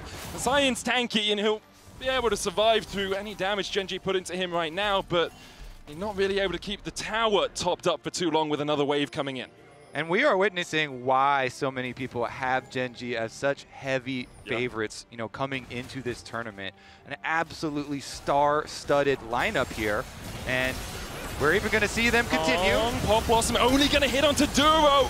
Not able to chase any further as Canyon jumps across the wall with a Vault Breaker. Duro, Redemption coming down on Supple Onslaught. Won't be enough damage. Duro survives! Duro survives again. You just can't kill him. As Kanavi's caught out by Keen, he's going to pop the Crescent Guard to try and survive, but is guarding nada. Jackie Love and Cream feel the full power of the culling. Chovy's flashing the damn wall, for goodness sake, as Gen G once again ace top esports and will push down mid. They're gonna potentially end the game, and Baron hasn't even spawned yet. It's 30 seconds and Gen G, they're just eyeing up the Nexus. Rated R for mature, this game was anything but kind from Gen G. 21 kills to 5. Duro, he dies to a tower as Hung tries to do something to defend, but Gen G, sub 25 minutes, dismantle top esports. The Nexus Tower at the end doing what top esports couldn't and actually killing Duro there. Gen G making quick work of it. They have, you know, some reservations for later in the day, it seems like. That was a complete stomp. Yeah, it really was. Incredible. If you're top esports, you probably have some reservations about loading onto the map for Game 2. We're going to hand it over to the analyst desk to break down that 25-minute affair. And if you're Gen G, you maybe have a dinner reservation. I don't know, Emily. Yeah, I mean, they got to go somewhere quick. I knew it was... I was saying, okay, maybe this series is going to be a 2-0. Did not know it was going to be absolute destruction. I thought Gen G, ever since that AL loss, they have been on a rampage. They look so mad. I thought, obviously, we're going to see a lot of team fights where they were so much well-coordinated. But I also thought, especially around 15 minutes, I really loved their Herald take, where they, ult onto Jackie Love, get him super low, or pushing up mid. You see all these little things that they're doing on the map to accelerate their lead, and TES didn't really stand a chance. They didn't know what hit him. After that 15-minute, and then afterwards, the Herald push after that. I mean, they blew up the Nexus before the Baron spawned. Yep. Yeah. That is one of the most one-sided games we've had all Worlds. Yeah, it's true, and it all started at that 8-minute mark off Chovy's seismic shove. Flick back for a HyperX reflex replay. It's just a little detail, but it does a lot, and Chovy, when he's angry, he does things like this, of course. Yeah, and TES think they have the jump on this, right? They're like, oh man, we can kill Keen, but they waste so much on this Rek'Sai, which sets up everything for Chovy right here. Seismic shove. This was where Gen D really started to break open the early game. I mean, this team is just so terrifying. When Ruler and Chovy are in this kind of form, when Canyon is actually impacting the early game, this team just looks so unbeatable. It is crazy. TES, yes, I mean, I know they have that reputation of, oh, they're chokers, whatever, but it's they always make quarterfinals, they make semifinals, they go far. This is a high-quality team that just got made to look like they were a joke. Yeah, and you mentioned someone that I'm really glad you brought out, who's Canyon, right? And I've been super critical of Canyon this split. I think he's had a lot of games where he's just kind of AFK farming, and Duro sometimes is kind of making up for it with his roams on the map. I loved how involved he was early on this Vi. I thought he was really, really a huge part of their early game, and I love to see it because we know how good Canyon can be, and that's best jungler in the world. Yeah, this was 5 seconds off the fastest game at Worlds. Yep. And absolute stomp. I mean, Gen G was already way ahead, and then TES kind of made it even easier for them. They did, as we take a look. Yeah, exactly. They tried to find this mid lane engage, and it just... I don't know what Cream was doing. I gotta say, let's take a look. Cream is the one engaging, unfortunately, for Gen G. I mean, Jackie Love was already chunked out. It's an ill-advised fight regardless. Look at Hong, look at Jackie Love. They're already really low HP. Yeah, and the way that Gen G had set this up previously is that exact push I was talking about, right? Because they get Jackie Love really low. They're taking Herald at the same time. They push through Tier 1. They're pushing towards Tier 2. And then, Cream just saw the angle. It was not the angle. I mean, he had no spells, and then just R ults in and then flashes past with no QE up and just dies. That was not it. It looks fun, though. Yeah. I don't think he had fun. Hopping and scooting. But yeah, I think it's just the fact that when they are in a mood like this, we shouldn't use that word, just in a mode like this, I think is a better word to say it. It sometimes looks like, oh, TS feels like they have to jump in here, because that is what it feels like when you're playing versus them, because of all these other inquantifiables that they're pushing at the same time. Yeah, the best teams in the world like Gen G will just force you to make either a bad decision or a worse decision, right? And I think that's also what we saw once this game kind of got out of hand. There were so few good decisions for TES to be able to make, and it's all through that suffocation and that kind of superior map play that Gen G have. And I was talking about this on the dive, before, where TES, they put themselves in a really great position to start out this tournament, right? And I kind of want to take a look at the bracket if we can and just show basically their journey, right? Because they started out strong, they win the first two, they get this draw against KT where you're thinking, they have a real shot to go 3-0 straight into the bracket. They had a really, really good draw. They drew double Western teams, so let's be honest, like that's generally the easier teams. They get G2, they got 100 Thieves, they win those both. KT was, by most people's estimation that I had talked to, the weakest of the Eastern teams based on scrims. That's what the pros were telling me. So this is supposed to be a really good draw for them. They get stomped out 2-0, which was surprising to me. Then you draw Gen G. Let's be honest, that's a death sentence. You're probably going to lose that. Now all of a sudden, you're 2-2, assuming they lose this series, which is my expectation. And then you might draw T1 or something like that. And your tournament goes from, oh my God, we're going to get out 3-0 to, wait, I didn't even make quarters. Yeah, that's what the danger about Swiss is also when you maybe have a good draw early on, it doesn't necessarily give you more. I say that, and 100 Thieves got a bad draw early. They beat them, and they still got a bad draw. Not all draws are created equal, but TES will be thinking that as well now. And for the side of Gen G on the other side, I mean, we started off the segment with it, Emily, but the fact that they kind of suffered that loss to AL, and then they had such a convincing game versus T1. It looked more convincing than usually when they beat them even, and then here as well. Yeah, and I think the best thing that we're seeing out of Gen G, again, we have to think about how this team has performed over the past few years. They've come in as tournament favorites, have kind of fallen before we would have thought, sometimes to their own LCK brethren, sometimes to BLG a few times. But like, nothing but a world championship is like, that's what they need to get, right? Like, this team is very focused. They've been the top or at the top of the world the entire year. That is their goal. I mean, I'm just so glad that Canyon was so involved early, honestly, because that's such a great sign for this team moving forward. It is. Wait, what a sentence. Nothing but a world championship will do. And maybe they qualify to the quarterfinals here if they beat TES. Or hopefully, for our Chinese fans in the house today, we see a third. We'll be right back.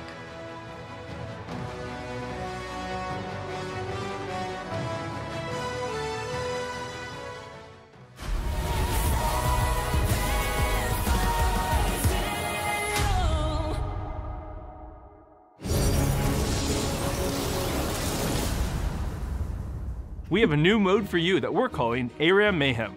It's ARAM, but with augments. It combines all the fun, augment-fueled variations of Arena with 5v5 ARAM gameplay. We want every champion to feel special and get to explore some combinations and fantasies that they don't normally get outside of Arena. It'll be live with patch 2521, so look forward to some mayhem coming to the bridge soon.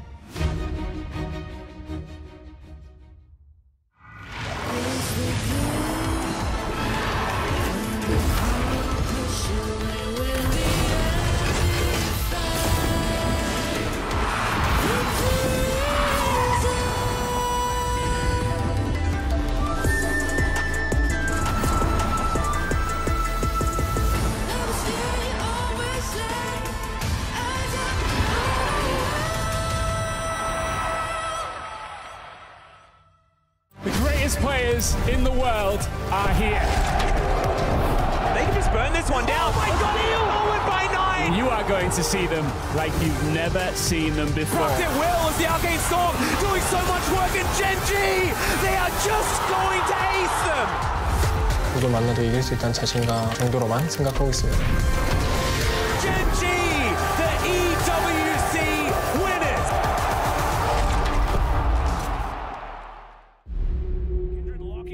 Drake is now Doran, decent position, double Break down my walls, but I won't rise again.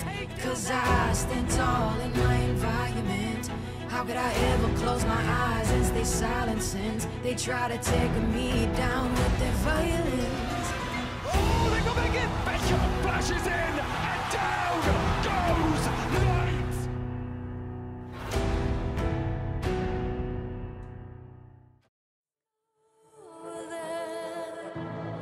There's no one to hold me back. By that time it's going to be far too late. I swear I'm gonna get my revenge.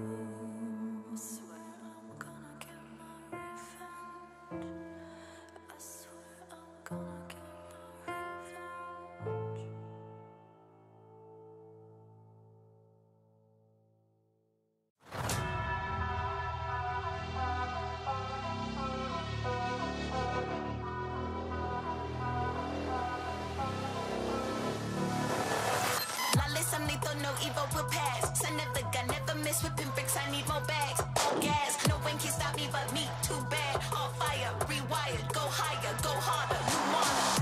I got it all, you'll see it. Stars across the night of a shot. Ain't no more time to be it. I'll take anything you throw. You can't take me down. I'll go higher. Our future is now. World's on fire. Set it up all night, no mercy. Give me all the shot. You can't take me down. I'll go higher.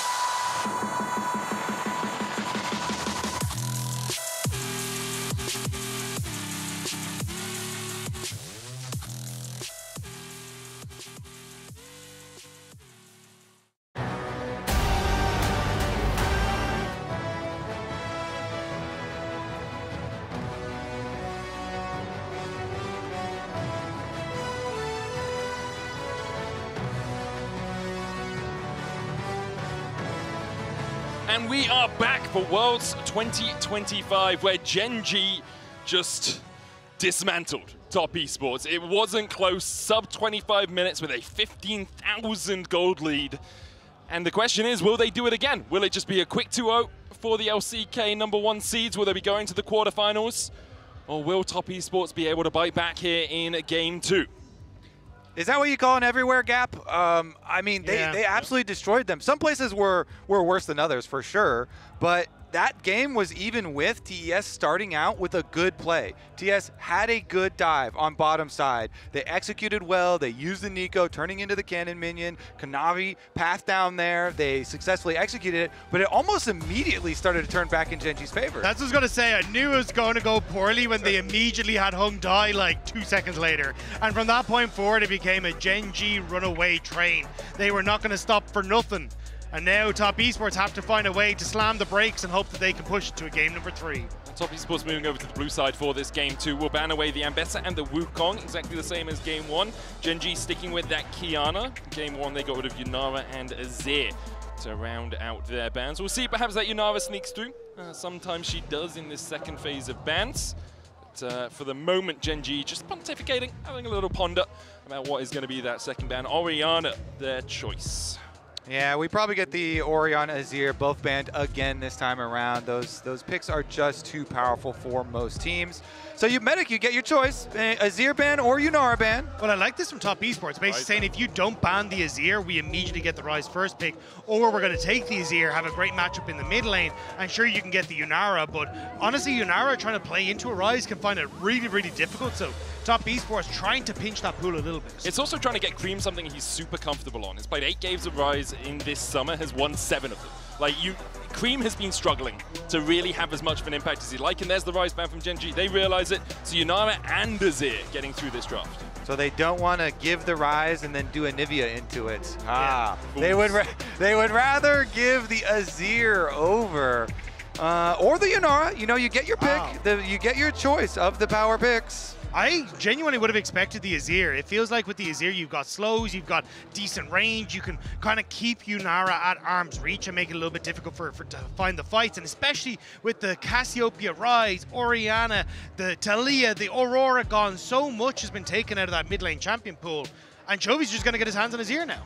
Maybe it's a factor of TES right now have more confidence in Jackie than they do in Cream at the moment and want to invest in him as far as the comp does go. But yeah, it is a dangerous proposition to give Chovy the Azir. Cream could go then, you know, like a Kali or something into it and try and put some kill pressure, some assassin answer into it if Gen G snapped that one up. They're not going to do it immediately, but you have to feel like that's where it's headed. Yeah, you don't really want to give away the Azir alongside Yunara. It's kind of best of both worlds for Top Esports at that point.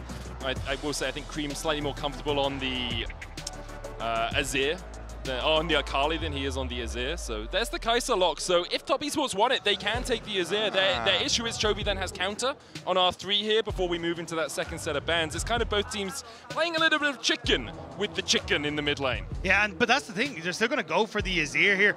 Like Cream, when he first entered the LPL, was known for his Silas and Akali play. So that was probably what they were trying to play into. But I mean, the Azir is just so incredibly strong paired with the Yunara. Just go for slamming all these tanks now and have yourself a field day. And Genji know that this is what was going to happen. I mean, like, if you're drafting on the world stage and you say, oh, we'll leave Yunara and Azir up, and you're not sure if they're going to take Yunara and Azir, like, Genji have to have prepared something for this. Genji have prepared that they're going to accept the Reddit challenge. They're using the lowest win rate champions at the tournament, Jarvan and Kai'Sa. Yeah, but now Top Esports want to enter the ring with them, with the Pantheon. So where does that leave us, Kobe? Someone needs to pick Maokai. Pantheon has less games played, so I guess the challenge is bigger here. But yeah, they give over both the Yunara and the Azir. So Chovy, I want to see the counter that you have prepped. Clearly, you have it ready, and you gave it over with a purpose. Currently hovering over the LeBlanc. We're also looking at the Yone for a second. He's going to get poked out on the Yone in that early game, but Chovy pretty comfortable on the pick. I mean, he's pretty comfortable on every pick in the League of Legends handbook. There it is, Yone locked in alongside this Kai'Sa Jarvan. This is so fun. Dive, dive, dive here. We've got Jarvan, Kai'Sa, Yone showing early top 3 for Genji here with their early picks. TES, I mean, if they're not going to be able to pull out this one, then does not bode well. Yeah, especially when Genji, it feels like the words are written in the sky, ban Renata, to make things significantly easier for you in this sort of respect. And even getting rid of another enchanter, 369 can still go back towards something like the Cassante, and again, kind of be that frontline peel tool for Top Esports, and that could round out their draft very easily. I think the Renata ban makes sense. I also think a Bin Pippi might be a good idea here if you're Genji. You don't really want to give that Poppy over when you've got Jarvan, you've got Kai'Sa diving onto the backline. You probably want follow-up engage with your support. So we'll see if Genji decide that the Renata or the Poppy is more important for that next ban. Nautilus going to get taken away by Top Esports. Yeah, lots of those counter engage options. Braum as well, still kind of floating around. Or never mind, Braum was used in the first game. Will not be floating. Just in the ether perpetually until we get to That's what happens with Fearless bans. They have to watch the rest of the games in the skybox. Yeah, that's how that goes. So. Yeah, I do agree though. Like, the Poppy going to be bad. I was expecting like Renata Poppy to be the two bans, to be honest, coming into this, because I think Renata works incredibly well with Yunara, enabling her. Also, it means that she can play hyper aggressive thanks to the revive.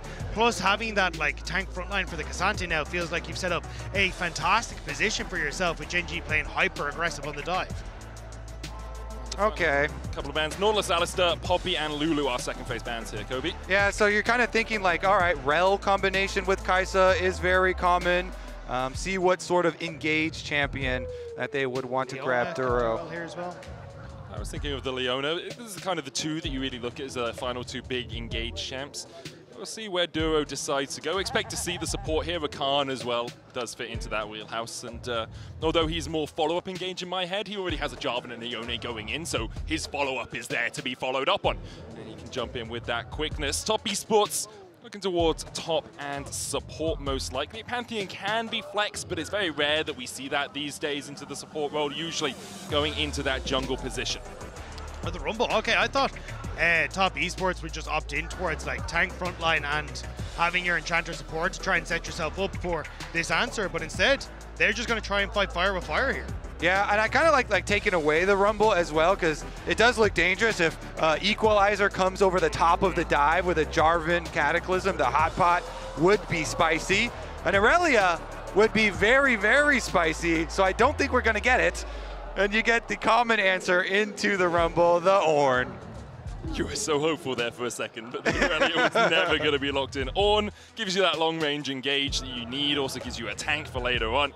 Let's see if Genji are able to close the game out as quickly as they were in game one here with a dive with a little bit of extra front-to-back damage here with the Ornn being that front line, whereas top esports have great dive, really good damage, no true tank. The Leona obviously can be a little bit tanky. And like not great peel either. That was kind of the other thing that I was looking at. Like the Emperor's Divide can do some work, but against an Ornn long range engage, the Jarvan follow-up, Yone, Rakan, it is going to be relatively difficult to actually keep this Azir and Yunara alive. And I think that's where for Gen G, you're going to be fairly happy with great late game scaling, great options when it comes towards side lanes. Honestly, I just prefer Gen G, what Gen G have brought to the table. Honestly, I do agree. I feel like they're going to have some priority, a lot of early options for the Jarvan to go to, try and put some early pressure. Azir is even weaker early now than in previous iterations, so maybe they can put extra pressure onto Cream. And if you get Chovy, Yone ahead, then that is a key to victory in itself. 28-6 on an all-time Chovy. I mean, the thing is, you can pick any champion in the roster of League of Legends. Chovy probably has a pretty positive win rate on it, but his Yone is exceptional across the board.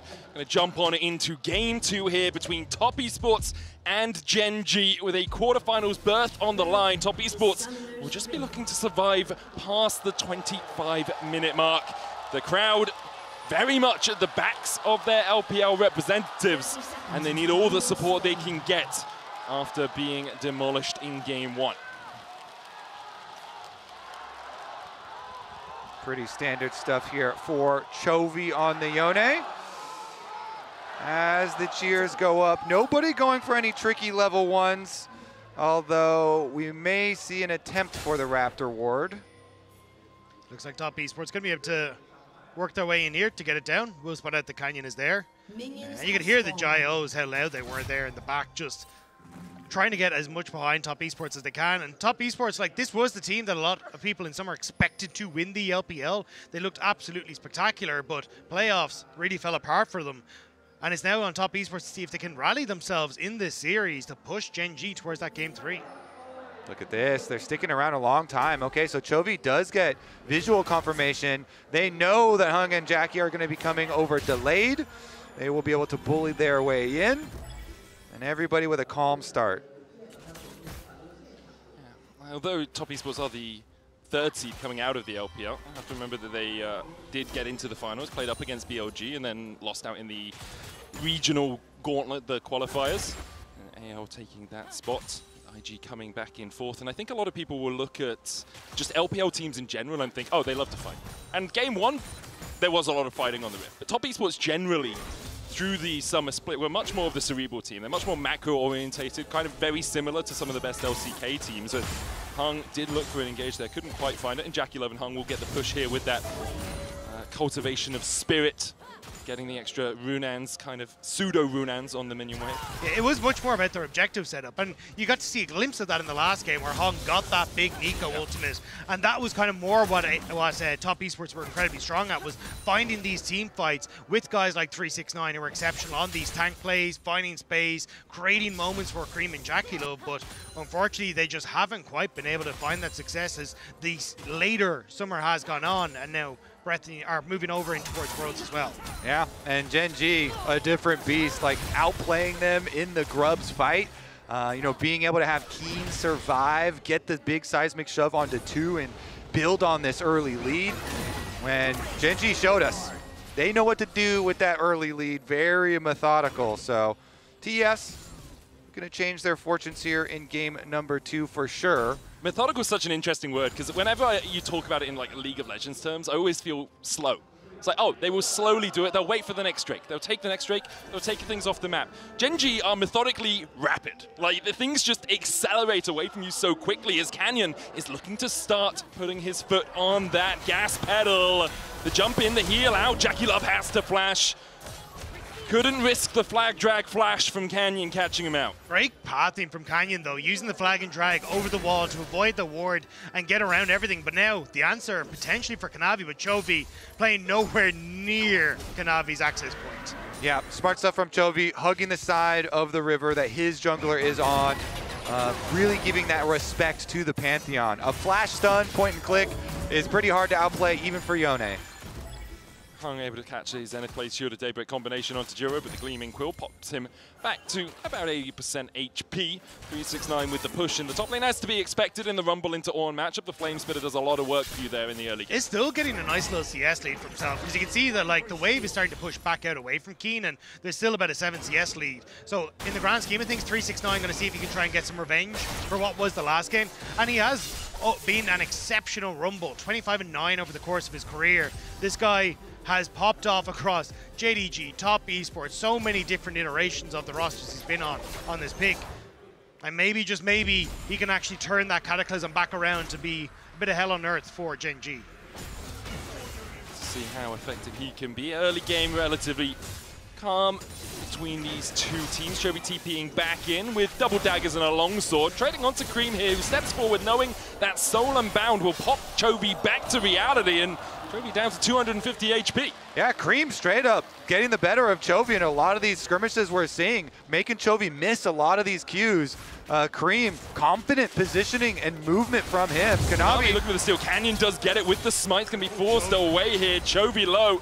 Navi, spear shots. Won't get it as the Soul Unbound pops Chovy underneath the tower and away, but he's losing minions to this turret and plates with Hung coming in to assist. Top Esports should be able to deny quite a lot of CS away from Chovy. Yeah, double pots popped on the refillable to make sure that Chovy can survive this alongside the help from the Doran shield, but Kanavi, he wants one more. Flash over the wall is available. And he's going the other way. Comet Spear. Ooh, just short of Kanavi. Tickles his toes as Chovy jumping in there onto Green Canyon looking for it as well. And they get first blood! What was that, Chovy? Chovy plays on the edge and he wins! How does he get away with this? How in the name of God is that where he manages to make it work? Dodging the Kanavi spears, will have to potentially dodge one more here, and getting the kill alongside Canyon. Gen G just looked like it can do no wrong. You got to feel for Cream. I mean, Cream had been doing a lot of work to set this up, but in the end, the scoreboard is what matters. Chovy makes it happen with Canyon wrapping around. Kanavi's spear as well going in the dirt right at Chovy's feet. You could hear the crowd's reaction as the Comet Spear came up short. Cream does manage to come out and grab the wave, holding it just outside of the tower range, but we'll have another look at this, because you can see just short of Chovy, and then Cream jumps in thinking he can take the fight, and Chovy, it's 100 HP, it's sub 100 HP, just enough to find the kill. Gets the shield as well from the coaching Spirit staff Cleave. is in awe. Yeah, they're like, wow, I love having these players on my team. This is great. These guys are insane. It's just so tight, and it's those sorts of things that win Gen G games. It's the fact that not only are they one of the best macro teams in the world, probably the best macro team in the world, but they also have mechanically some of the best players in the world, and even if Chovy hasn't been as good as he was last year, he is still exceptional. But I think it's also like, shout out to Canyon, because this guy has been more of a like, hey, I'm going to be selfish and farm for myself. But now that the meta has started to shift over in towards more of these proactive junglers in the early stages, like the Vi's, the Jarvins, less so kind of the Wukong, he's actually been incredibly active in the early stages in this series and has been at the core of fundamentally why Gen G are winning this series. Yeah, 100%. That was necessary cover from him. Chovy had been backed into a corner. You know, Cream had been whittling him down. And so it was necessary for Canyon, you know, to stick around the lane and play around the lane there. And Gen G kind of bailed themselves out with that one.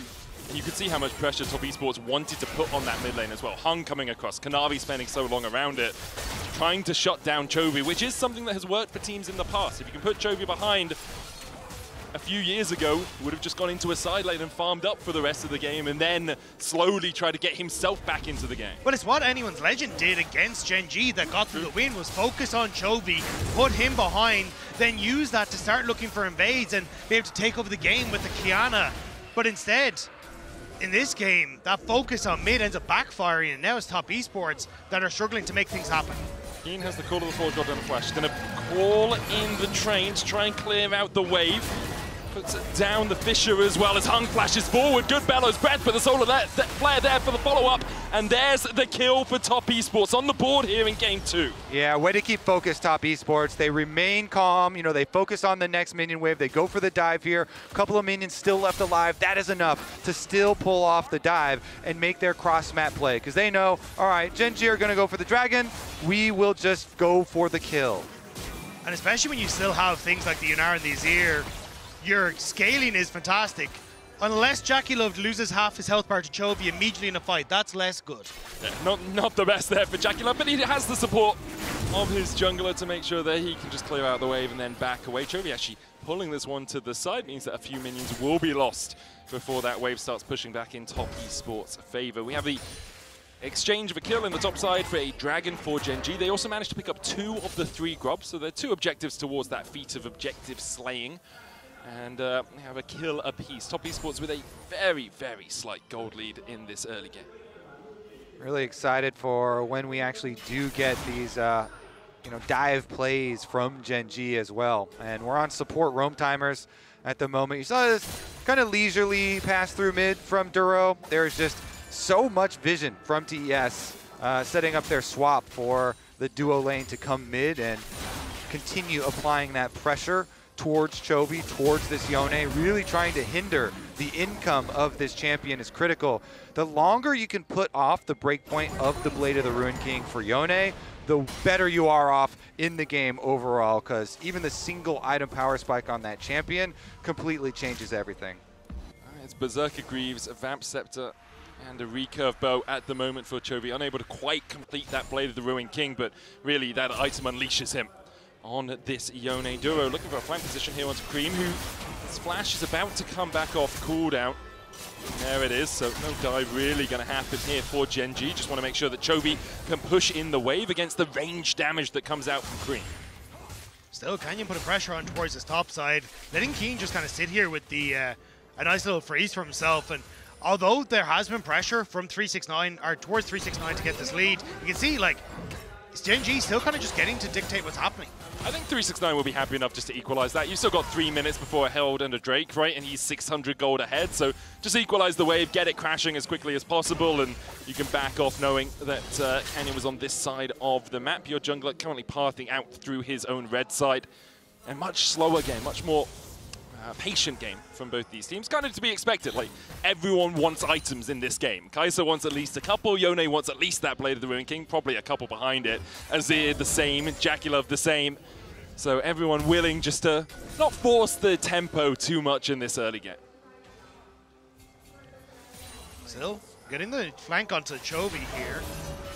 Zenith Blade comes down, uses the Soul Unbound to dodge the Solar Flare, and oh, it's actually the Mortal Steel 3 that didn't even have to unbind his soul as Kanavi chased out by Duro and Canyon. And yeah, that's the problem. You know, it's a Yone. We kind of, he fell out of meta for a bit, but this guy's still the slipperiest snake in Summoner's Rift. But it's also like Duro and Canyon matching this play a lot, because even if you don't get the kill onto Chovy there, what you can do is use that to establish a ton of vision for this dragon that's in 2 minutes time and try and find more picks or play off that. But Gen G are just defending well as Top Esports are going for these, and it means that we are probably going to rely on these team fights once again, where Gen G were able to find their success in the last game. Yeah, and credit to Chovy, keeping his charged up Q, knowing, all right, I'm going to need this for an escape. He has still been able to collect his CS. Fate sealed out from Chovy, ultimate for ultimate exchange. That was really nice. That was really nice from both players. You can see Cream has to go for it at some point with the backup from Hung, and you have to make them have it. You know, it's like playing poker. You can't just fold as soon as they raise the stakes. You have to make them have it. And that's what Cream did there. Ultimate for ultimate exchange. His actually slightly shorter cooldown than Chovy's. And then Chovy did have it. Yep, he did. So he is able to lay it down and get out. Still not quite enough for his Blade of the Ruined King, but still going to be able to come back, refill his potion, and head on out to the side lane. Still has his flash for the extra safety as well. Yeah, there's still a huge amount of pressure coming down towards this bottom side, but Duro again trying to match Hung, making sure that Chovy can continue to clear these waves, get to that Blade of the Ruined King, but went a bit far, and we'll just back away. And again, I think it's now just reset. 50 seconds to Dragon is going to be the next port of call here. first items completed across the board on top esports side, and it's just a question of, has Chovy gotten enough for that first item himself? Has he got that Blade of the Ruined King? Yeah. Kanik Rukken complete on Keen. No Leandries yet for 369, but as he goes back there, it populates into the scoreboard, so we'll finish that Leandries just in time. Has the equalizer, has the teleport, as does Keen. So if we do see a fight around this Drake in 20 seconds time, both the top laners can come down and join the party. Chovy still doesn't have his own teleport and staying around for a while here. Cream stepping forward, Chovy forced down to half HP. Grand Skyfall used as well from Kanavi, but Chovy respects it well. Interesting, with the Dragon coming up in just 1 second here, is going to give TES early movement into the river. They actually double up their control wards, not the biggest of deal. Zenith played onto Juro, Shield of Daybreak there for the follow-up. Just a tickle of damage from those soldiers, trying to get through Juro, who's gone Mikhail's first on this Rakan. It looks like top esports are trying to play off the timer of Chovy's TP coming back up. They know that he should have enough for that Blade of the Ruined King, so as long as they can take the fights and start them before that reset comes through, they should be fine, but they're a little late on starting up this Dragon because they want that Scuttle Crab, and that's bought the time now for the Blade of the Ruined King to be completed, and Gen G confident to step forward. Double TP as well. Keen is actually coming down towards this ward at the same time. Top esports respect it, back away. 369 does have the push, and it's only a second Drake for Gen G. Top esports could decide not to try and take this Barney, not to try and take this Frey. Trying to control that mid lane at the moment. 369 now teleporting towards the river. The Drake down to 3,000 HP. Kanavi jumping forward onto Keen. The Drake's still the target for Canyon and Chovy. Call to the Forge Guard as they dive back in. The double knockup. Canyon's already killed off Hung as Kanavi falls down to half HP. Duo with a good quickness. They dive back onto Kanavi. Fate sealed. Kanavi clapped by Chovy. Meanwhile, the dive onto the backline from Ruler, a killer instinct, and an instinct to kill here for Gen G. Cream trying to escape as a soldier down to try and take out Ruler, but he just doesn't have the range. Gen G once again find a mid-game fight and absolutely delete top esports. Gen G are just too good. That was an insane team fight there. Choosing the moment to go right back in. Ruler, Kaisa ulting into the back line. Here's a look at how it all started. It's Chovy coming in with the knock-up that enables Keen with the follow-up. That is perfect for Gen G. And Ruler this entire time is getting to free hit on 2 key carries in the back line. And here is where it gets incredible from Gen G. Canyon gives his life, but it opens the gap for Ruler to go forward and flashes on Gen G to support the Rady carry to make sure he can escape with a sliver of HP as Cream falls before the LCK first seeds. A 5-for-1 for Gen G. In that position, now 3.3k ahead, 17 minutes in. Look at the damage the Ruler dished out. 4.2k in that last fight. And for top esports, it's not for lack of trying. They played the team fight pretty well. It's just Gen G with that bouncy castle at the start. We're able to find Hung, and we're able to find those first couple of kills. This team is just a beauty to watch fight there, and Gen G just like that. They have the hold on the game once again. I mean, you can get your consolation prize of the Rift Herald. TS will go back out and try and burn this one down. They should be able to do so.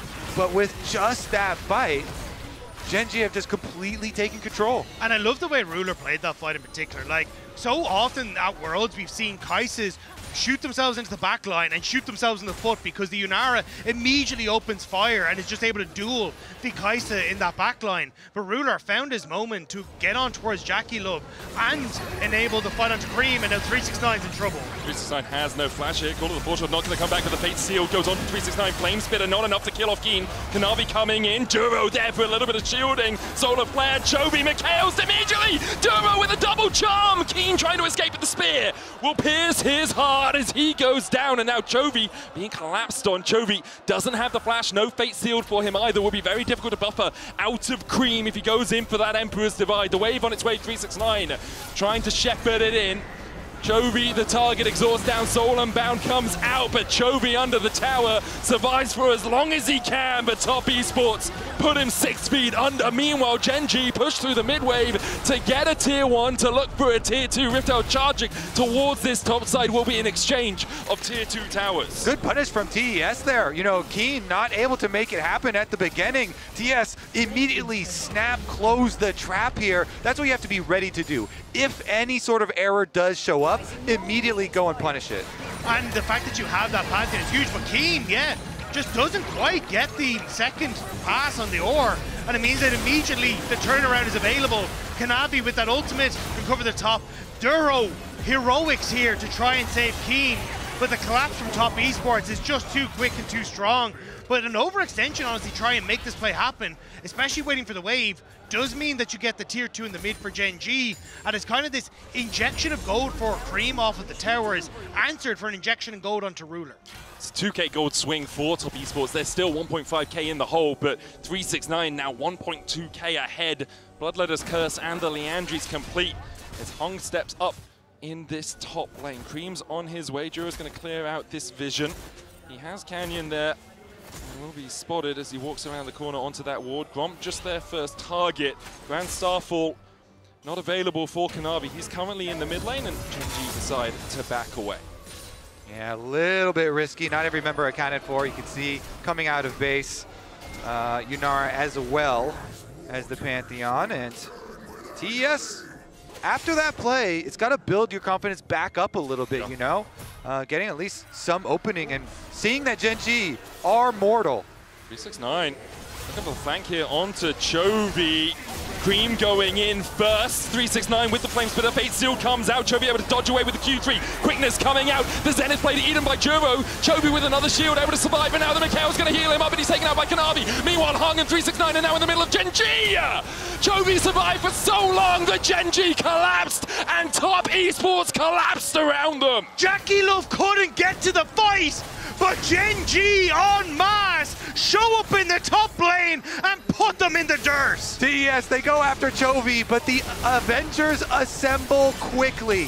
Chovy buys some time. He ults and then he Qs away from the Azir ultimate that did not knock him back. He then ease over and dodges so much. He stays alive for a long time. Ruler, Duro again trying to keep him up. And by that time, Ruler and the rest of the Avengers have arrived to finish the job. The speed, the rapidity of the response there from Gen G. They called an ambulance, and it was Top Esports that they put in the body bags. Now again a 4k lead for Gen G. A moment ago I was saying it's a 2k swing.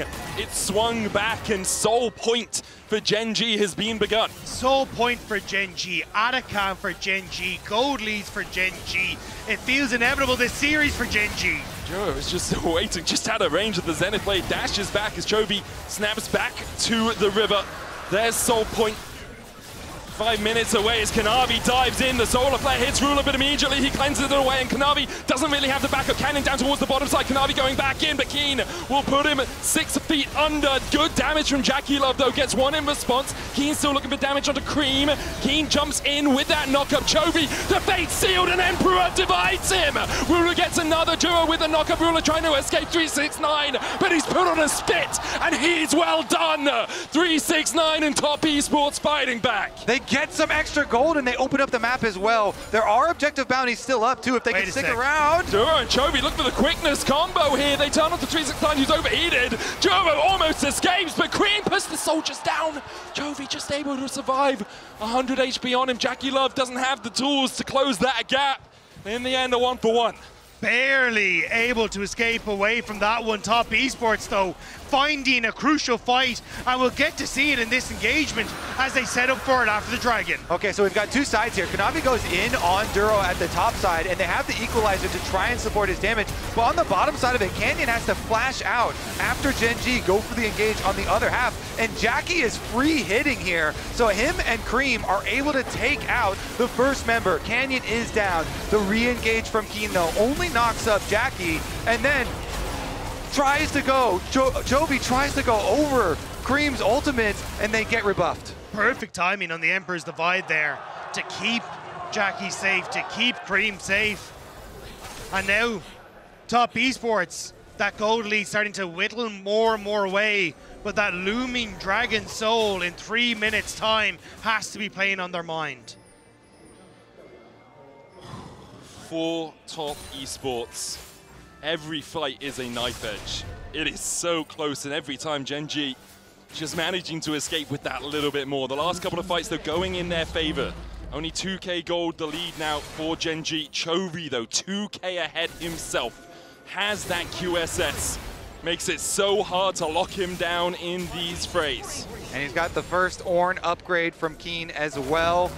And the Mikhails that you talked about earlier, so QSS and Mikhails to allow this Yone to continue to carry from melee range. Level 15 now achieved for him on top of it. Third item for Ruler as well is such an important pickup on the Kai'Sa. Makes this a little bit more terrifying if he's able to find his access that he wants to into the back line. But it feels like so much of this again is on Cream and Jackie Love. Can they stand and fight? And it's what we were talking about from draft. It's these two carries are absolutely absurd in these late game fights, but when the fights are so spread out and there's so much threat, it's on the outplays to happen from Cream and Jackie Love in these fights. Got 2 minutes on the Drake. We've got 10 seconds on the Baron. Gen.G just tried to deny a little bit of vision around this. Duro with the Oracles will sweep out one of the wards. We'll see if he spots the second. Not in the pit, doesn't see it, but can step forward towards that full side jungle just a little bit. Cream was pushing out bot, but he's actually going to go and join up with his team in the mid lane. 369, the one assigned to deal with Chovy, which is not the easiest state of affairs. Zenith Play follows Duro across here. Hung not an easy avenue to retreat from it. Chovy was looking for that collapse, but he does get out. Ooh, Ruler almost connecting there, but everyone from Top Esports able to spread wide enough to avoid that missile. Yeah, good bit of damage there from Jackie Love. Put a dent into Ruler, or into Duro at the very least. Chunking out the Rakan can be an opening. Do need to be a little careful with how spread out Top Esports are, especially with Keen now in the area. One call of the Forge God onto someone who's left without a flash could be devastating. And Cream and Jackie Love are prime targets for the next couple of minutes. But with 50 seconds until that Dragon Soul, it doesn't look like Top Esports have got that time to buy. Just going to push through this mid wave. Lord Dominic's finish for Jackie Love means he'll get through Keen a little bit easier, who's gone for that Frozen Heart. Wondering if perhaps it would be a Randuin's, but with the waves pushing in bot and top lane, Top Esports kind of have to reset to deal with them at some point, and Gen.G have really good vision control around this Baron. Juro's going to step up, TP comes out, Knavi looking to see if they can catch the Rakan, but it's not the easiest to do, and you can see Gen.G already on the Baron right now. Knavi, you're just going to Grand Starfall in, you have no vision right now. Juro there to act as a bodyguard, and Gen.G back away from it. Farsight alteration was used in the pit. The vision once again denied by the control ward just sitting outside of it. Knavi dashes in onto Keen, not really the target that you want. Meanwhile, the Solar Flare dives in onto Juro, who gets the quickness off, but it's only onto Leona. Hung already down, the corner of the Forge God coming out as well as Gen.G get one and immediately back away. It's everything onto Duro, but Duro is so slippery he backs away. And now Gen.G continue to play back towards this Baron, teasing Top Esports. Bait seal from Chovy doesn't connect, but Canyon does! Jackie Love is sent packing the Cataclysm onto Cream. He dives in but dies for it. 369 trying to flash away. Cannon can still flag and jag and chase this one down. Once again, try as you might, you just can't beat them. Gen.G are the best in the world right now. They're just cool, calm, and collected there. Gen.G, you can tell, they're just waiting for the Yunar ultimate to drop off. As soon as it does, they pull the trigger, they re-engage onto Jackie, and instantly delete him. But it's even the angles that they're attacking here. It's Chovy coming in from one angle to force Jackie into reach of Canyon, and Ruler to follow up. There was no hesitation. There was no chance for Top Esports.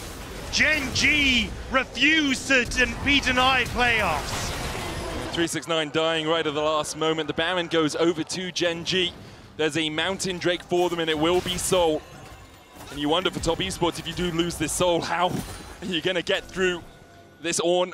you do have two good DPSs. You've got an Azir, you've got a Yanaro, but that Azir sitting at 2 items right now as Kanavi jumps in. Once again, Guro the target, but he's durable and he'll just battle dance his way away. The Solar Flare doesn't find its mark. As now the Call of the Forge God comes out from Keen and he's praying to Chovy that Church may be in session. Chovy unable to find the engage off towards the side, but again, Summon has used the equalizer down, doesn't really connect onto anyone, does separate Keen from the rest of Gen G. Redemption coming out, Keen should be able to get into it, not quite. Jackie Love has transcended himself as Chovy dashes back, 1 kill. Cream goes forward as they look for Ruler, but Ruler with a killer instinct dives behind Cream. Jackie Love diving in and Chovy going the other way once again. Gen G clean up the fight and Top Esports are left rattled. Ruler has been hit with better Azir ults than that one. But this time around, he will not be stopped as Gen G march towards the base. Gen G are going to make quick work of Top Esports. The first game was sub 25 minutes, the second one likely to be sub 30. I think a lot of people will wonder, could this series have just been an email? Gen G take their rightful spot in the final 8. Okay, they're looking pretty scary. Gen G coming in, tournament favorites. An absolutely statement series here from them, destroying top. It's just their team fighting. Every single time, it's so impressive. It's the coordination in those split-second moments. It's one mind activating through 10 hands and slapping back every team in the world. Superlative stuff from Gen G for Top Esports. The road to a victory versus the LPL or LCK continues here at Worlds. They will go down to 2-2 and we'll see if they can make it into those quarterfinal berths in a couple of days' time. Gen G continue to impress though. The game against Anyone's Legend, I think we saw whether they could bleed and we saw that they can, but when you come back, when you bounce back with a performance like this, a quick 2-0 in another best of 3, it is absolutely devastating for the teams watching on the sidelines.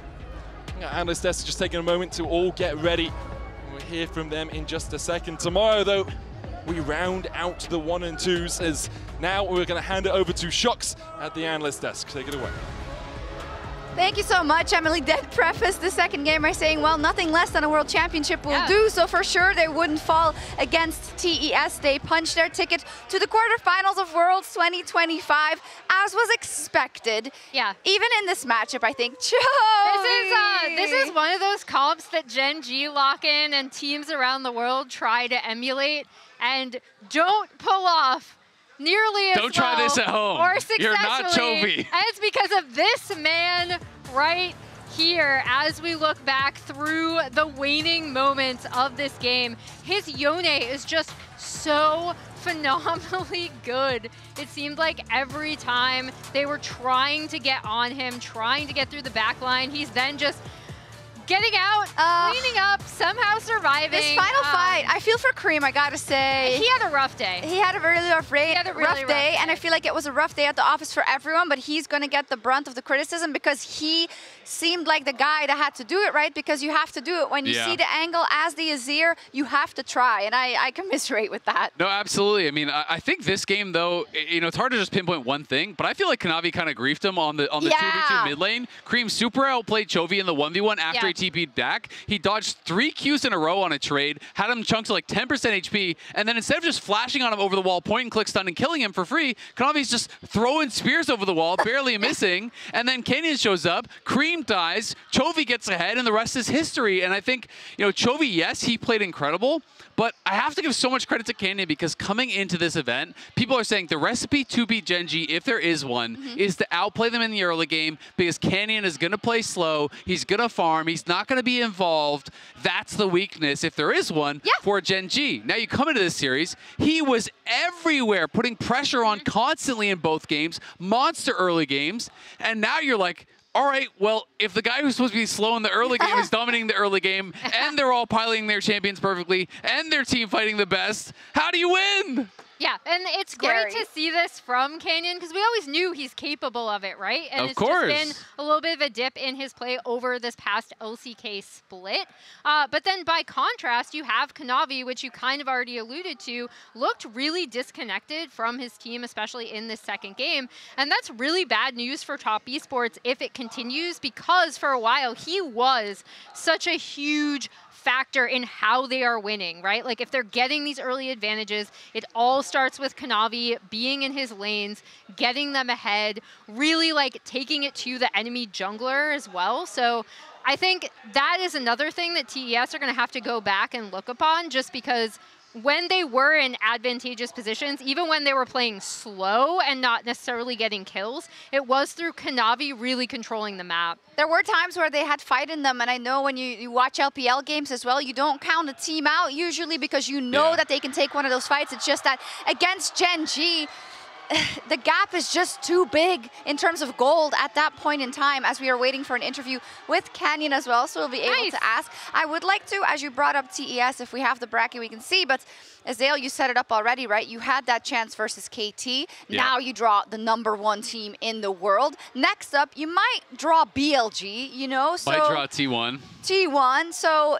Or you might draw like someone else, like FlyQuest. Yeah, of course. You know, there are draws that you can get, but it's like, it would kind of be the most TES thing ever, right? To have this great opportunity, to have this great start with a good draw, and then brutal draw in Gen G. There's some real killers in this 2-2, which I'm just getting so excited for, the 2-2 bracket, because I feel like almost every single possible matchup is going to just be a banger, and I think it's going to make for some incredibly exciting League of Legends. And if you see at how our field is shaping up, you know, with AL and KT and HLE and Gen G and G2, it seems like there's an odd duck there in the row, but who knows with G2 going on. I mean, it's shaping up to be an amazing playoffs already. Now Gen G also punching their ticket. They are, I want to say they're on course. We say this every year, but until something happens, you have to maintain that. They are the best team in the world, as I know that Chovy is being interviewed on stage by Iris, so we'll hear from Canyon in just a little bit.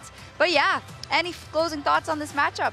I mean, I just think it was incredibly exciting. Like, I really wanted to do a telestrator of one of these Dragon fights. Unfortunately, we're not able to do it, but it's just incredible to watch them team fight. And I know maybe we have the replay, because we were showing that we had a replay you know, for the 17-minute Dragon fight. But even if I can't telestrate it, if we have that available, we could maybe run it.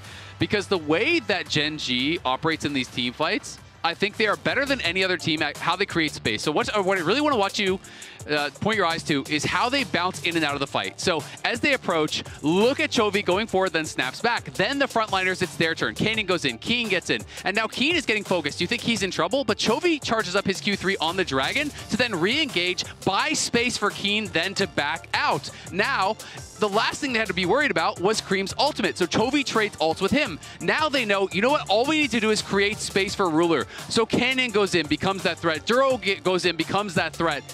And Ruler is able to fly in and just crush through the fight. And I just think the way that they use their health, that they use their summoners as a resource to create space and remove threats for their carries is second to none. Like, it's just insane. You know, so many teams, their Ornn goes in like that, they're just going to die. But Chovy is re-engaging multiple times, creating space. And whenever the carries need it, the tanks are going to be there to give their life to create that space for them too. And I just think it's beautiful to watch League of Legends played at that level, because this is aspirational stuff. Like, this is, even the other teams at Worlds should be watching that and being like, holy shit, that is what you can do if you play the best of your ability. Your favorite players. Yep. Yeah, exactly. Yep. I also think like you can't underestimate their macro as well, right? Because even when TES were able to get like minor advantages, you know, like Gen G dive, TES like re-dive, but then Gen G end up trading a tier 2 mid. Like, I think they're just so cognizant of everything that's going on the map. And I really always have appreciated that from this team. Just like their overall map awareness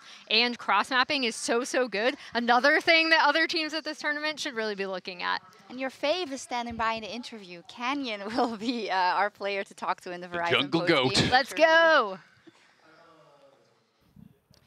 Thank you very much. I am here joined by Canyon on the side of Gen G Esports. Congratulations on the win. 승리 축하드립니다. 감사합니다. How do you feel about the win today? It was very clean. 오늘 굉장히 깔끔한 승리 가져오셨는데요. 소감이 어떠신가요?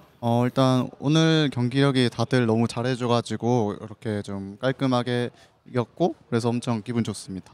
It feels amazing since everyone played at their best level and we were able to get a very clean victory. Moving on to the next question. It was indeed a very clean performance on the side of Gen.G, and it feels like Gen.G is on the up and up.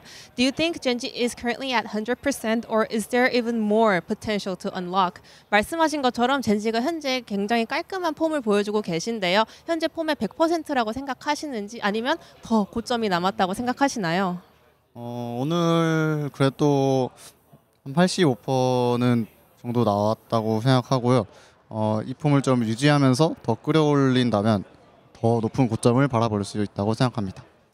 I feel like currently today we were at our 85%, but I think as long as we can keep this form and maybe even work harder, we will be able to reach a higher ceiling. Well, today in the teaser, Chobi left a really cool line. I got one thing to say, you're unlucky. Is there anything you would like to say to your quarterfinals opponent? 오늘 티저에서 초비 선수가 엄청 멋있게 대사 하나 남겨주셨거든요. 오늘 할 말은 딱 한 가지입니다. 운이 없네요. 혹시 캐년 선수도 무시무시한 북극곰이잖아요. 젠지의 북극곰. 무섭게 한마디. As a scary polar bear of Gen.G, what do you want to say to your opponent? 제가 이런 걸 좀 못하지만 그래도 8강 상대 아직 모르지만 좋은 경기 했으면 좋겠고 승리는 저희가 가져가겠습니다. I'm really bad at this, but yeah, let's have a great game together, but we will be the one taking the victory. Before we go, Kenyon, you have such a great memories when it comes to internationals happening in China. What is your mindset heading into the rest of the bracket stage? 그리고 마지막으로 캐년 선수 중국에서 국제전 열릴 때마다 정말 좋은 기억 가득 안고 떠나신 적이 많은데 마지막으로 남은 브래켓 스테이지 각오 한 말씀 부탁드립니다. 이제 진짜 다전제가 시작이 되는데 정말 기대가 되면서도 항상 긴장되지만 이런 멋진 경기에서 꼭 가장 높은 무대까지 가서 꼭 좋은 모습 보여드리고 싶습니다. Yeah, the real battle starts with the best of 5 series and I'm really excited. I can't wait, but at the same time, I'm getting more and more nervous. I hope we can keep our best performance and reach to the biggest stage here at Worlds. And that was Kenya from Gen.G. Thank you. 감사합니다. Thank you. Thank you so much, Ji-sun. Oh my God, he's so funny. Yeah, I love how Ji-sun is trying to get him to like hype up, say something. He's like, well, let's just both have fun playing the game. I love Well, the other so team won't much. be having fun. Yeah, so exactly. Chobi says they're unlucky, and they probably are. I also like Ji-sun calling out, right, that Canyon was here in 2020 with that Tom1 roster, winning Worlds in China, now has a chance to do it potentially again with Gen.G. So it's always great to hear from Canyon. I thought, again, having him involved in Gen.G's early game this much is only a great sign for Gen.G going forward. It's great. We love to see Canyon on the Rift. But tomorrow, our last day before we get another draw, and then we get the 3 best-of-3s to see who will fill out that bracket. BLG versus VKS up first, and 100 Thieves versus T1. You know, it could be a quick one, or it could not. It's gonna be an unlucky day for the LTA. Some really one-sided matchups. We got a number 3 seed versus a number 4 seed.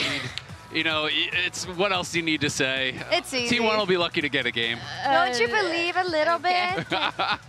There's always a chance. If it was a best of 1, I would have more faith. Yeah. If it's a best of 3, it's T1, and I just feel like T1 are so locked in. They're always so clutch. It's really hard to imagine, you know, winning in a best of 3 in that situation. VKS obviously massively, you know, it's an uphill battle. What I want to see from the LTA teams is just make it competitive, you know, play to the best of your ability. Whether or not that gets you a win is a different story. I don't think it will, but I want to see them play with no fear, play their best games, and let's just see where it takes us. Let's see. Indeed, we heard it from Canyon there as well. Where it starts really is the best of 5s. Meanwhile, our teams are like, what?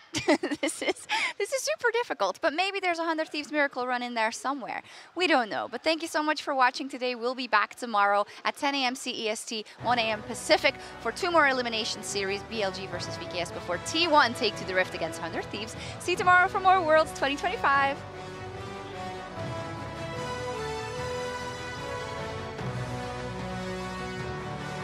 And Shadowing Strike, immediately they dive onto Taki, and the Eclipse is not enough to save him!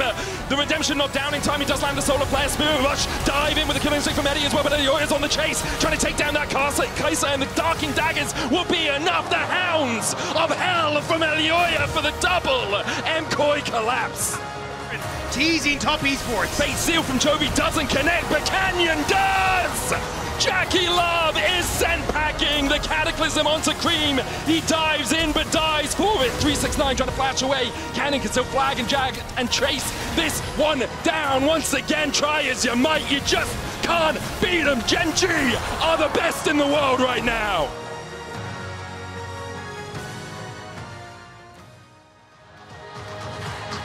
It's a new time. I exhale,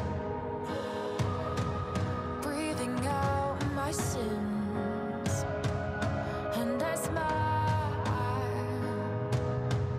as a brand new day begins. I'm ready to leave the past behind. I've shed my skin and made up my mind. It's a new time.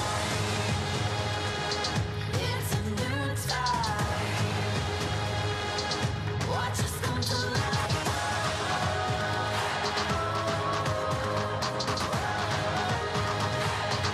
It's a new time.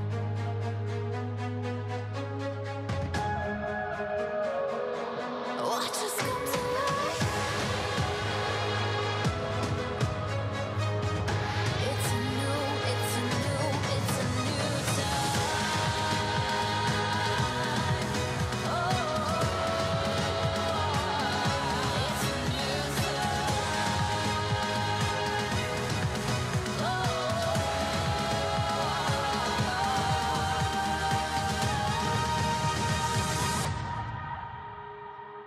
It's a new time.